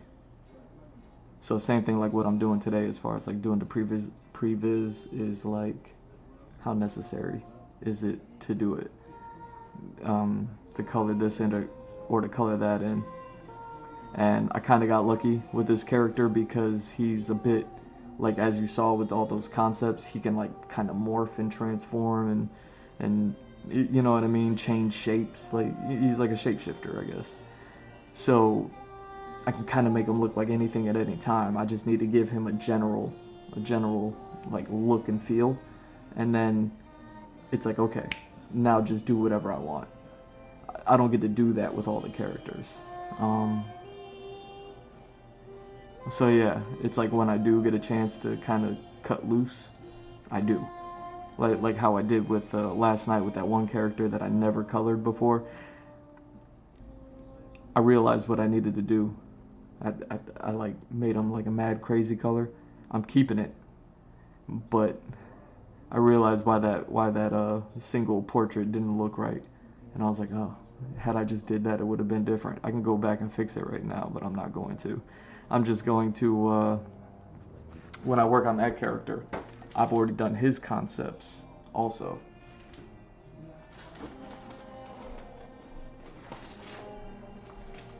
I don't know how many of his concepts I did.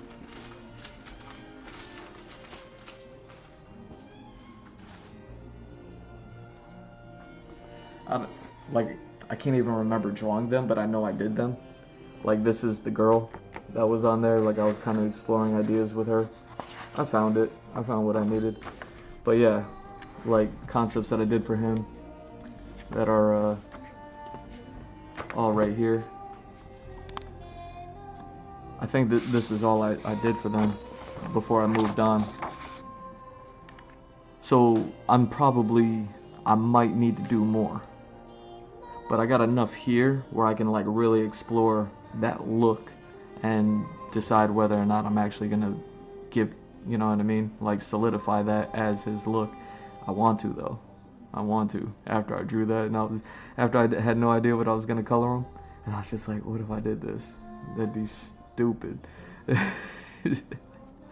So I went and did it, and I'm like, I'm not mad at it, but that's the difference with like having an already pre-inked piece to work on, because then there's like, oh man, I want it to be this color, and for it to be this color I can't have this heavy black ink like that, you know what I mean? If anything, it just the way that light is captured by certain things, certain colors, certain textures, whatever, the way all that stuff like captures light is all different. So that's why when I saw like how dark I had already inked them, and I was gonna go with this wild color, I was like, you know what I'm saying? But yeah, like after coloring them, I'm like, I'm sticking with those colors, but I'm gonna have to like play with the design now. Now that I know he's gonna look like this and look like that, I'm gonna be like, I don't know how I'm gonna address like his clothing, or you know what I mean, all that stuff. But you can kind of see just in this little bit right here. It's like I said, it's all about the feel with this character. You know what I mean? And that's all that it's really about with this character, and that's kind of like why I'm looking forward to working with him. So that way I could really address that, because that's the whole point of the story, is, you know, for y'all to enjoy it, y'all to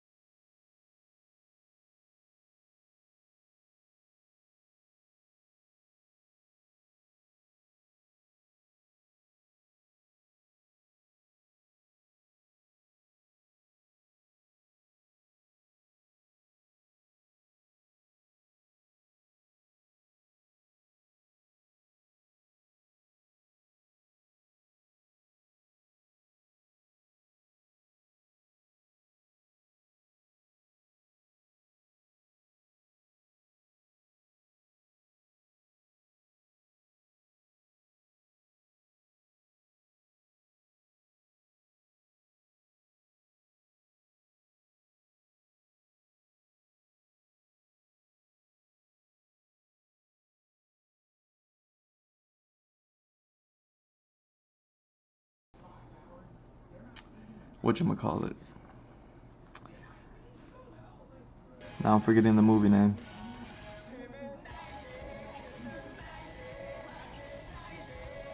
Sin City.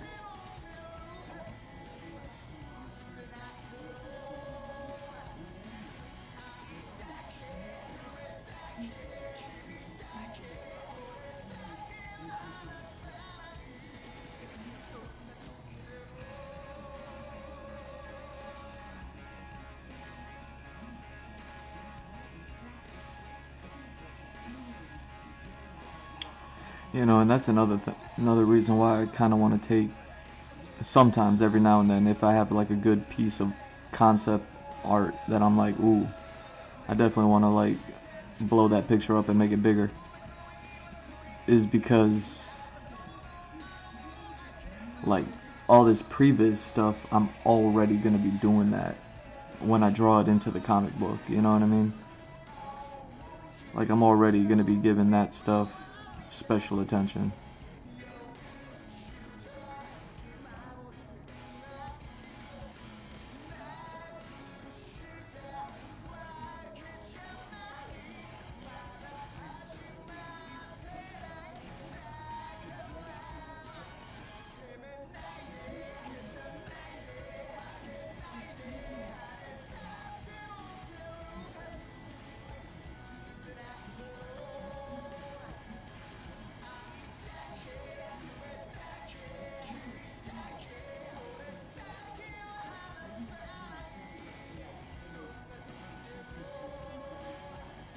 Oh, you know what? I can switch up the music too now.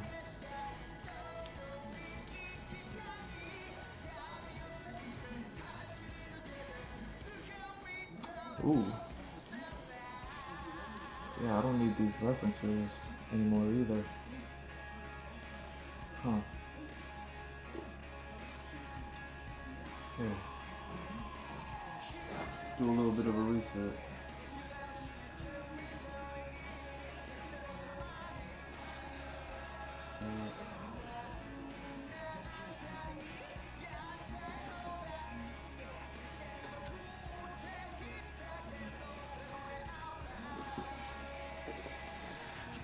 Let me take some pictures, or at least one picture, alright?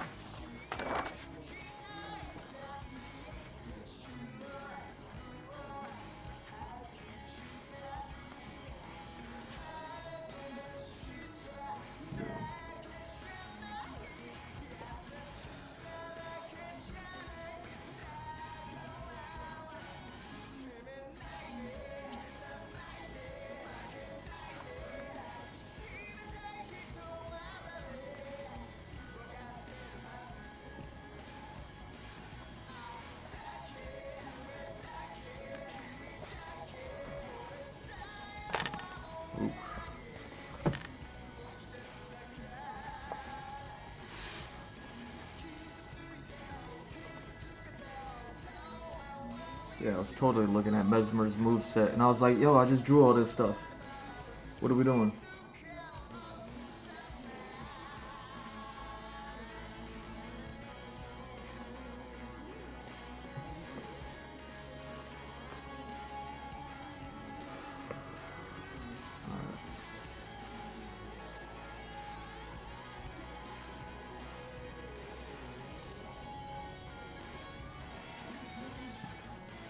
Oof. Here. Forgive me.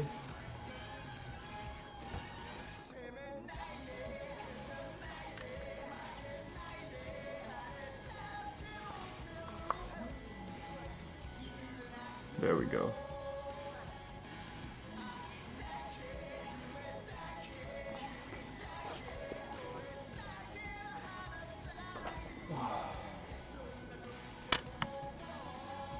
Apologies.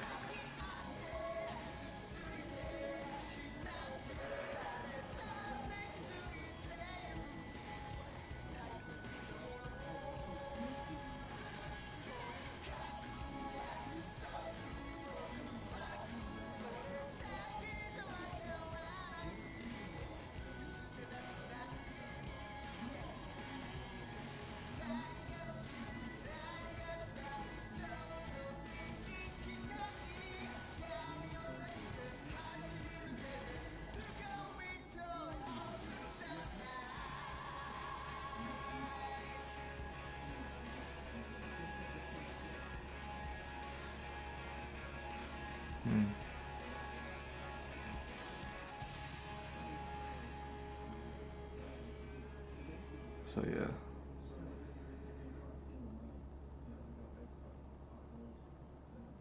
Let me just send this to myself, and then I'll pull it up.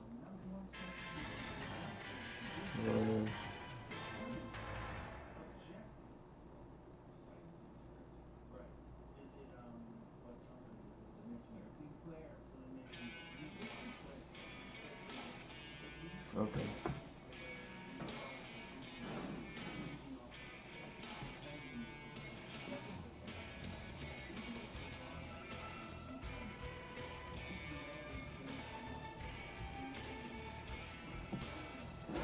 Nice. And you know, everyone else that's here with us, thank you for being here. Thank you for watching. Thank you for dealing with me while I, you know, keep flipping all this. Let me see if I can just pull it up from here.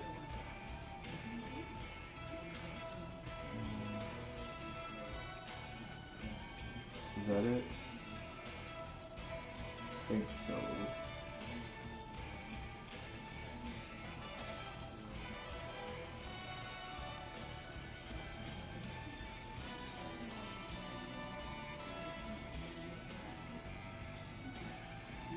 Well, yeah, let me flip that back over. But yeah, you can see it's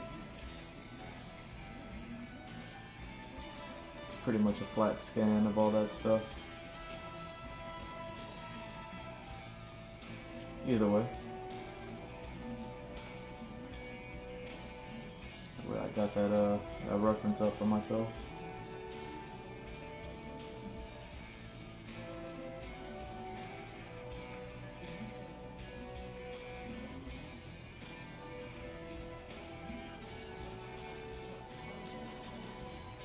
Oh yeah, and I was gonna change the music too, right?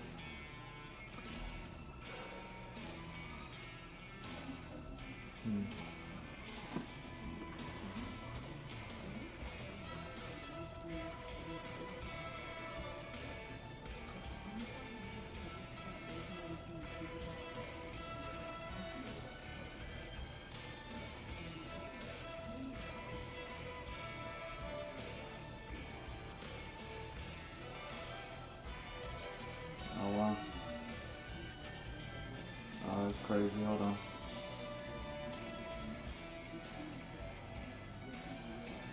Okay.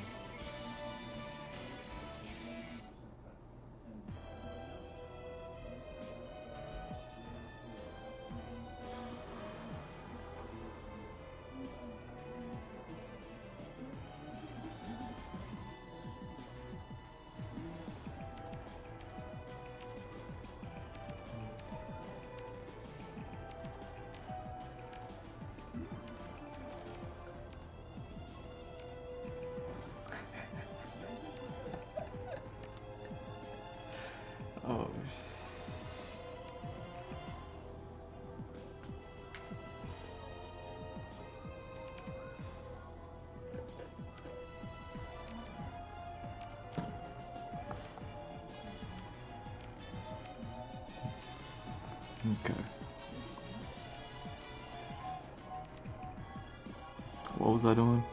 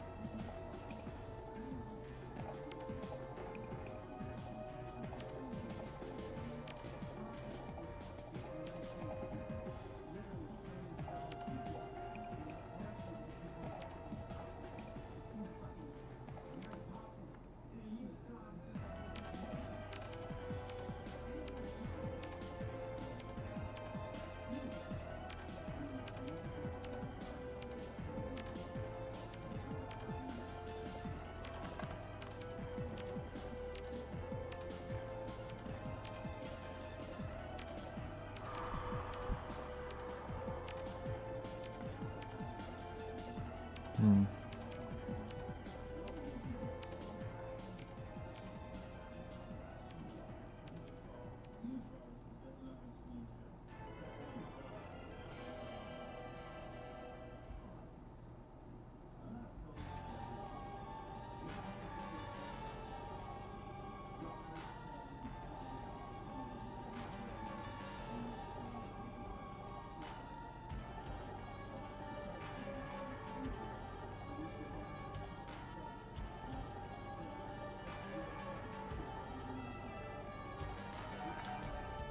Wait, let me double check something.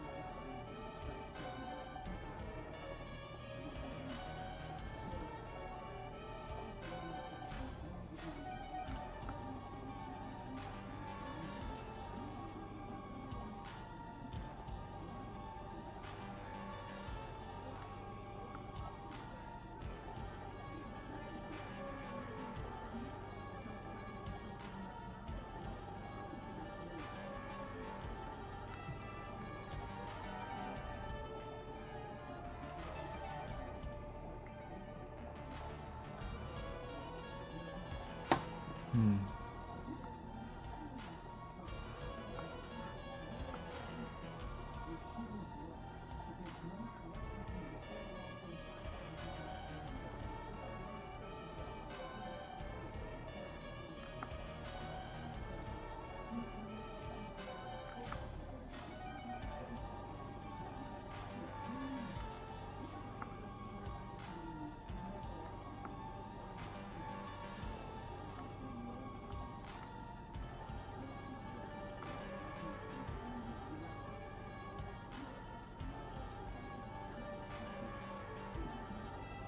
Hmm.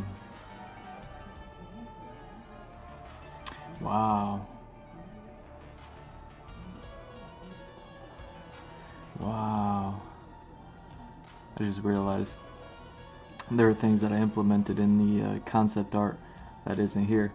See, that's exactly the type of stuff that I'm talking about as far as like following the steps in the process, doing everything correctly, and you know what I mean, taking a risk wherever you feel like you can. But yeah, there's even something missing here that I'm just like, I didn't give you all that yet. I didn't start doing it until until I started working on his concepts. And I guess technically I did start working on it earlier in this book.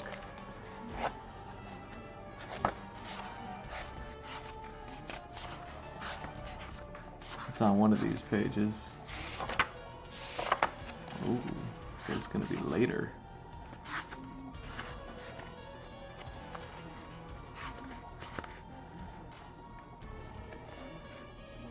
Dang, where's she at?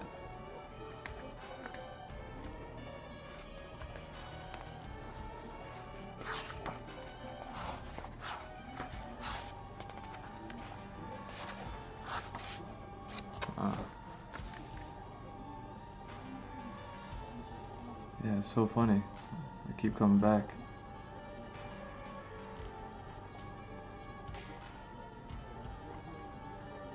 I've already come back to this character twice for some of the concepts that I applied with her character and within the world and all that stuff. Dang. Last September. Nice.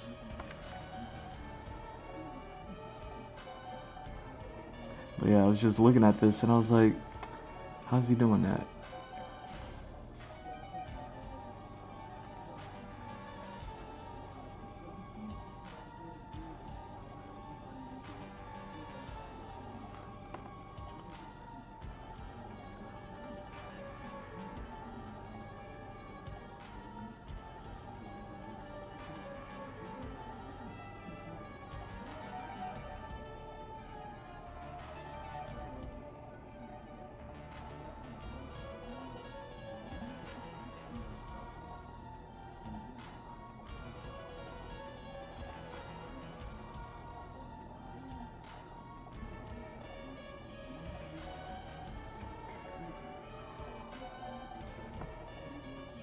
Hmm.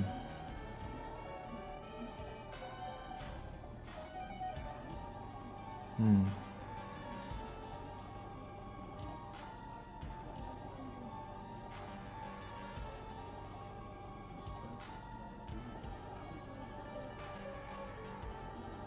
Dang, do I need to line that?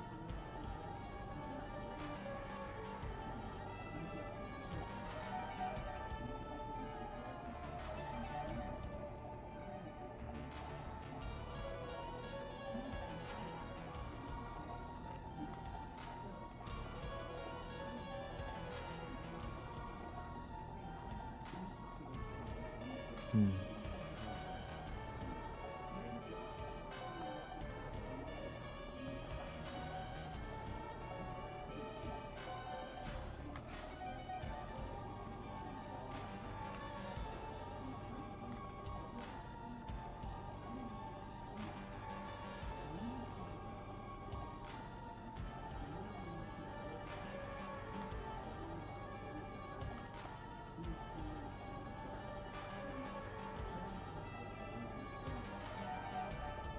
Hmm.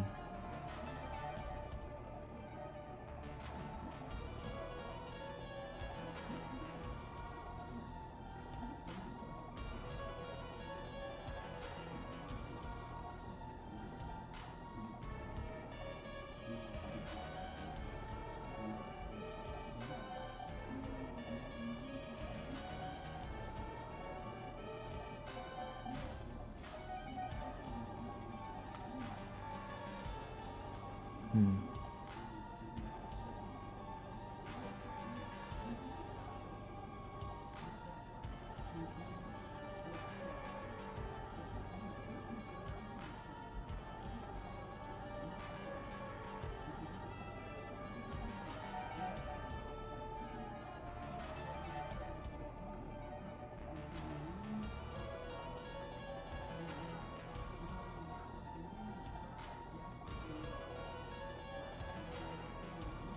Hmm.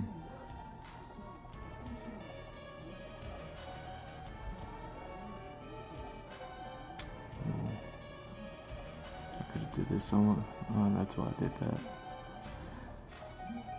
That's why I did that. Okay, so that makes sense.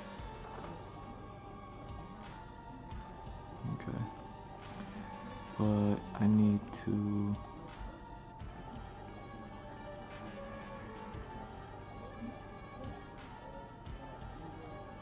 Whoa, come on. Come on, pencil.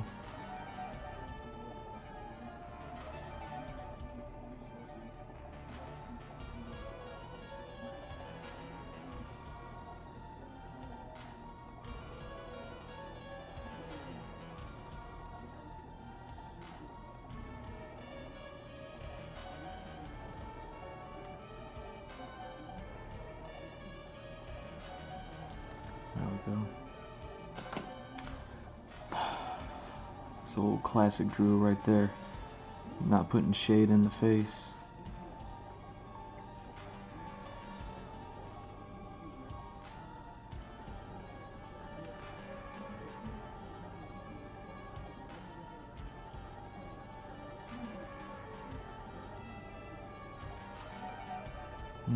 There we go.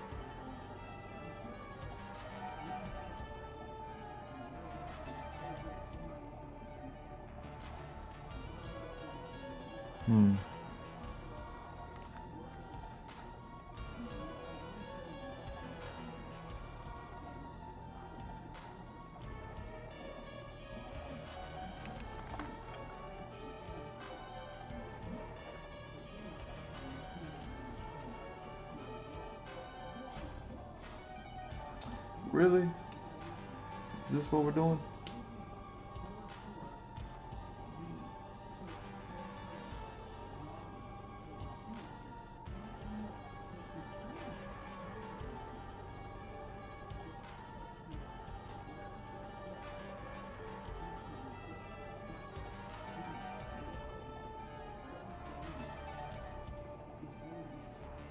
I mean, not that I'm not feeling it.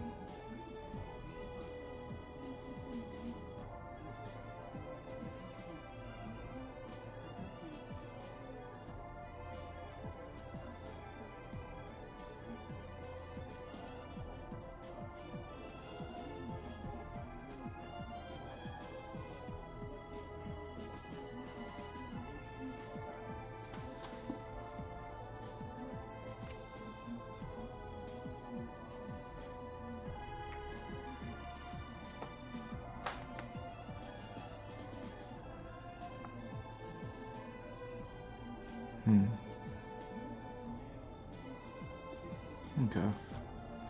Let that ride for now.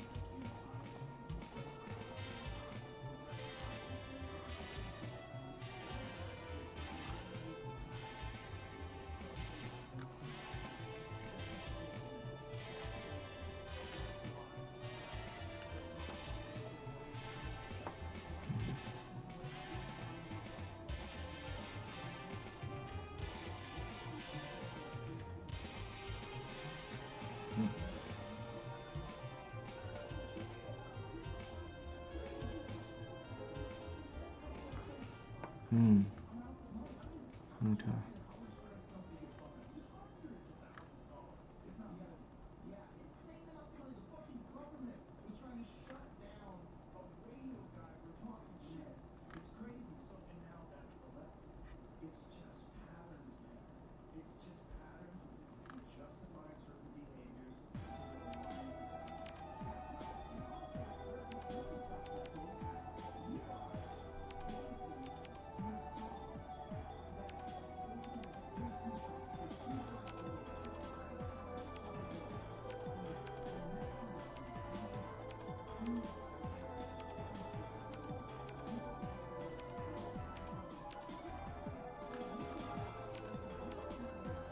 Hmm.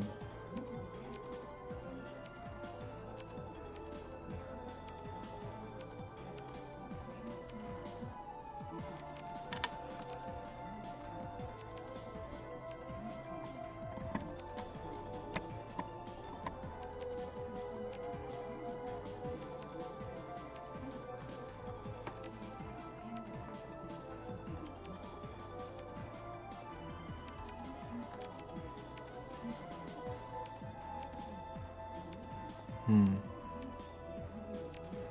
Okay.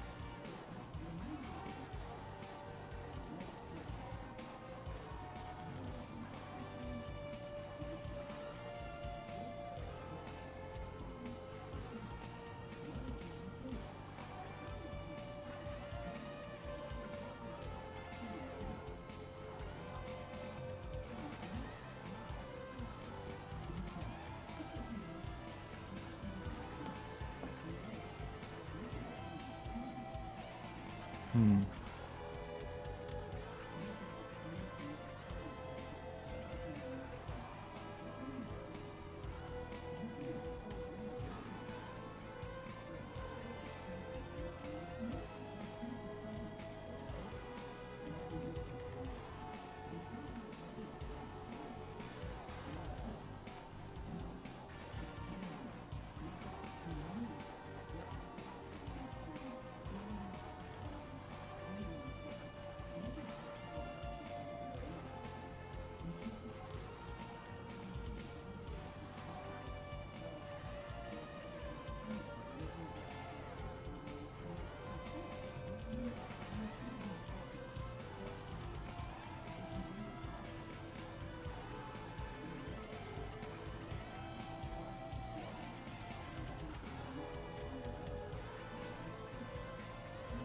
Hmm.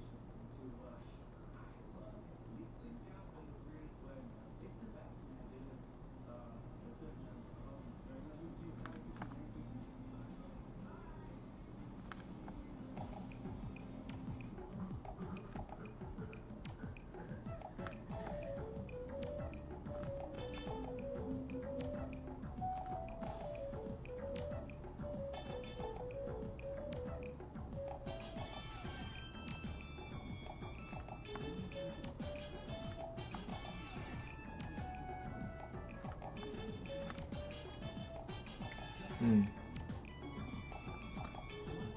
so yeah, this will probably be the last one I work on tonight. But we're not done yet.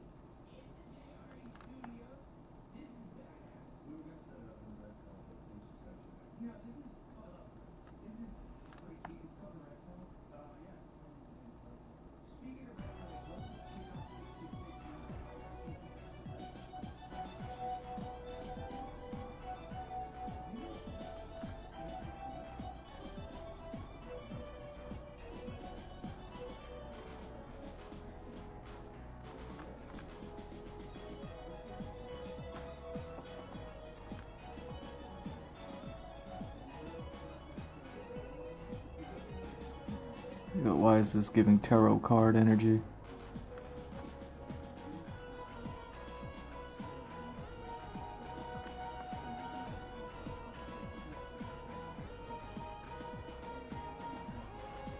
I'm gonna write that into the story.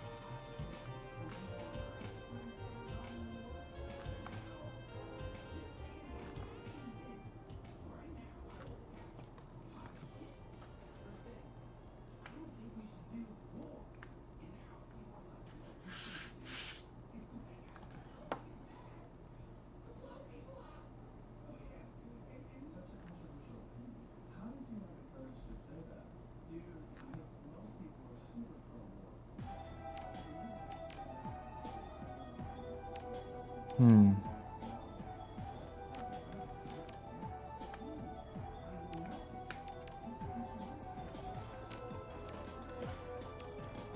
Let me do this like this.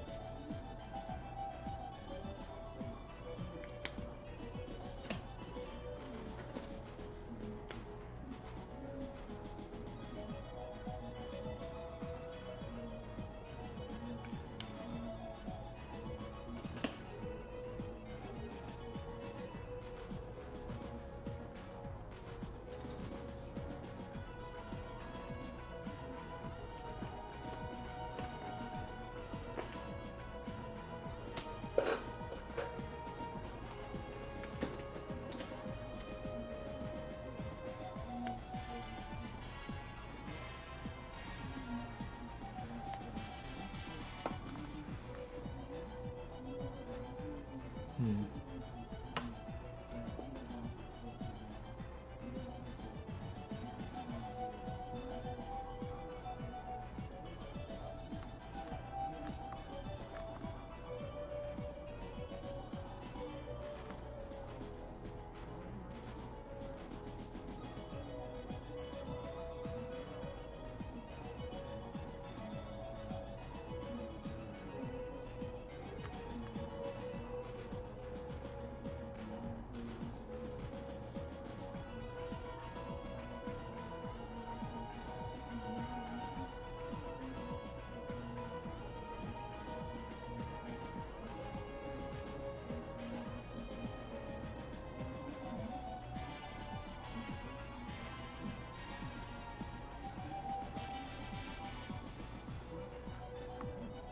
Oh snap, are these gambit colors? Am I hitting y'all with gambit colors right now?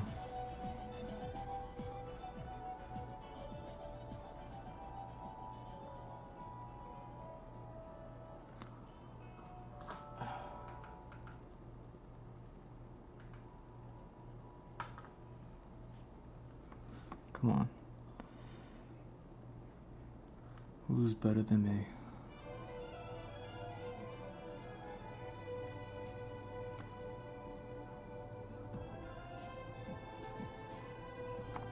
Nobody.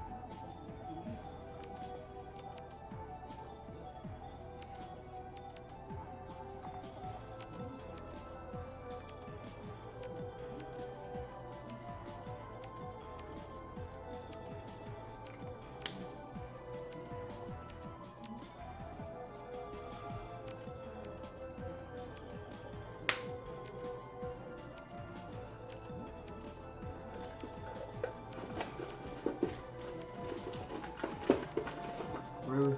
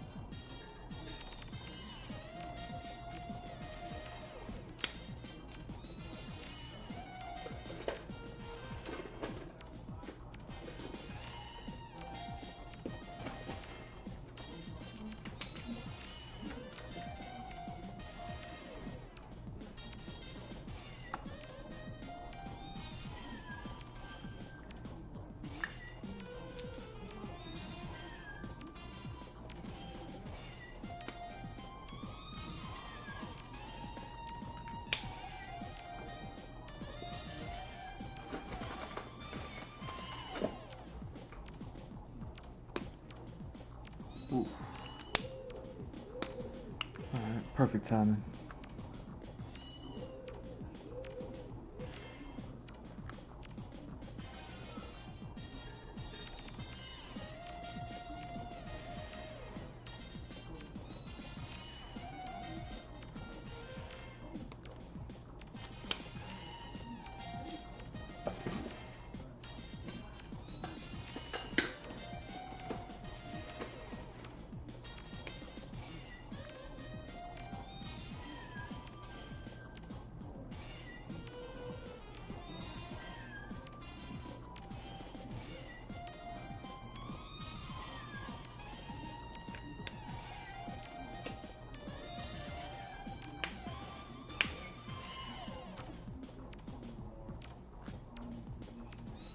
Tight.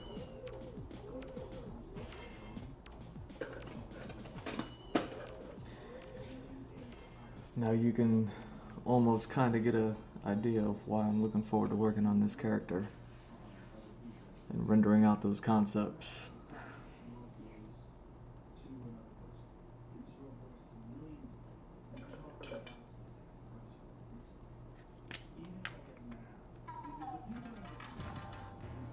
It's gonna be so fun.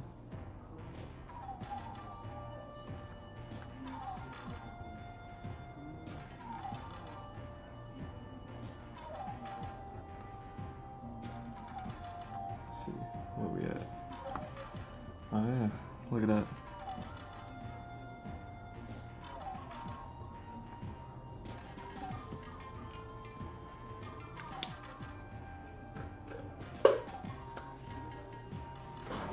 Alright. Now, with that done, I want to thank y'all for stopping by. Thank you for watching. It means the world to me that y'all catch me live, that y'all watch along, draw along, whatever it is, you know what I mean? Pixel, thank you again for chatting. It means the world to me that you do that. And you know, hopefully we can get more of y'all chatting in here. Either way, we did a whole lot of, didn't we? We did some outer space stuff, and that. See, I gotta brainwash this whole thing. Either way, I'm G-Mr. Drew at G-Mr. Drew on all socials. Follow, like, subscribe, all that good stuff. GMrDrew.art, the website. Link is in the bio. Check it out. Links to everywhere there. It's like a link tree, but it's a website. We got merch stores. Get some dope merch.